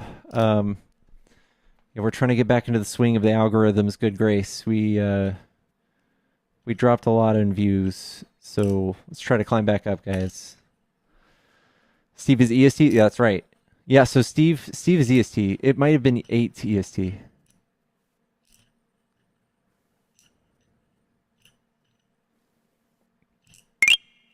Chat, if you're a Trump supporter, hop in the box. Yeah, let's chat. It seems like there's Trump supporters in the comments. When will eggs be $1 a dozen? I'm waiting. Goddamn that Biden egg price increase inflation act that he passed. That we all know happened. Old darn Biden. Hey, let's do a restart. You think? I don't know, maybe not. everybody just went practice live. reading. Honestly, if we're restarting, I probably need to go to sleep because it's almost 11 and I've got to do a show tomorrow and get some sleep. Hey, it's 11:30 where I'm at. Darian, are you a Trump supporter? Oh yeah, good point, Darian. No. No? No, I only joined for one simple reason. You guys are gonna hate it. So I only joined because I supported Trump only and solely only for putting RFK on his cabinet. That's the only reason. I know you're gonna hate it. Bro. I know, dude. I know you're gonna hate it. I grew up as like, and the only way I can explain this is like I grew up as like one of those rabbit hole kids, like going down rabbit hole after rabbit hole, and then I seen all the other countries have like these ingredients that are legal in the U.S. but not illegal in other countries, like European countries. We know. I know. You guys all say that exact same line, and then listen. I know it sounds so silly, but I have my third kid on the way, and I just think about all the food supply, and I feel like. Do you vaccinate your kids? Yeah. Yeah. Have you heard Robert? Have you heard RFK's position on that? I know. Yeah, and it's very scrutinized, and they mix it up, constantly. What do you mean? He's actually retracted a lot of the statements that he's made since after being called out. Yeah, no, I completely agree. Because he has to run for president. I completely agree. He also has done a lot of bad stuff to women. I know it seems like that nobody cares about women anymore, and if they're horrifically harmed by men, but he's also harmed a bunch of women. I very much care about women. I don't know how to express that verbally enough. I just I see. Through not cheering on people who attack us? Yeah, I just don't know. I just feel like Kamala is not the best thing for women at all. But I know she's a woman running for president, but that doesn't necessarily mean she's going to, provide the best economic and support for everybody. The thing is, I can test this, but I highly doubt you're informed on either one's economic policies, are you? Well, I'm not gonna come out here and portray to be the most intellectual person. I'm literally sitting at the table with a bush light and on my phone. So like you could picture like a Midwestern guy just wanting to talk to somebody. Like I'm not. It is very Midwestern. Yeah. Like I'm not coming out here trying to portray like a screaming hawk eagle at you guys. Like that's not what I'm doing. I'm just simply stating I didn't vote for Trump. I voted for a healthier America. That's all I wanted. I know. And when the silly. Democrats turned down RFK, I kind of went that route. So we, at every turn in most recent history, like throughout my whole life at least, the left has been the one that has championed putting in consumer protections, like funding the FDA. 110%. And then RFK is going to come in and he's somehow going to make the worst person that does all of the defunding and all of the rollback of the FDA guidelines. He's going to somehow make him be the better option than the people who have been championing this the whole time. It makes no sense. I completely agree with you in a certain way. I think that it's very far-fetched to think that RFK is going to do something notable, but I am in high hopes that he will. He's the only person that was a presidential candidate to show the things that I thought Americans should be focused on, and their high obesity. Name something specific. Okay, Michelle Obama was focused on that. But you're saying no one's ever been focused on high obesity. No, Michelle Obama. Everything RFK talks about there being poison in the food, that was Michelle Obama's cause. And then Fox News attacked her for it. Literally attacked her. Said you're not taking our salt and our sugar. This is America. We can be fat if we want to. And then a white man, RFK comes along and says, "Hey, we should look at what's in our food and we should work on obesity." That's exactly what Michelle Obama did. Can I talk for a second? Yeah. Okay, so I'm not saying Michelle Obama didn't do that. I actually, I just turned 28. I got my third kid on the way. I was in high school when Michelle Obama started those things, so I know it very vividly.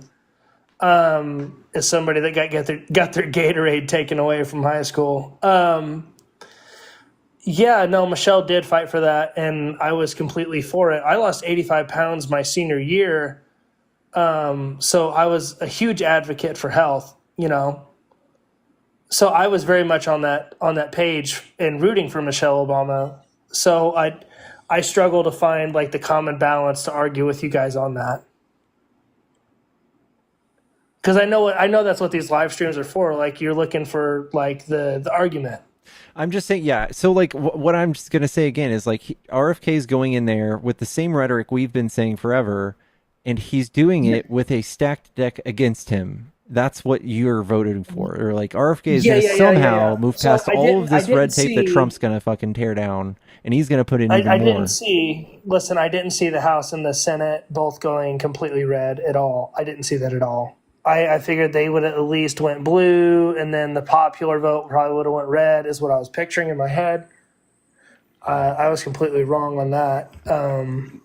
Yeah, I think actually, it's a little maddening to hear you say that, and I think some people thought that too. I think now that the Republicans are going to run roughshod over our country, because, like, I think I think you know what I was going to say there, but I think my point is this: with RFK, everything RFK talks about is stuff the Republicans did. It's about deregulation. That's what the Republicans will do now. We need to fix what's in our food. Well, the grocery cartel, like ConAgra, the Heinz-Kraft merger, right? They lobby the U.S. government with billions of dollars to be able to not put poison in our food, right? Like this doesn't happen in other countries like the UK. They have much better food quality. I completely so agree. my point is you want less poison in your food. You want to work on childhood obesity or obesity in Americans. Yeah, 110%. But listen to me. The people that vote for those initiatives and want to do those things those are progressive issues. Those are democratic issues. So Okay, but what Democrat was bringing that up? Listen to me. Are you? Okay, so just let me finish. You voted for a party. Every time we try to invest money in healthcare, right, or we try to regulate what is in our food, the Republicans vote it down. You can look up votes in Congress. Every time we try to make laws, when Trump talks about deregulation, that is specifically what he is talking about. Can I say something? Companies like ConAgra and Heinz-Kraft Can I say something to combat that? So they don't have to regulate. So they can't regulate what's in our food. It is the Republican Party that is poisoning us. It's the Republican Party that allows pollution, environmental terrorism, right? Like chemical dumping. That is the Republican Party through regulation. So if you care about our health, then those are progressive issues. Okay, can I combat that for a second? So you're and I agree with you. What you're saying does make sense, but the thing I would have to say against that is there was nobody running on the Democratic side for this election. Everybody was running on the Democratic side for that. That is not true, Darian. Every Democrat says that. This is what we do. We put regulations in place to keep the American people. Hold on. That we should eat healthy? Kamala Harris. When did she say that? Hey, can I just help you out with this? The Republican policy platform is 16 pages. There is nowhere in the Republican policy platform it talks about regulating the food industry. Nowhere. No. Yeah, I agree. Nowhere. I agree. It does not exist. And if you can look, who has ever brought bills to regulate the food industry? It's not the Republicans. So I don't know. I think you just heard someone say something, but I suggest in this age of misinformation and disinformation, you actually look at people's actions. You look at how you look at how people are voting, because I'm not the Republicans are pathological liars. You can no longer listen to what they say. You have to look at the votes in Congress and see how these people are voting. They vote to deregulate what's in our food. Can I say something for a second, please? Okay, so I am not a Republican. Like I said, I only voted for RFK because I thought it was a good decision. I did actually get to meet Bernie Sanders at a rally. I was like pro Bernie, all this other stuff. You know, I'm sorry. Like I get it. You know, I was looking at I an love idea. Bernie. I get what you guys are saying. I was looking at an idea that would align with a pro left. You know, in support. But I personally never seen anybody on pro left support that. And I watched both sides. Like I tried to look at the podcast. I tried to look at the news. You know, that seemed to be the common media theme. And I could never find anybody that was like in pro support of all this stuff. And that's just what I seen as a person. Like I'm not saying that I'm like wrong or right. I'm just saying I didn't see it. Yeah. All right. Well, we'll just I guess follow us, and we'll keep you updated with all the FDA regulations Trump tears down. I hope he doesn't. But I did give you a follow, and I do like you guys. You guys seem intellectual, and you seem to have good conversations, and you seem to be trying your best to inform people. I followed you too. You guys seem very like good people. So I'm not trying to sound like an ass at all. I promise. For sure. Thank you. You seem like, no, you're a good guy. Trust me. We talk to horrible people all the time. No, and I've been on these live streams recently, and it's insane what I've heard like people say. Like, let me just help you out because I just did some research for you. So, recent food safety and regulation legislation from Democrats. A major example is Food Safety Modernization Act, FSMA. You can look this up. Food Safety Modernization Act, Enhancement Act of 2023, introduced by Democratic Senators Dick Durbin and Richard Blumenthal. This bill aimed to strengthen FDA's oversight, that's regulation, requiring more inspections of high-risk facilities. Right, because Trump caused the boar's head breakout, enhancing traceability requirements for food products, increasing FDA's authority to access records during food safety emergencies. Other notable Democratic-led initiatives, the Food Chemical Reassessment Act of 2023, which require the FDA to regularly review food additives and chemicals for safety. The Food Label Modernization Act, sponsored by Democratic Representatives Frank Pallone Jr. and Rosa DeLauro, which proposed updated nutrition fact labels, clearer front of package labeling, stricter rules for health claims, and the Food Date Labeling Act, aimed at standardizing expiration date labels to reduce food waste and confusion. This was all in 2023. This is all legislation brought by the Democrats. I'm telling you, Darren, if you care about it, join us. You seem like a nice guy. Let's fight. I'm telling you, let's work on progressive issues together. No, I promise you, I am not like a hardcore red wing Republican. You know, like I said, I went and I met Bernie. I talked to him at SIUE University. I just want to see America healthy again. And I want to see us get back on track. And I want to see everybody have their rights. And I want to see, you know, a lot of these problems being solved that we're dealing with currently in America. And I don't think it's a left or right issue. I think it's just common sense. And it's like people need to start being for each other and not against each other. And every time I get on one of these lives, it's like this insane statistical attacking, you know. And like I appreciate you bringing up the statistics, you know. But those aren't statistics. Those were bill. You asked. You said you never heard of legislation brought by Democrats. Listen, I used the wrong word. I'm trying to be. Listen. I think you're on track with Bernie Sanders. I think he's a good guy, and you should read up into what Bernie is doing because it's great stuff.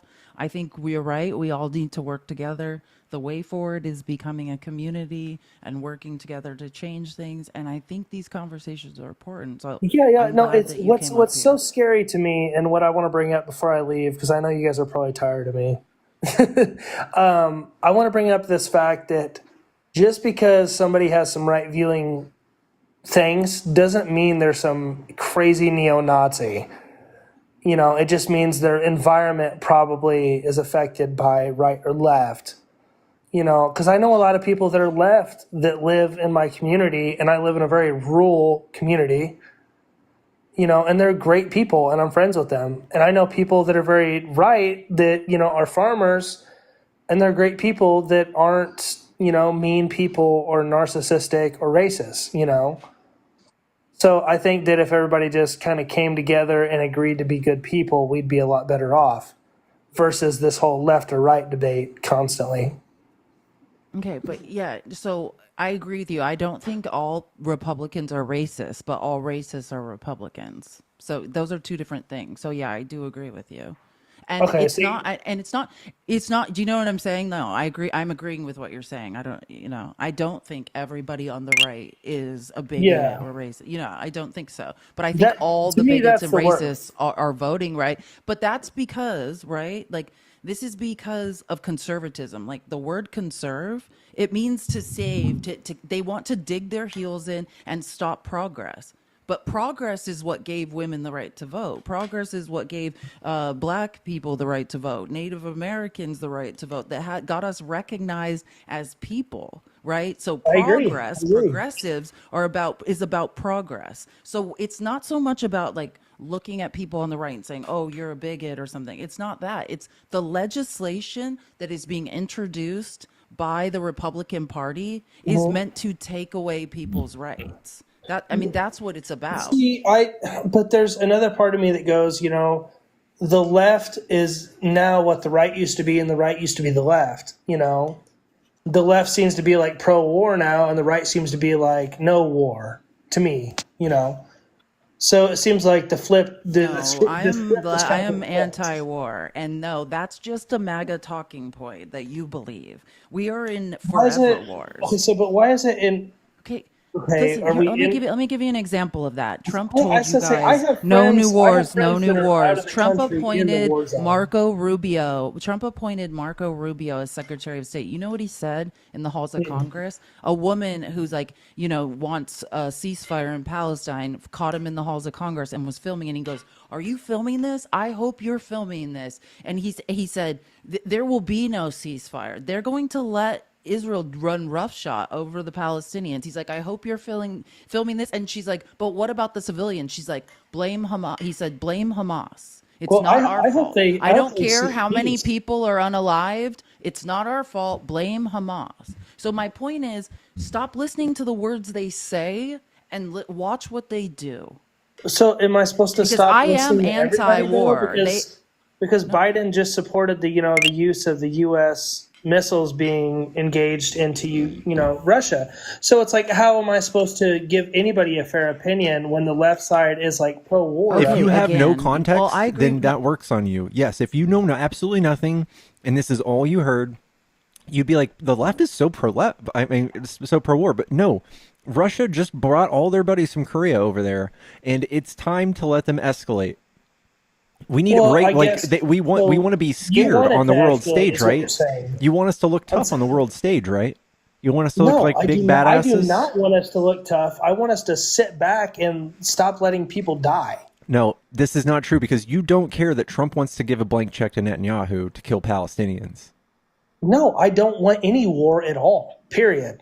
Well, then the solution isn't to like put your head under the covers and hide. We have to fund the right side of the war and help them defend their sovereign nation. But how are you going to be able to justify what's the right side when fucking babies die in the rubble of missiles? Are you able I don't know. to justify We that? can look at Putin, who's been in power for 20 No, years. you can't redirect it to Putin. Redirect we it can to look at- America. Wait, what do you Redirect mean? it to America. How are you able to justify what's the right side of the war when kids die on both sides?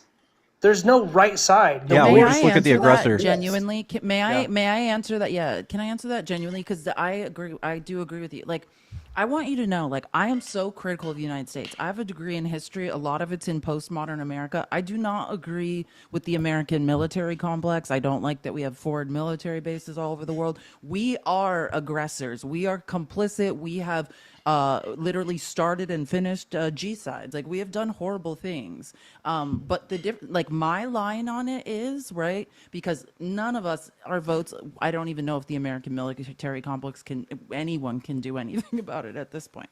But what I'm against is authoritarian aggression, right? Like, I'm against Putin invading sovereign territory. I'm against the aggressor. When we invade sovereign territory, when we go do coups, I am against that. I hate it. When Netanyahu aggressed right? When he went and what he's doing in Palestine, I don't agree with that either. Like I'm against authoritarian aggression. So whoever the aggressor is, I want them to stop. I mean That seems like a that's the only very thing that makes sense to me, you know? yeah. I get what you're saying. That seems very faint, I guess. But what Faint. faint is in like it's not very expressive, but I kind of see what you're saying. Okay. The best. I'm against the if listen, I've said this to 3 people tonight. If Ukraine had invaded Russia, I would be like, "Oh, Ukraine needs to stop." Right?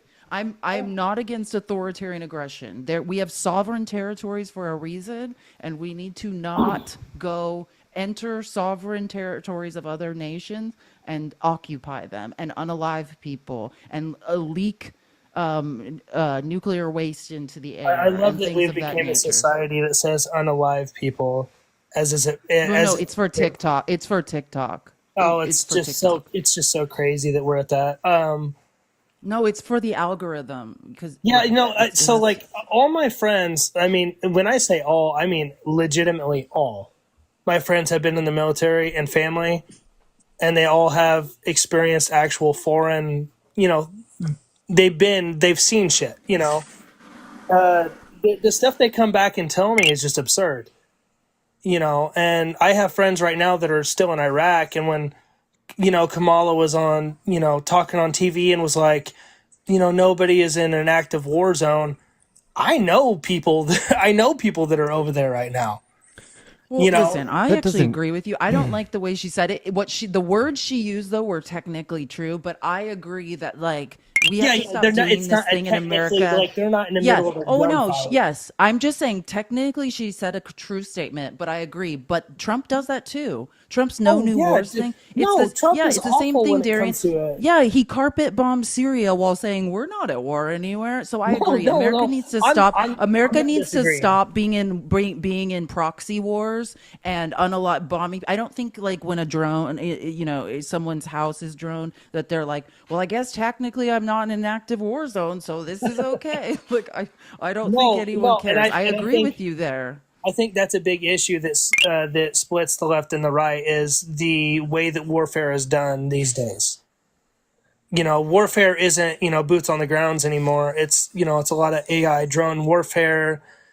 Missiles being launched. No, it's a lot of the media. It's the media that's being used. That's the war. So like when So when how do you you hear feel about the media though? Because when you bring up the media, it seems that almost if it can be skewed both ways. sure, but I'm talking about like specifically we can look at players like Russia and what their interests are and see who they're paying and who they're siding with and the rhetoric that comes with it. So like Yeah. the DOJ just unsealed indictments for a social media company or a talent agency that was being paid by Russians, and they were handing people like Tim Pool and a few other Benny Johnson and a few other big like influencers to say things like Ukraine is the enemy of the United States, like saying crazy shit. And that's what that says to me. Hey, most of this pointless jargon, America first, it literally just doesn't make sense on its own. I wonder if that's just Russia trying to get us to stop funding Ukraine. And it turns out You that's mean like probably what it you're talking is. about the bots? You're talking about the bots and all that Yes. kind of stuff. Yeah. Yeah, I've noticed, which I know you guys probably hate the guy. Rogan talks about bots a lot. He experiences it a lot on his media. But But that's I how know wars that's are fought these days. So Russia will never ever invade us on land. They'll never try to bomb us. They'll never do that. What they're going to do is they're going to install somebody. They're going to fuck with our politics. They're going to install people in our governments. They're going to do things to affect our politics. They're not going to shoot a missile at us. That's what they do now. So you have to be very weary. So what you're saying is you think that they're gonna actually infiltrate our infrastructure politically? Yeah. They have. Yeah, that seems not very far fetched. I could definitely see that. I'm definitely not gonna argue with that at all. Oh God, I forgot I forgot what we were arguing about, because like it's so hard to disagree with you guys, because like every other thing you guys say, I agree with it, but I don't know. I just can't see. I can't see things going in a continuous motion the way they're going right now. With everything that Biden is setting up, and then Trump is going to take office, in January. It doesn't really make sense to me, if he's setting up for missiles to do this, and he's setting up, 50 million for the Brazilian rainforest, and not setting up for money for hurricane victims that still don't have housing. And so this is this is something that you've been taught to complain about. Like, I can sit here for about 30 minutes and teach you on why all of those things you just said don't mean anything at all. Like, is it FEMA? Is it like FEMA? Like, are they actually paying for people to get their stuff together, or is it? Yes, they had 7,000 people on the ground day one. Biden was sitting around the phone, like he was there around the clock trying to help the governors. He called them the day before, he called them the day after. Because I seen that he called, but I seen that Trump actually showed up in person with semis, and that's full bad. Of supplies. You know why that's bad, right? So when you're it's media. Yeah, he's just confusing. getting his picture taken, and he's obstructing the emergency services in those areas. It was very selfish. And then he said false things like Biden's not talking to the governor. Like, he's raising the alarm and causing panic on things that aren't true. And people even were scared to take the $750 from FEMA because they thought it was a loan. Like, there was so much propaganda going around to make Kamala look like a bad person. I wouldn't be scared of that. That's just so much propaganda that we couldn't fight it. Yeah. We couldn't stop it. There was just so much. No, that's how wars are fought. The most important thing to know, though, Darian, just like you just said, the thing about the food, and you never heard of any Democrats that brought legislation about keeping poison out of our food. I'm telling you, I'm gonna, and you can look this up. I won't start quoting you things, but who votes every single time to put money in the disaster relief fund? Republicans or Democrats? Oh, always Democrats. Always. And who every single time, including this last time, including literally 2022, a couple weeks right before the hurricane, who voted against it? Yeah, listen, and the Republicans. I also every single time they vote against it. Yeah. I also got to say very, very shortly, because like in between your conversation and the comments, I'm not pro-Trump at all. But, I promise you. Well, I'm just saying, like, all of these talking points that you've had, like, that you hear, that's what we're talking about. That's probably that most of that is Russian propaganda. Most of that is just misinformation.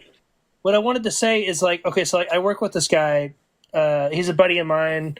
His family's from Asia. He works at the same company I work at. We talk about politics all the time. Okay.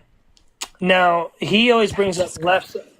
I'm sorry. He always brings up left-sided politics, and I'm always bringing up like right side to middle side politics, and we always discuss it. And I'm like, well, what does your phone show when we middle look this side? Up? And then I'll be like, what does my phone show when we look this up? And like we'll be on the same exact internet search browser, and we'll look up something, and it shows us something completely different. So it makes me feel like the media is completely against the United States citizens. I sit up here all day and I fact check things on screen with other people in the audience who could have at any time come up and been like, hey, this is not what I found. Like, this is what I do all day is I test my facts versus everyone else's. And just so happens that no one ever comes with facts. No one ever comes with data.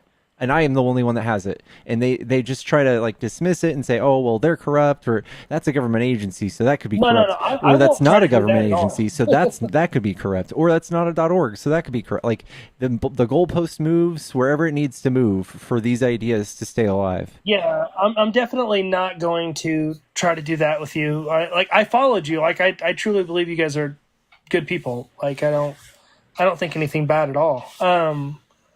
I just am kind of curious on a couple things, and I see her scratching her head, I'm not scratching I was just adjusting my hair. If you had long hair, you'd understand. I used to have very long hair, and I cut it. But anyways, yeah, I Heard just it kinda, here first, folks. sorry. I kind of see both sides of the playing field, and I don't really know where to lie on it. I see things on both sides that I agree with, and I don't really know where to fall with it. And that's kind of why I came here to talk about it, because I don't know where else to go. Well, we've had you up for about 30 minutes. What I usually tell you will tell people who are kind of fence sitting is it's probably best you like hang out and like watch lives like that. That's what I did for a while. Like watch this live, watch another live that you like enjoy, get a good mix of it. But like I didn't know what I didn't know, so I like wouldn't know like the questions to ask or the things to point out. I more or less I'm just had not. to listen. I'm not trying to sound like down on myself or embarrassed of myself. I simply, there's both things I agree on both sides with. Yeah. And I think you guys are very intellectual people, and you have very smart things that you're opinionated on and also educated on that seem correct. Like you guys honestly seem correct on a lot of the things you talk about. So Appreciate that. Thank you. yeah, I'm not, even though I voted right side doesn't mean that I can't agree with you guys. You guys are very intellectual people. Well, thank you. Thank you. Well, I appreciate you hanging out with us. You're welcome back anytime, all right? Yeah, no, great talking to you guys. I hope I didn't make a mess of it all. You guys are great people. Hey, you too, man. No, you're all good. Thank you. Have a good night, all right? You too, man. See ya. All right. What's up, Tantans? All right. I'm a few hours late. Did you? I don't know how I just figured this out. Did you see who Trump picked for his education secretary? No, who? Yeah. Oh wait, is it Ryan Walters? Linda McMahon. Linda McMahon is Linda Vince McMahon. McMahon's Wait, husband, no. wife. Sorry. Hold on. The wrestling? And you talk about you talk about WWF Is all it the time. her? Yes, this is Linda McMahon, is the Secretary of Education now. At least Education it's not Secretary. Ryan Walters. Be glad it's not Ryan Walters. Do you But I thought, do you know the shit that Vince McMahon has done? well, hey, I don't know if you know, but she was in charge of the Small Business Administration, his last administration. She's on the transition team. Linda McMahon has been in Trump's administration this entire time. Like, so it's better. I mean, better education probably than Lord of I mean, better her. Let me just say, she has more experience in government than Trump Bible buying Ryan J. Walters. Yeah. Like, I thought it was going to be the guy from the Christian nationalist from Oklahoma. So I'm actually saying she's smarter than and less scary than Ryan J. Walters. So onwards and upwards. I know Dr. Oz is now in charge of our Medicaid.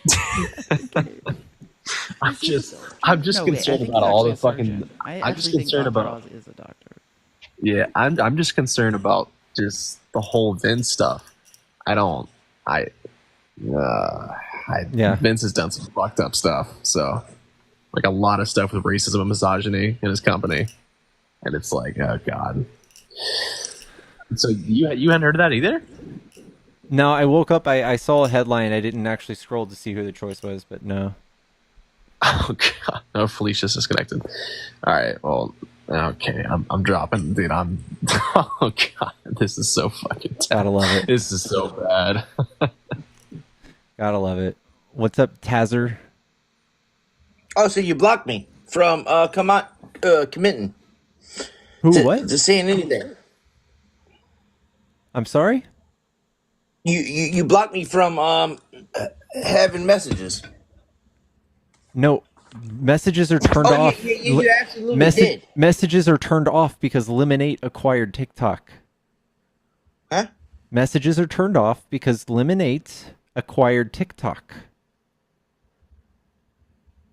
A company acquired TikTok today. So? That's why messages are turned off. I was commenting just fine until you blocked me.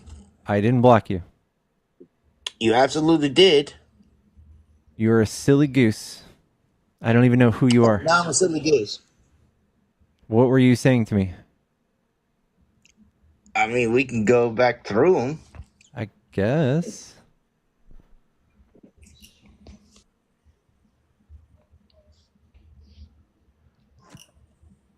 Boop. You officially blocked me, and I couldn't Was that today? post anything else. It was literally right He's now talking in in the the last comments. hour. He was commenting in the comments, and then he couldn't anymore, and he's upset. Oh, okay. Yeah. That wasn't me. He was mute. That was He one was of my muted. moderators. Don't agitate my moderators. Oh, so I agitated because I was speaking the truth? That's right. We hate when people talk the truth. Get on out of here with Yeah, that. I see you do. Sure. Are you a Trump supporter? What did you say? I was speaking the truth. I don't even know what you're saying. Do you want to say what you were saying up here? Well, can you speak it up here to us so we can know? Oh, no, because anything I say at this point is going to get blasted from you guys, and you're going to ban me again. So I guess it doesn't matter anymore. Oh, because no. you want to suppress the truth and I'm literally free platforming you speech. right now with 1,000 people for free. No, it's fine. Okay.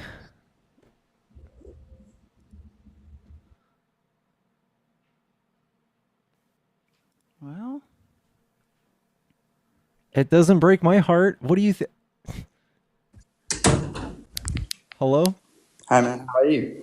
Doing good. Are you a Trump supporter? Yeah, I think the guy is not too bad. I'm from Australia, so I'm coming from an out of view perspective and seeing what he's been doing for this has been very good for the country. And I think his perspective, which is coming from differently from a point of view about tackling all this woke stuff that's happening at the moment, is a major issue that's happening. Oh, okay.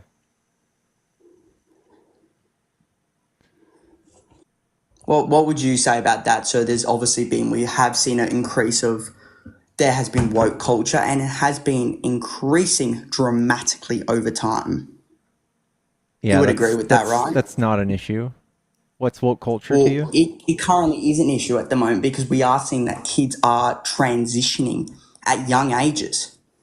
Okay, and what's the problem with that? That's not good. What's your problem with that? Well, do you think it's okay for kids under the age of 10 to transition? No, no one does. Well, exactly. That's what Camila is saying. That she's okay with that. She's all right with young kids transitioning. She's never stated an opinion on that. In fact, this is just gaslighting. So like Republicans have done this forever. So like first it was like black people, people of color, and then it was gay people. That was okay for that. Like they hammered gay people through the 90s and early 2000s, and now that's not okay anymore. So they're hammering trans people. And they're like, oh, they're in the bathrooms, or they're teaching your kids at school this, or they're doing whatever you're saying. But there's not a single piece of legislation that Democrats have proposed that does any of this. You guys just see it happening, and you know how to react to it. So like, they're playing you like a fool, bro.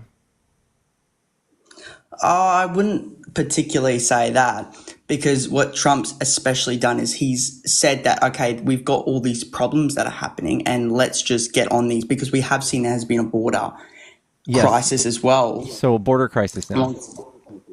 Yeah, well, smart to we pivot. have seen that. I think this is actually a smart pivot. Well, we have seen that it has been 500,000 people that were coming in during like Trump's era, but then now we've got during Biden's we got over 1,000 people. So what I would say is most people who look at this immigration issue, they just don't know much, and they just look at numbers like, oh my God, so much, like Biden opened the border. But if you actually know how to read the data, what it shows is that Biden applied laws just like Trump did to every single person who tried to cross the border, which just so happened to be a lot. There was a lot of people that came across the border. We applied our laws to them. And if they belonged here, we let them through. If they didn't, we kicked them out. I don't know where that guy just went. But like, it is a big, huge misconception that I think it was smart he left. Yeah, like no one's been able to substantiate a law difference, like a law change between Biden and Trump's presidency in regards to the border. When I ask people like MAGA that, they don't have any response. They don't know. They just know like the three sentences that they've been taught from Trump. The border's wide open, build a wall, It's just so embarrassing I mean it's horrific to dehumanize and demonize the trans community, but it's just we're arguing over something while we're being robbed by billionaires, and we're all sitting here being like, I have to talk about who's in which bathroom. It's so asinine. Yeah. Hello? Hey. What's up, man? Are you a Trump supporter? Nope. I used to. I voted for him before, but not this time around. Well, WW, bro. I'll give you something to say real quick, but then I got to get on. I have some questions for you because I'm trying to understand some MAGA stuff, and it doesn't make sense. So I was hoping you could educate. Sure. Because when I was a conservative Republican voter, like Republicans were way more like war friendly, if you would say, like Bush era times with all the wars that were going on back then. And I always was taught about, United States as back-to-back World War champs. And then I think about like D-Day and how we invaded France to fight against Nazis, and we won, right? So it's like really, really weird to me to hear all of the MAGA talking points about how we just need to get out of Ukraine and we need to stop with Israel, which, like, in my mind, I'm looking at that as the same as, oh, well, let the Nazis do whatever they're going to do. Like, we're not going to do anything about it. Who cares? It's not our problem. Yeah, Same I don't thing want in people Israel. like if like they wouldn't be sitting here going, "We don't want people to die." Like, don't fund. Like, they wouldn't say that. They'd be like, "Yeah, fuck those people. Like, let's give it to them." Yeah.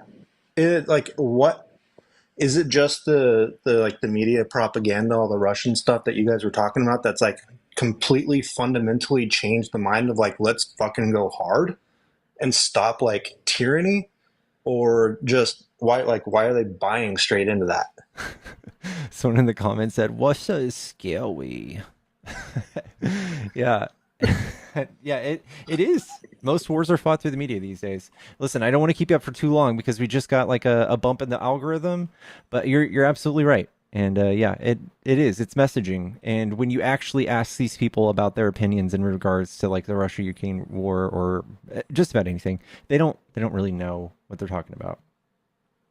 Yep. Can I leave you with one point that when you were talking about all the media stuff, the media warfare? Mm-hmm. There's a YouTuber, Smarter Every Day. Love the guy. He's got 10 million subscribers and stuff. And I was watching a video of his where he was interviewing one of the generals of our military, talking about like the psychological warfare that they're fighting. About halfway through the video, Destin, the Smarter Everyday host, was like, wait a second.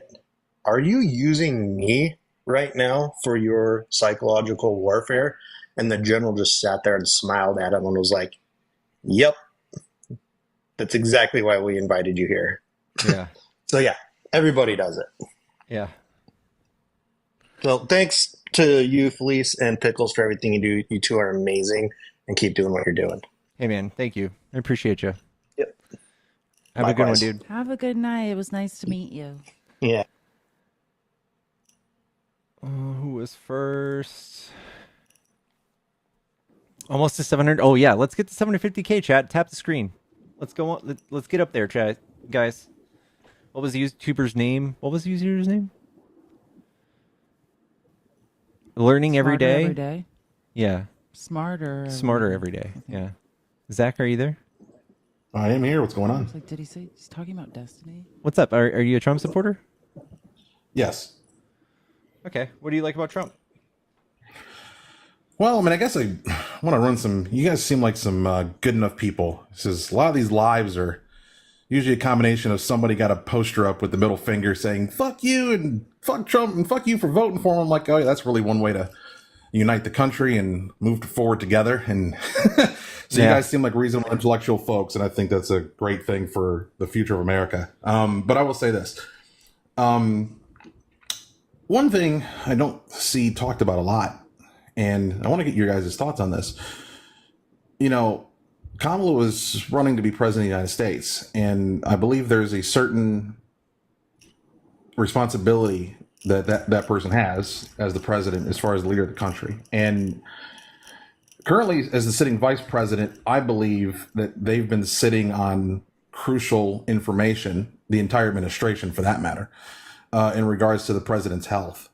And this was extremely concerning to me because, I think something above 80-something% of voters thought that Biden should have dropped out a year ago from the election. And I think, all the efforts that they took to try and tell us and gaslight the public and say, no, he's actually really dynamic behind the scenes and all this other stuff. And they covered for it and covered for it and covered for it up until the point where we got to the debate where it could no longer be hidden. So, okay, and I'm going to stop you. So you're saying that you're basing Biden's entire mental health on the one debate. And this is what everyone does. No, I don't. I'm viewing Where over the he last had several COVID. years. Yeah, he had COVID. But the thing is, we can do this right now, and let me know if you want to, because I will.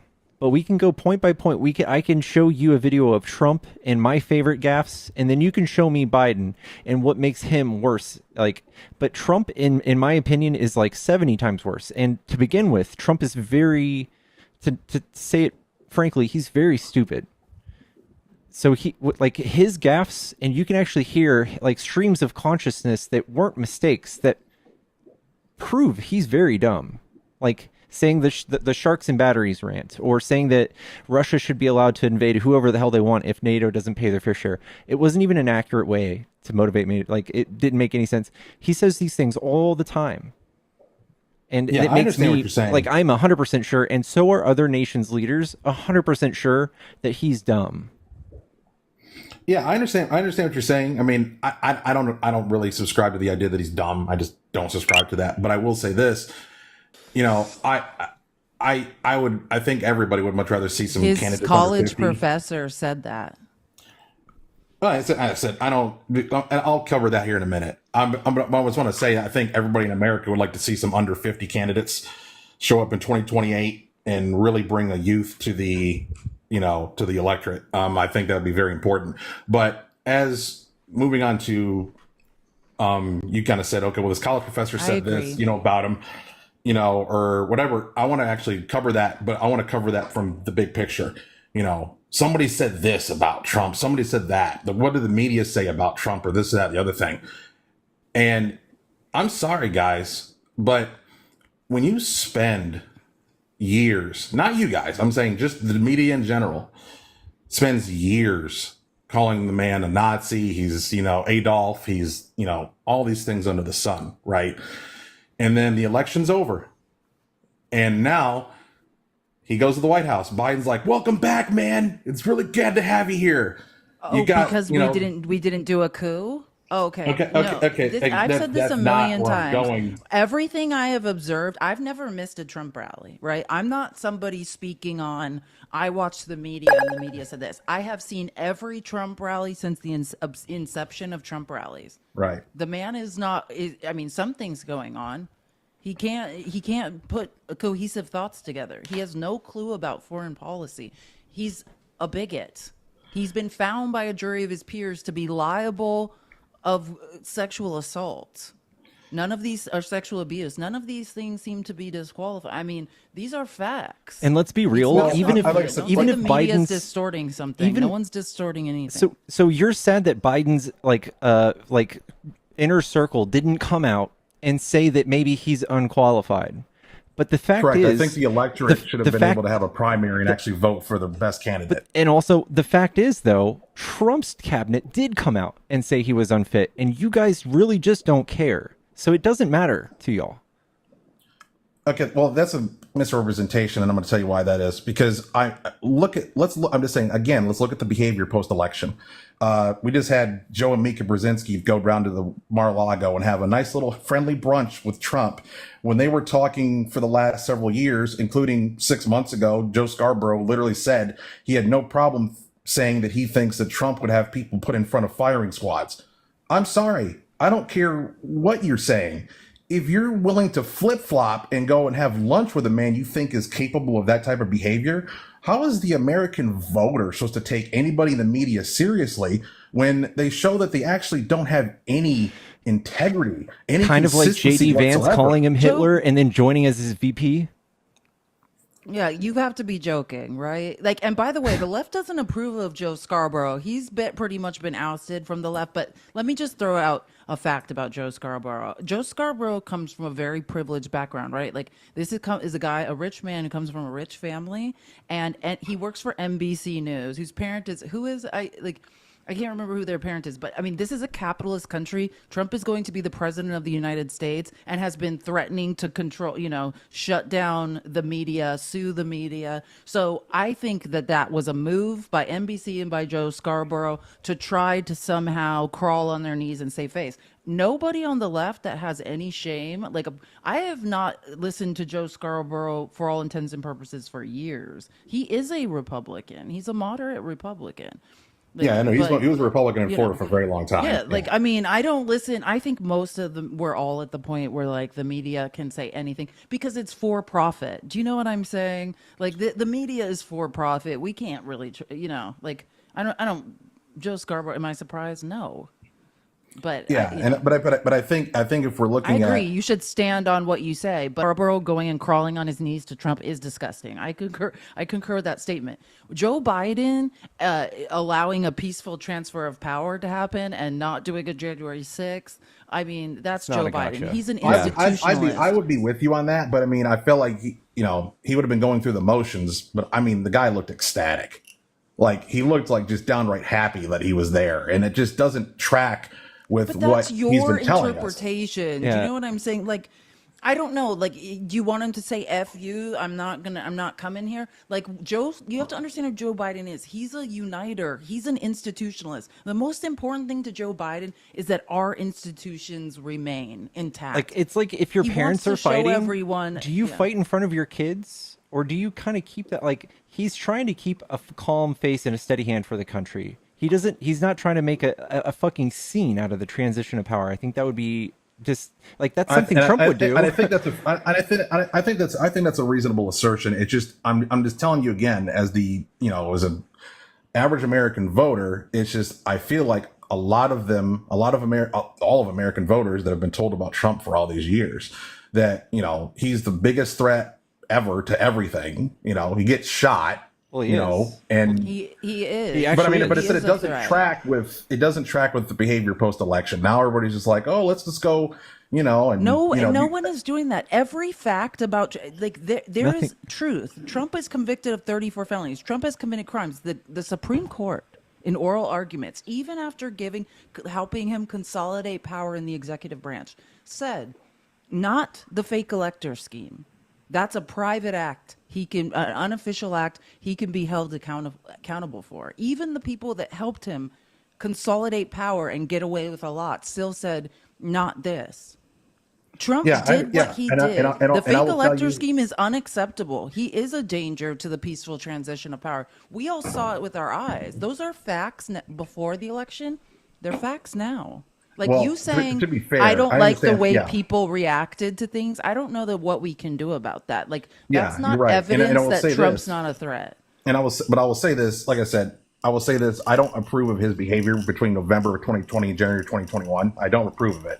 But I also I have issues with the characterization of, having a rally and a protest, near the Capitol, I can say, hey, there is a level of responsibility there for him in that institution. But at the same time, if you tell people to go peacefully and patriotically and, hey, don't, just peacefully and patriotically let them know that you're really mad about this, and some idiots go into the Capitol, my position is that's on the idiots that went in. And Trump himself resorted to saying that we should tear up the Constitution.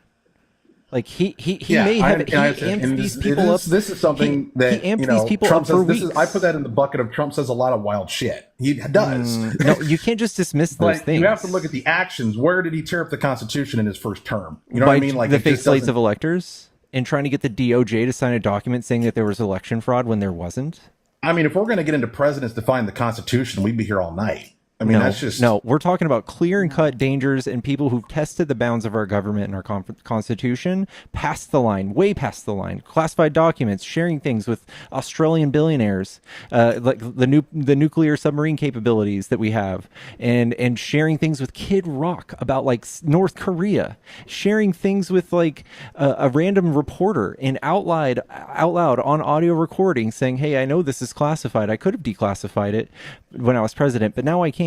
And then showing people that on audio, and you're like, this is political persecution. What? Yeah, but I mean, you're also talking about the Constitution. Regardless if he said something stupid about tearing up the Constitution or this, that, the other thing, or whatever any president tries to do to violate the Constitution, you have to understand the Constitution is a pretty durable document, and the courts will usually stop a president from doing. So you're going to rely on the bumper rails.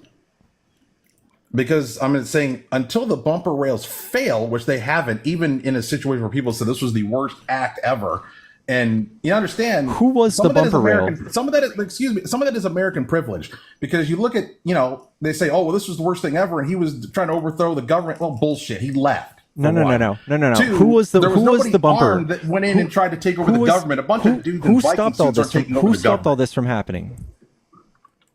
Who stopped this? What stopped Trump last time? The election was certified and he left. Because Mike Pence didn't decertify the election, because he didn't pause certification and use his fake slates of electors. That's why Mike Pence isn't around anymore. So we have JD Vance literally saying out loud that he will do what Mike Pence didn't do this time. That was the safety guard you're talking about, and it's not there anymore, bro. Yeah, so I mean, Trump can't run again, so how is he not gonna? I don't understand how that's. Well, I don't know. Maybe if he just puts the FCC and the FEC beneath the executive branch, like he plans to do, and no one else can investigate these things unless he lets them. He can pass the next presidency on to whoever he wants. Yeah, I just think that's just. Just think it's kind of crazy. I think it's a baseless concern, to be honest with you. Why do you say? But we have a pattern. We have him saying that every election and everything he's ever been involved with that he didn't win, he says it's been stolen and that it was fraudulent. He didn't win an Emmy once. He said it was fraud. It was a scam. He didn't win. He said 2016 was stolen from before he thought he won. Before he knew he won. He thought the Ohio race against Ted Cruz was stolen against him. I've never bought into the whole stop the steal, and I don't buy into the blue stop the steal either. I don't buy into the people sitting here saying that Starlink stole the votes. I don't buy into that garbage. It's just all Trump nonsense. Does. That's the guy leading the country. He still thinks that. Well, so I guess then my question is if he was able to be this beacon of stupidity, and yet increased his support across all demographics, where was the failure on the Democratic Party side? It was Trump. I know you're not going to like to hear this, but Trump used very dishonest messaging and misinformation to win his election, and it's a fact. So you're placing the culpability on Trump to then that. It's Trump's fault that he increased all his pathological, voting. We hold him accountable for his pathological lies, Hitler got elected, and disinformation. Sure. Hitler got elected, right? Why on earth would Hitler get elected if his ideas were so bad? Yeah, that's a fine question. Huh? Because he lied. Yeah, I'm sure he manipulated people. Said the Hitler crap. It's easier if you promise. Like I said, never missed a Trump. Whoever's in front of Trump, he promises everything to them. It's just like what was that example we learned about recently? Like he went to the farmers and said, "Don't worry, farmers. I'm gonna make the oil industry put corn in the gas, so you guys make some money." Then he went to the oil industry and said, "Yeah, don't worry, guys. I told the farmers that, but I'm going to sell you guys exemptions."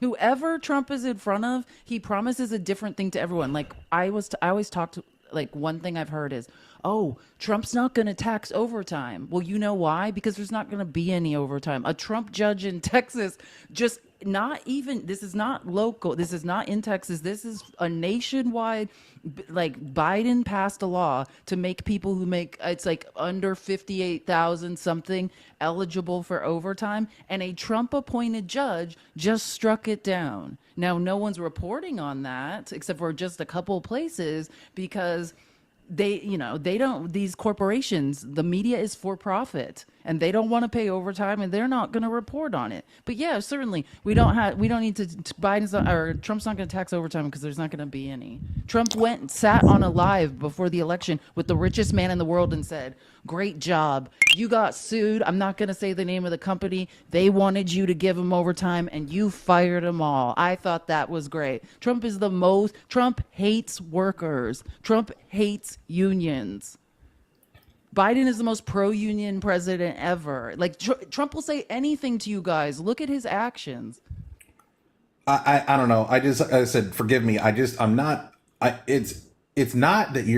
what you're saying. It's what you're not saying. You're saying that Trump is misleading people in his campaign rhetoric and all this other things. There's a database that tracked in Trump's first administration. There's a literal database of lies. He lied over 30,000 times in his first presidency. Like I'll give you a few. Database tracking his lies. If your claim is that Trump doesn't lie or spread misinformation or disinformation, that's crazy. Yeah, like so. Yeah, I'll give you a few. That would be a crazy assertion. I'll give you a few. So that would be a crazy assertion. Here's what I say. Like his whole campaign is a lie. So like. Are women having abortions 2 weeks after birth? No. Okay, that's a lie that he says all the time. Have migrants killed 63,000 people in the United States since the Cold War? I don't have that information, but I don't think it is true. No, we lost 29 people this year. Not even close. Are the borders wide open? Do we not have the same exact border walls that Trump had in his first 3 years? No, it's not wide open. Are they coming in and raping and killing everybody? This is the issue that I have. It's the overcorrection between the parties. It's always. Are they emptying? Is South America or all over the world? Are they emptying their prisons and insane asylums and sending them to America? No, I don't believe that's happening. That's Trump's running on that too. Is like he just talks nonsense all day and people dismiss anything that he says that's a fuck up because he's trained you guys to know about the fake news. Yeah, like I said, but there's so much of this that goes on that's all overcorrection where Trump says something like ridiculous. Trump's a pathological liar, and then you guys say. Let me get what I'm going here. What I'm trying to get to is everything is an overcorrection. So Trump will say something crazy that like, people are unloading these criminals into the border and it's, blah, blah, blah, blah, blah. And I'll hear that and be like, nah, that's probably not really going down as bad as you think. And then the problem is then you'll have the people on the left will say, no, there's actually the border's great. And it's the overcorrection. Because you can't. That's the reason there is no middle. Because you either think what Trump's saying is a complete exaggeration and a lie, and you don't side with that, or you just believe it. So, like, out of everybody that he talks to, if he says something egregiously false, there's gonna be at least one or two people that believe it, and then what they're gonna do is they're gonna tell all of their friends. And then their friends are going to tell their friends. And then his echo is messaged through all of perpetuity because he was president, dude. So he needs to be more responsible with what he says. So when Hitler said that like Jews are committing all of these crimes at an extra rate, do we just go back and say, oh, he was just exaggerating? That's what you do. No, that is literally how he got elected. He lied and he said all of these exact same exaggerated lies to get elected. I guess, yeah. Again, I go back to my original framing, which is like, it's not that Trump lies. It's that I almost feel like it's the assertion that the candidate Kamala Harris or Joe Biden or Barack Obama wasn't lying about so many things that they were going to do. That's what I feel like is the assertion. Oh, my candidate doesn't lie. Yeah, they do. And if we want to talk about the big lie, which is why we're still comparison. Stop both sides. Here's Obama and Clinton and all them. Here's them. Here's Trump in his own league. Trump's way up here. No, I mean, so that's garbage. Barack Obama said in 2008, as soon as he get in the door, and he got in the door, by the way, in 2008 with a super majority of the Congress, said, oh, I'm going to make sure that Roe v. Wade's locked in forever. Did he do that? No. And he's first thing he did, as soon as we asked him about it in 2009, he said, that's not a big deal. You're oversimplifying. I'm not oversimplifying. It's a quote. He said, I don't really care about that right now. No, that's not true. So Obama the Democrats aren't going to take that off the table so they can keep making you vote for them because of it. It's not true. That's what they're gonna do. Obama had a supermajority for 47 days, and in those 47 days, he passed as much legislation as he could possibly pass to help the country and the economy. It was one of the most productive moments in history for presidents. And no, nobody thought that we would have to protect Roe because it had 50 years of precedence. No one thought we had to do that. It was a fragile precedence, to be fair. No, every single Supreme Court pick we asked in the hearings, we asked these people if they thought Roe was precedent, and they said yes, and they lied. Yeah, I mean, Brett Kavanaugh. and I don't, like I said, I don't buy into precedent. I mean, Plessy versus Ferguson at one point was precedent, but it was garbage. So, I mean, precedent is just a garbage reason to say, oh, well, it's going to be safe. Well, not necessarily. Okay, history shows that. But no one expected a president to elect 3 Supreme Court judges out of the 9. And that, no one thought those. And then Trump's going to get 2 or 3 more. No one thought that was going to happen. This is going to affect us for the rest of our lives. I think somebody figured that whoever won that election was going to get 2 or 3. Yeah. But I mean, that's just the whole idea. Now, again, to be fair, I'm somebody that thinks that, I'm a guy that likes, federalism. Okay. I like the idea of states making their own decisions, and typically states can get more progress for themselves on their own than when you leave it up to DC. If you leave your hopes and dreams to DC, you're screwed. I mean, I don't know how people haven't figured that out yet. If you by progress you mean dragging us back to the Confederacy, then sure. It's not really. It's not dragging us back to the Confederacy if you vote in your state. Making it so women don't have bodily autonomy. No, I mean, I'm in Michigan. We voted on it, and we have it secured. What is states' rights about? What has it been about? No, I believe it is something that is as personal of an issue. States' rights started about slavery. No, so I mean, right? so yeah. That's what states' rights about slavery. It's about gerrymandering. It's about suppressing the vote. It's about taking women's bodily autonomy away. That's states' rights. No, that's what it was originally about. Why did states' rights happen? So, but I've heard this before, is that basically oh, well, if you like states' rights, then how come that somebody just can't put slavery back on the ballot? It's just a ridiculous. Because we obviously think that we deserve. That's the inception of states' rights. That's because we obviously think we deserve federally protected rights. Federal protections. Do you think it's a reasonable fear? Do you think it's a reasonable fear that somebody would put slavery on the ballot today in a state? Federal protections are not big government. Federal enforcement is. Slavery exists in the United States. What do you mean? Have you ever heard, how do you think a lot of states run their economy? It's through slave labor and slave laborers in prison. Yes, I think it is very reasonable when Trump's talking about work camps that slavery could end up in real time back in the United States. Absolutely. Capitalism runs on cheap labor and slave labor. Yes, I think I'm going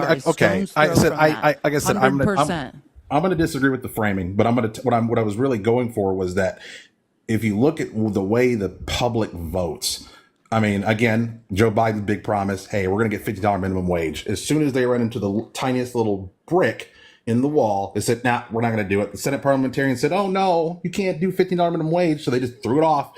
Didn't really fight for it.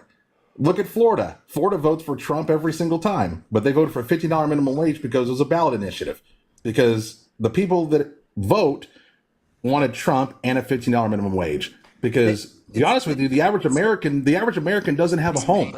The average American does not have a home. If you're somebody that is pro-life with exceptions, you believe in the 3 exceptions plus a reasonable amount of time, 15 weeks, whatever, which I believe is 77% of the public.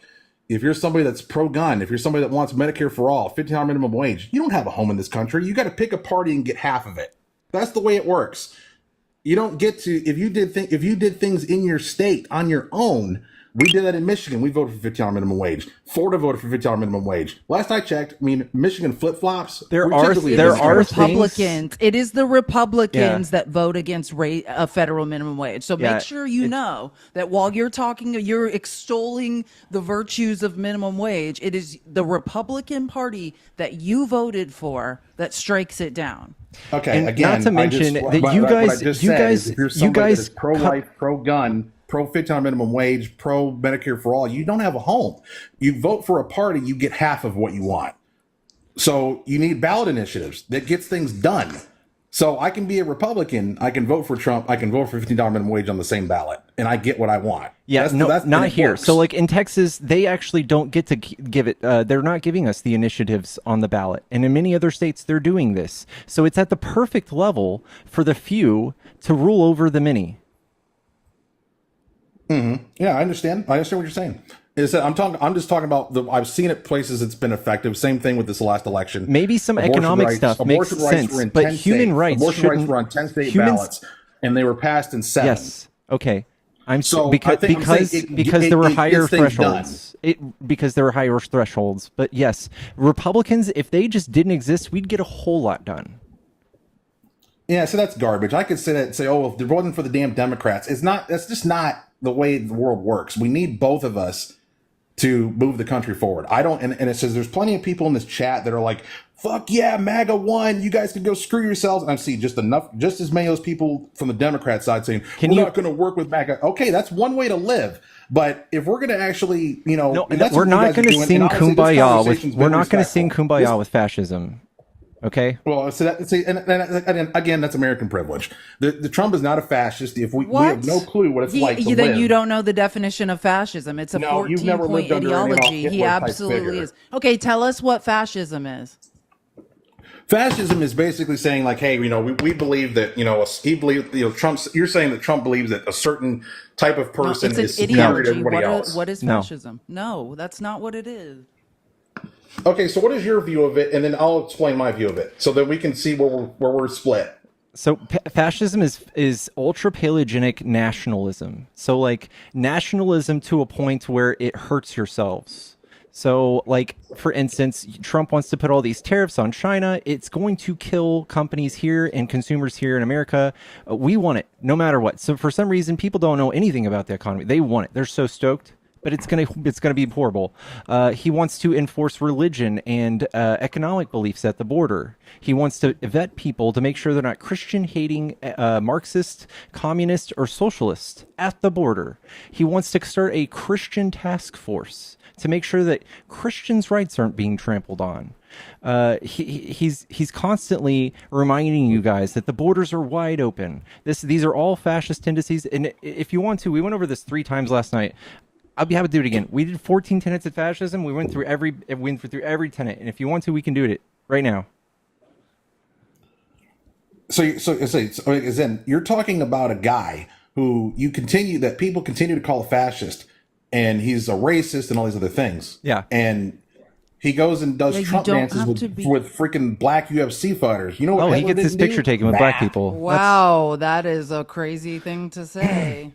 It's not crazy at all. It's just it's a mischaracterization and it's overcorrection. If you're under the impression that dancing next to a black man excludes you from having racist values, well, I will say this. I will say this. Tokenizing. That's tokenizing a black man. That's just ridiculous. Look, he danced next to a black man. He can't be a racist. I'm a man that's a product. Not a great thing to say, sir. No. Well, I will say this. I'm a product of a mixed marriage myself. I had a black father. I had a white mother, and same here. And you know what I used to. And you know what when I would have ever experienced racism, like as far as like seeing it happen to my father, the only time I ever saw it was when people would ridicule him for being a black conservative. That's when I would see it. So you're trying to tell me that because you have not personally witnessed your dad being the victim of racism, that racism does not exist? That's more tokenizing, and it's crazy. Well, it's garbage because it's not what I said. You are very privileged to not know that racism exists, and No, that's a first of all, wild, if I had made that wild, statement, then your wild response would be thing to justified. say. Okay, so wild things to say. There's If- obvious. well, You're not going to win an everybody argument. in here knows I did not say that racism doesn't exist, okay, so that was just an unnecessary statement. Thank you, Wise. Yes, thank you for the $50 cash up. There's nobody here that's going to. You're not going to convince anyone here that racism doesn't exist today. It's very well here. We're going to go through the 14 points of fascism real quick, all right? Powerful and continuing nationalism. Fascist regimes to make constant use of patriotic mottos, slogans, symbols, songs. Make America great again. We have people with wrapped trucks, like with Trump face tattoos, you name it. Disdain for recognition of human rights because of fear of enemies and need for security. So like everyone's like, Trump's going to be this big, strong leader. People will respect him on the world stage. He's big and strong and no one will mess with him because he's such a loose cannon. Supremacy of the military. He spent $2.2 trillion beefing up the military the last time he was in office. He wanted to do show of force parades, which is fucking weird. Kim Jong-un does those. Rampant sexism. He's I think 28 allegations deep for sexual assaults. He's been adjudicated for one time in civil court. The youngest being 13 years old. Controlled mass media. Trump wants to have the FCC put beneath his executive branch. He wants to take away the journalists' rights from news stations that he doesn't agree with. Obsession with national security. It speaks for itself. The border, religion, and government are intertwined. He is selling Bibles. He says we're a Christian nation, all that shit. Corporate power is protected. Trump has pretty much slid the bar as far as you can in the richest of the rich favor. If you look at the tax cuts, First lady is Elon Musk. Yeah, like he literally, when he writes his tax bills, he writes as much in as possible, as humanly possible that you can write in one bill, and gives himself a tax break for that money and his rich friends. Disdain for intellectual arts. Could you ever imagine J.D. Vance confessing that he got like a liberal arts degree in gender studies? No, they would make fun of him all The point day. of fascism is you first discredit the intellectuals. You discredit the people that can point out what is happening. Yeah. You discredit and disappear like them. It's what woke, Hitler did. wokeism. So like wokeism is just being aware of social injustice. It is literally an insult if you ask someone on the right wing. Rampant cronyism, corruption. So Trump and Elon Musk holding hands, making decisions about our country. Him basically spouting off to billionaire like oil oligarchs that he will like deregulate the oil industry if they give him $1 billion. Like just straight up ripping down FDA regulations and environmental regulations so that people could feast and pour pollution into our air, into our waterways. Fraudulent elections. I don't even need to go into that, but he did try to steal the 2020 election by putting fake slates of electors in 7 swing states, and he has an indictment in D.C. for it, and a 160-page additional report that was released a few weeks ago. And Georgia. And then Georgia. Yeah, so it sounds like the usual. So it sounds like the usual things that we've been told for however many years, and Trump is already president. So I'm trying to again. Looking at history, I'm trying to find where the U.S. fell during the 2016 to 2020 time period, and I guess it's going to happen the same, nothing is going to happen again. And here's what I'm afraid of happening again. So Trump is coming in telling you guys that this is... And for the record, if we look at the results of the election, these critiques just don't land. So... Is the solution to continue with it, or is the solution to go back to like a Barack Obama type right? of campaign? We're just talking about facts. The results of the election, right? Trump's are the results of a bunch of misinformation, disinformation. We said that. I don't care what Trump says. He lies to everyone. He lies continuously. It's okay. Well, Trump was there in 2016 to 2020, and when Biden it's not the Super Bowl. It's not the Super Bowl. Trump lies. That was true before the election. I understand that. It's true after the election. I'm just saying, you're trying to say he won the election, so he's not a liar, he's not a criminal, or he's not a fascist. None of those things are still remain. Those things still remain. I'm sorry, those are not statements. Those are not statements that I'm making. You're just adding that in when I'm just telling you. You said he won. Yeah, that's all I said. I said I won. I didn't add on all the other nonsense about, oh, he's not lying I'm anymore just because he saying, won. all of the things that Trump has done before remain true after. He came out That's the other fine, end of his but I mean, your presidency understanding with is 4 that indictments. I'm just trying. What I'm trying to say is that I don't believe that even your party leaders even believe any of this stuff. I just don't think they do, and it's evident in the way they act. Wow, that's a Now, delusional look at the way opinion. look at It's the not way delusional. Trump. Look at what Chuck Schumer was doing at that whatever the Smith dinner, where it's like the Catholic dinner That a few is, weeks ago. no, quite honestly, I actually think you're one of the smarter people we spoke to tonight, but that one opinion is delulu. It's not delusional. I'm just telling you, look at the way these people act. And, you know, Chuck Schumer's sitting there with him, and he's So like, you're oh, like, he's a wonderful guy. He's actually a great guy. And they sit there and You're chat it asking. up. Listen, you're asking me what was so bad, what crashed so hard during Trump's term, and I'm going to tell you, Trump spent $4.8 trillion giving himself a tax cut and giving all of his rich friends the biggest tax cut in history, bankrupting the country into like negative $200 billion deficit yearly, year over year. And his next tax bill is expected to add $3 trillion onto that, while Kamala's was supposed to pay for itself and add $1.6 trillion in revenue. He's coming in and he's bankrupting our country, and we will be paying this money back for 40, 50, 60 years. And you're like, what's wrong with this? What did you do wrong? Well, I mean, so I understand what you're talking about with the deficits. The deficits are absolutely crazy. But I will say this: if you're talking about the electorate's opinion of how they felt during those time period, the electorate felt that they were in better shape. Yes, they were tricked into And- thinking that Trump did something good for the economy. But when I ask any of you guys, you except won't be able to can trick- tell me you can something trick- he You can did. trick somebody into thinking that he did something for the economy, but you can't trick them into thinking that they didn't feel good when they didn't. Right. Yeah. So they're trying. He's again, trying to we're associate here his with face facts. with that feeling, and that's where you are. So if I asked you what he did to help the economy, you wouldn't be able to tell me, would you? If you look at the Tax Cut and Jobs Act, which was the thing that they did in the very beginning, a lot of people would say, TCJA was a fail. well, okay, there's always this thing they throw on that says, well, the benefits went to the top 1%. It says, well, if you cut taxes 10% that's not across why the it was a board. fail. That's not why it's a fail. It's a fail because you do not like when you're balancing your house budget, you don't say, "Hey, I'm gonna bring in less money, and I'm gonna spend 10 times more." Trump, you allegedly, Republicans are supposed to be the party of fiscal responsibility. Trump mismanaged the budget. He was terrible.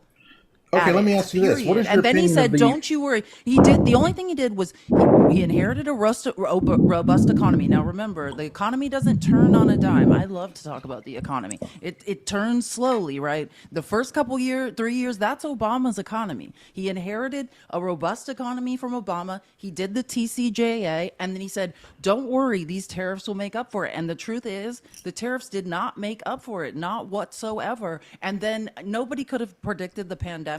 And then the pandemic, that's it. He was only in 4 years. I agree with you that the American people, you're right, they feel like things were better under Trump. And this is not an American thing, right? What I will say is around the world, the incumbents in office during COVID were ousted. Right? Like that's just the truth. And I agree with what you said. I don't think people look at these numbers. Like people aren't sitting around like us having these conversations. Like people around the world were just like, "Hey, I just went through 4 years of pure hell. Like I don't need to hear anything else. I want some change." And I wish it wasn't that simple. I wish there was more critical thinking. I wish people did a few more Google searches, but like this is a trend around the world. So what is your guys' opinion on the Department of Government Efficiency?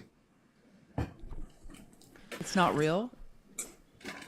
I think we're gonna see them. You know that's not a real government department, right? Well, obviously he's not in office to create so it's a it, but- commission. Yeah, so it's a commission, right? Like presidents often have commissions, right? And then they they do interview people, do research, and make report recommendations. So I think for all intents and purposes, that's what it really is. But he's sitting there because Elon Musk. He owes Elon Musk a lot, and this is just one of the ways in which. The other thing they just recently announced, if you look, is driverless cars. And Elon Musk is about to get another. I mean, Subsidiary, yeah. Imagine the guy who says he's going to cut $2 trillion from the budget, which, by the way, discretionary is like 1.7. So that's got to include some Social Security and Medicare. I mean, the numbers don't make sense. But imagine the guy who says he's cutting $2 trillion from the budget being the biggest welfare queen in America. This man, somehow I don't think any of Elon Musk's government welfare will be included in that $2 trillion. Why don't we cut the welfare Elon Musk gets? I mean, should the man getting the most money from the government be in charge of what is or is not efficient?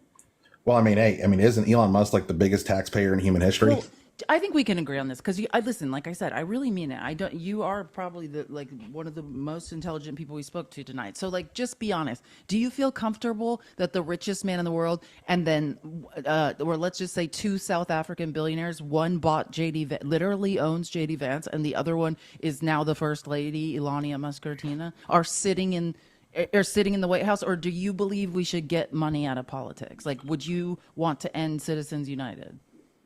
I can get down with ending Citizens United. But I guess I would look at. Me too. But I will say this. I will say this. Get the money out.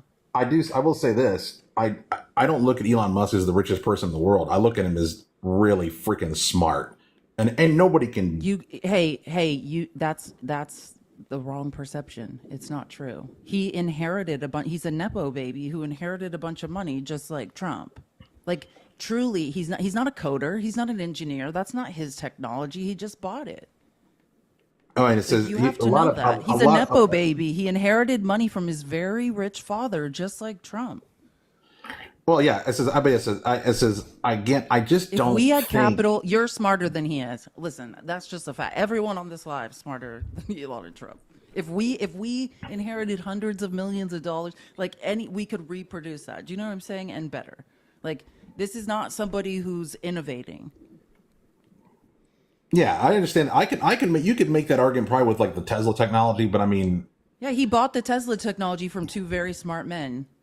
You can look at that. He didn't develop that. That technology was developed. So maybe we could go all on down Elon Musk, but if we're being, if you look at somebody like that, you can take a lot of money and you can inherit a lot of money and screw it up a lot. But I don't know how many people have ever existed that could inherit that and then turn around and you got SpaceX, you got Tesla. He's enabling whatever role you view he thinks or doesn't have in SpaceX, for example.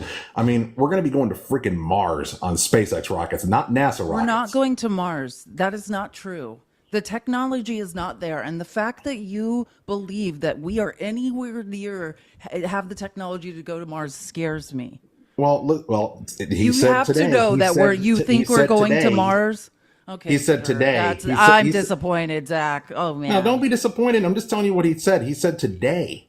He said that we're 2 years away from putting Starships, the actual test rockets, uncrewed for the record, test rockets to Mars within 2 years, and then would be, as long as they don't crash, that he could do crewed flights in 4. Do I believe we have the technology to do that today? Absolutely, I think we do. Here's the thing. What scares me is I don't think that Elon Musk is so dumb that he agrees with Donald Trump on most of this stuff. I don't think that at all. I'm scared that Elon Musk has alternative motives for some of his moves in the political sphere. And I think he really, really wants to go to Mars. And I think he'll do it to our detriment. He'll do it, he'll suck the life out of our government, or he'll do something to his own benefit that doesn't really involve our best interests. I just don't trust him. If you look at the 1960s, that was an incredibly powerful time for America, especially as America being looked at as an engine for world progress. And if you look at what the space program and the moon race did at the time, that was extremely beneficial for the morale of the country and just for our progress in general. Hold on, though. You guys are the people that said, you better secure our border before you secure Ukraine's. And now you're about to, you think that the America First isolationists think it's important to bankrupt our country attempting journeys to Mars? Well, who said that our country's paying for it? That's all going through SpaceX. No, you don't understand. These are government contracts. Are you under the impression that Elon Musk is not getting welfare from the government? Like I by don't the know to how the tunes of think billions. most people do. Like he's billions upon billions yeah, upon he billions gets more upon than he billions pays. of dollars. He gets more than he pays. But do you acknowledge he's the highest taxpayer that's ever lived? It doesn't matter. He still gets. He's also the biggest receiver. Do you understand how percentages works? It's so Oh crazy. yeah, percentage. You can make an argument Come for percentage. We're talking about his in the effective tens of tax billions rate of is dollars. ridiculous. Please, come on. He has so many government contracts. We are bankrolling Elon I think Musk's life. he paid like an 8% tax, which came out to like I think it was like 20 billion or something. We gave him like $200 billion for SpaceX alone. I'm pretty sure. Well, I mean, don't think you understand how much I we're understand that was paying because Elon NASA Musk. wasn't stepping up. Well, for what? To fight No, aliens? it's because he privatized NASA, and now we give more money to him. Yeah, because I said, SpaceX is doing a hell of a job in that area, and like, my gosh, I mean, I think. Look, listen, I work in IT, so I love space shit. This is crazy. It's not crazy. I work in IT. I like space shit. Okay, I think space is cool. It's not like I also like space. Nobody here doesn't like space. But Tesla's it's crazy that you are dying on this hill of So Elon Tesla- Musk Tesla's pays the most taxes. Nobody Tesla doesn't. alone, someone in the comments just says Tesla's been awarded 109 subsidies at 2.8 billion. That's like a big chunk of what he's paid already. That's like crazy. I'm sure if we look through it over the last few years, I'm sure it's a lot more than that.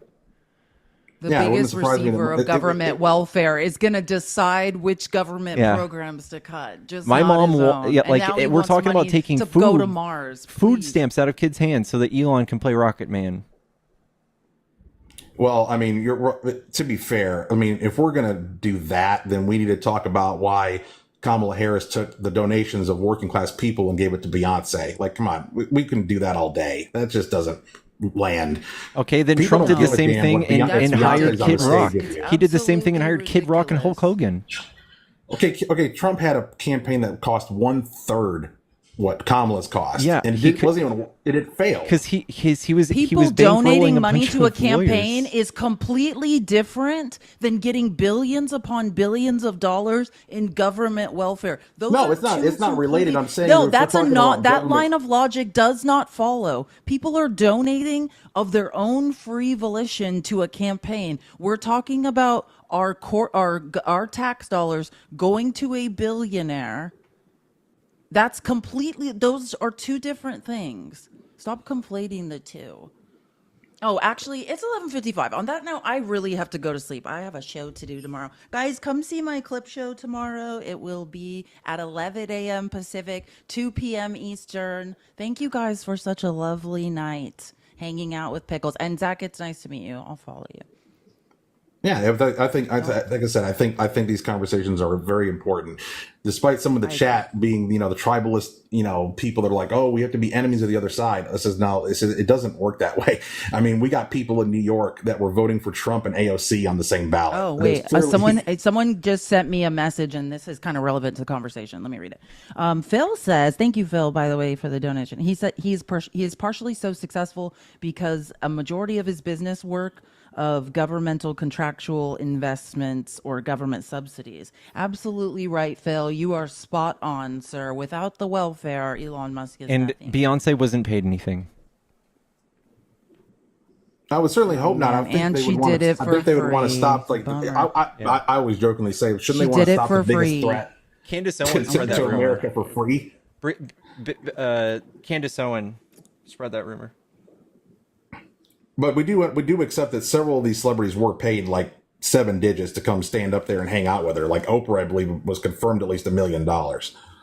Listen, everybody has an advertising budget when they campaign, and how you use it. You can frame it however you want. I'm sure Trump put billboards and took down a billboard of like some old nursing home or so. Like I'm sure Trump did some horrible things too. He definitely paid some of his celebrities to show up, but the truth is he couldn't get anybody to endorse him because it's a dumb idea. Because Trump has said some very troubling things, and you know it, and I know it, and you'd be a fucking idiot to show up as a real relevant celebrity at one of his things. You literally just get trashed. And he was jealous. I mean, I said, I mean, we're talking about the guy that was supposed to be a president. So, we know who he was. But I mean, to be honest with you, I think if if the perception of Kamala Harris's campaign wanted to have been better, she should have did Joe Rogan. She should have went and sat there for 3 hours. She was on the campaign trail. He wouldn't come to her. Yeah, so that request was garbage because Trump found a way to do it, and he does 3 and 4 rallies a day and did the freaking podcast the same day. But Kamala also has to run a country. The vice president doesn't run the country. Don't start that. She does plenty of stuff. It's a symbolic job. She's met with 150 world leaders. She has done many things as vice president. She does have a job. Yeah, I understand that, but she excused that to do her campaign. She didn't do she wasn't spending a whole lot of time doing vice presidential stuff. I mean, come on. She crammed a presidential election into 8 weeks of her life. Yeah, no, I said that whole thing was, more on because Biden didn't drop out when he should have. It should have been a real campaign with a real amount of time. And that's just. Well, Trump ran for 4 years. Do you think that's normal? I mean, no, it's just. I mean, I don't think it's normal, but I mean, I don't expect that out of him. Yeah, so Trump ran for 4 years to convince you guys that somehow Biden's incompetent. It really worked. If you say it enough times, you guys just believe it. You just think it's fact, no matter what I tell you. But Biden is competent. He is a great president. He will be remembered very kindly in history. He was fantastic. He's the most productive president we've had in my lifetime. There's not a single thing anybody's been able to point out that he did that was bad. They just say vague things. They've just been trained. They don't know what they're talking about. Yeah, so I said I think she should have sat with him for 3 hours and told us about it. That's all I'm telling you. Because I mean, it's really hard to hide who you are in 3 hours. It's just the facts.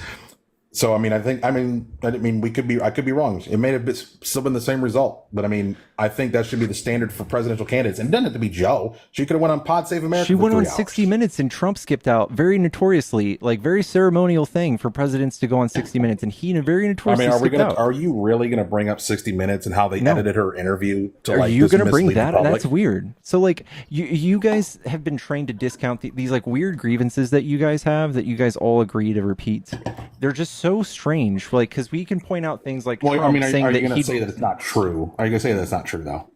No, you're like, oh, it was so edited. She's so incompetent. I promise you, if you put Kamala and Trump in a room and hear them talk for an hour, Trump will say 0 things of substance, and Kamala would be the only coherent adult in that room. I will agree with this. I think that JD Vance made a much better case for Trump's presidency than Trump could make for himself. That's a fact. JD Vance's 3 hours on Rogan was much more substantive to the actual case that Trump tries to make than Trump could ever make. That's a fact. Yeah, sure. But it's not hard to beat Trump. Trump speaks at a 5th grade level. But I said, I'm telling you, I think it should be a requirement for candidates that want to run for president. Throw on. She should have found 3 hours. Go talk to Pod Save America. Go talk to. I'm talking about not edited, not with a bunch of handlers in the room. Nothing was good enough for y'all, dude. Nothing was good. We have actual video of Trump explaining sharks and batteries and saying that there were airports in the Revolutionary War, and that magnets go poof in water, and that we should nuke a hurricane, and that Puerto Rico had its own president. Things that very much illustrated how stupid he really is. He's very dumb. And for you guys to be like, oh, this lawyer who's been working in all 3 branches of government, who has 27 years experience, somehow managed to skate by being completely incompetent, rather than the guy who was handed $420 million from his dad. You're not making false points. What I'm trying to tell you is, it would have been in her benefit to do something like that, 3 hours unedited, and tell us who you are, everybody. And I think it would have been to her benefit and to the country's benefit for her to do so. Now, you may disagree with that and think, oh, well, because your assertion is basically, oh, well, the voters are still stupid. They still would have fallen for whatever. I don't believe that. I think that there's a value to, because her terms were ridiculous. Oh, you can come to me. I got 45 minutes and are you going to? No one's ever scrutinized somebody's choice for doing this kind of stuff so hard. This is the dumbest thing. We could scrutinize Kamala's choices of who to sit down and interview, but on the other hand, I'm scrutinizing Trump for raping people. We're talking about Trump raping people, and you're like, Kamala's interviews were just wishy-washy. I'm like, Trump raped people, bro. Well, I'm sorry. You don't have nobody has any evidence that he raped anybody. Nobody has evidence of that. Okay, we have like 28 allegations and Epstein files with his name in it. That's still not enough to raise suspicion for y'all. Okay, so yeah, but I said, but you guys, nobody. I said we could do that all day. It's always whataboutism. Nobody cares that Bill Clinton was there 33 times to the island and Trump never went to the island because we have the flight records. I mean, it's just garbage. Nobody We also seems to have care. people that were literally scouted out of Trump's Mar-a-Lago to be sex trafficked. I said I've never heard any reporting of anybody being sex trafficked on Mar-a-Lago. Oh, well, you should look into it. And I'm not stupid because I don't know that. I just have not heard that. And I think that's huge. And I think that's the biggest issue is that so many people still on the Democratic side. It was the voters' fault, and it wasn't. It says Barack Obama won 2 elections easily. He won 2 elections easily because he ran the correct type of campaign. He ran a campaign. You think on what Trump to vote ran the for. correct type of campaign? He won the cats twice, and dogs. And he almost won a third time. Saying things like cats and dogs, like being indicted. Like he loved being indicted. Okay, so your party lost to that. Where's the mirror that we're going to look at as the Democratic Party? What mirror are they going to look at to figure out if cats and dogs and this, that, and left and right? What mirror is the Democratic Party going to look into to figure out how they can run a better campaign and defeat that? We don't want to stoop that low. Trump is the only person who's ever ran for president who's willing to stoop that low, and it's a practice that he's been fine tuning for his whole life. He's been doing this his whole life.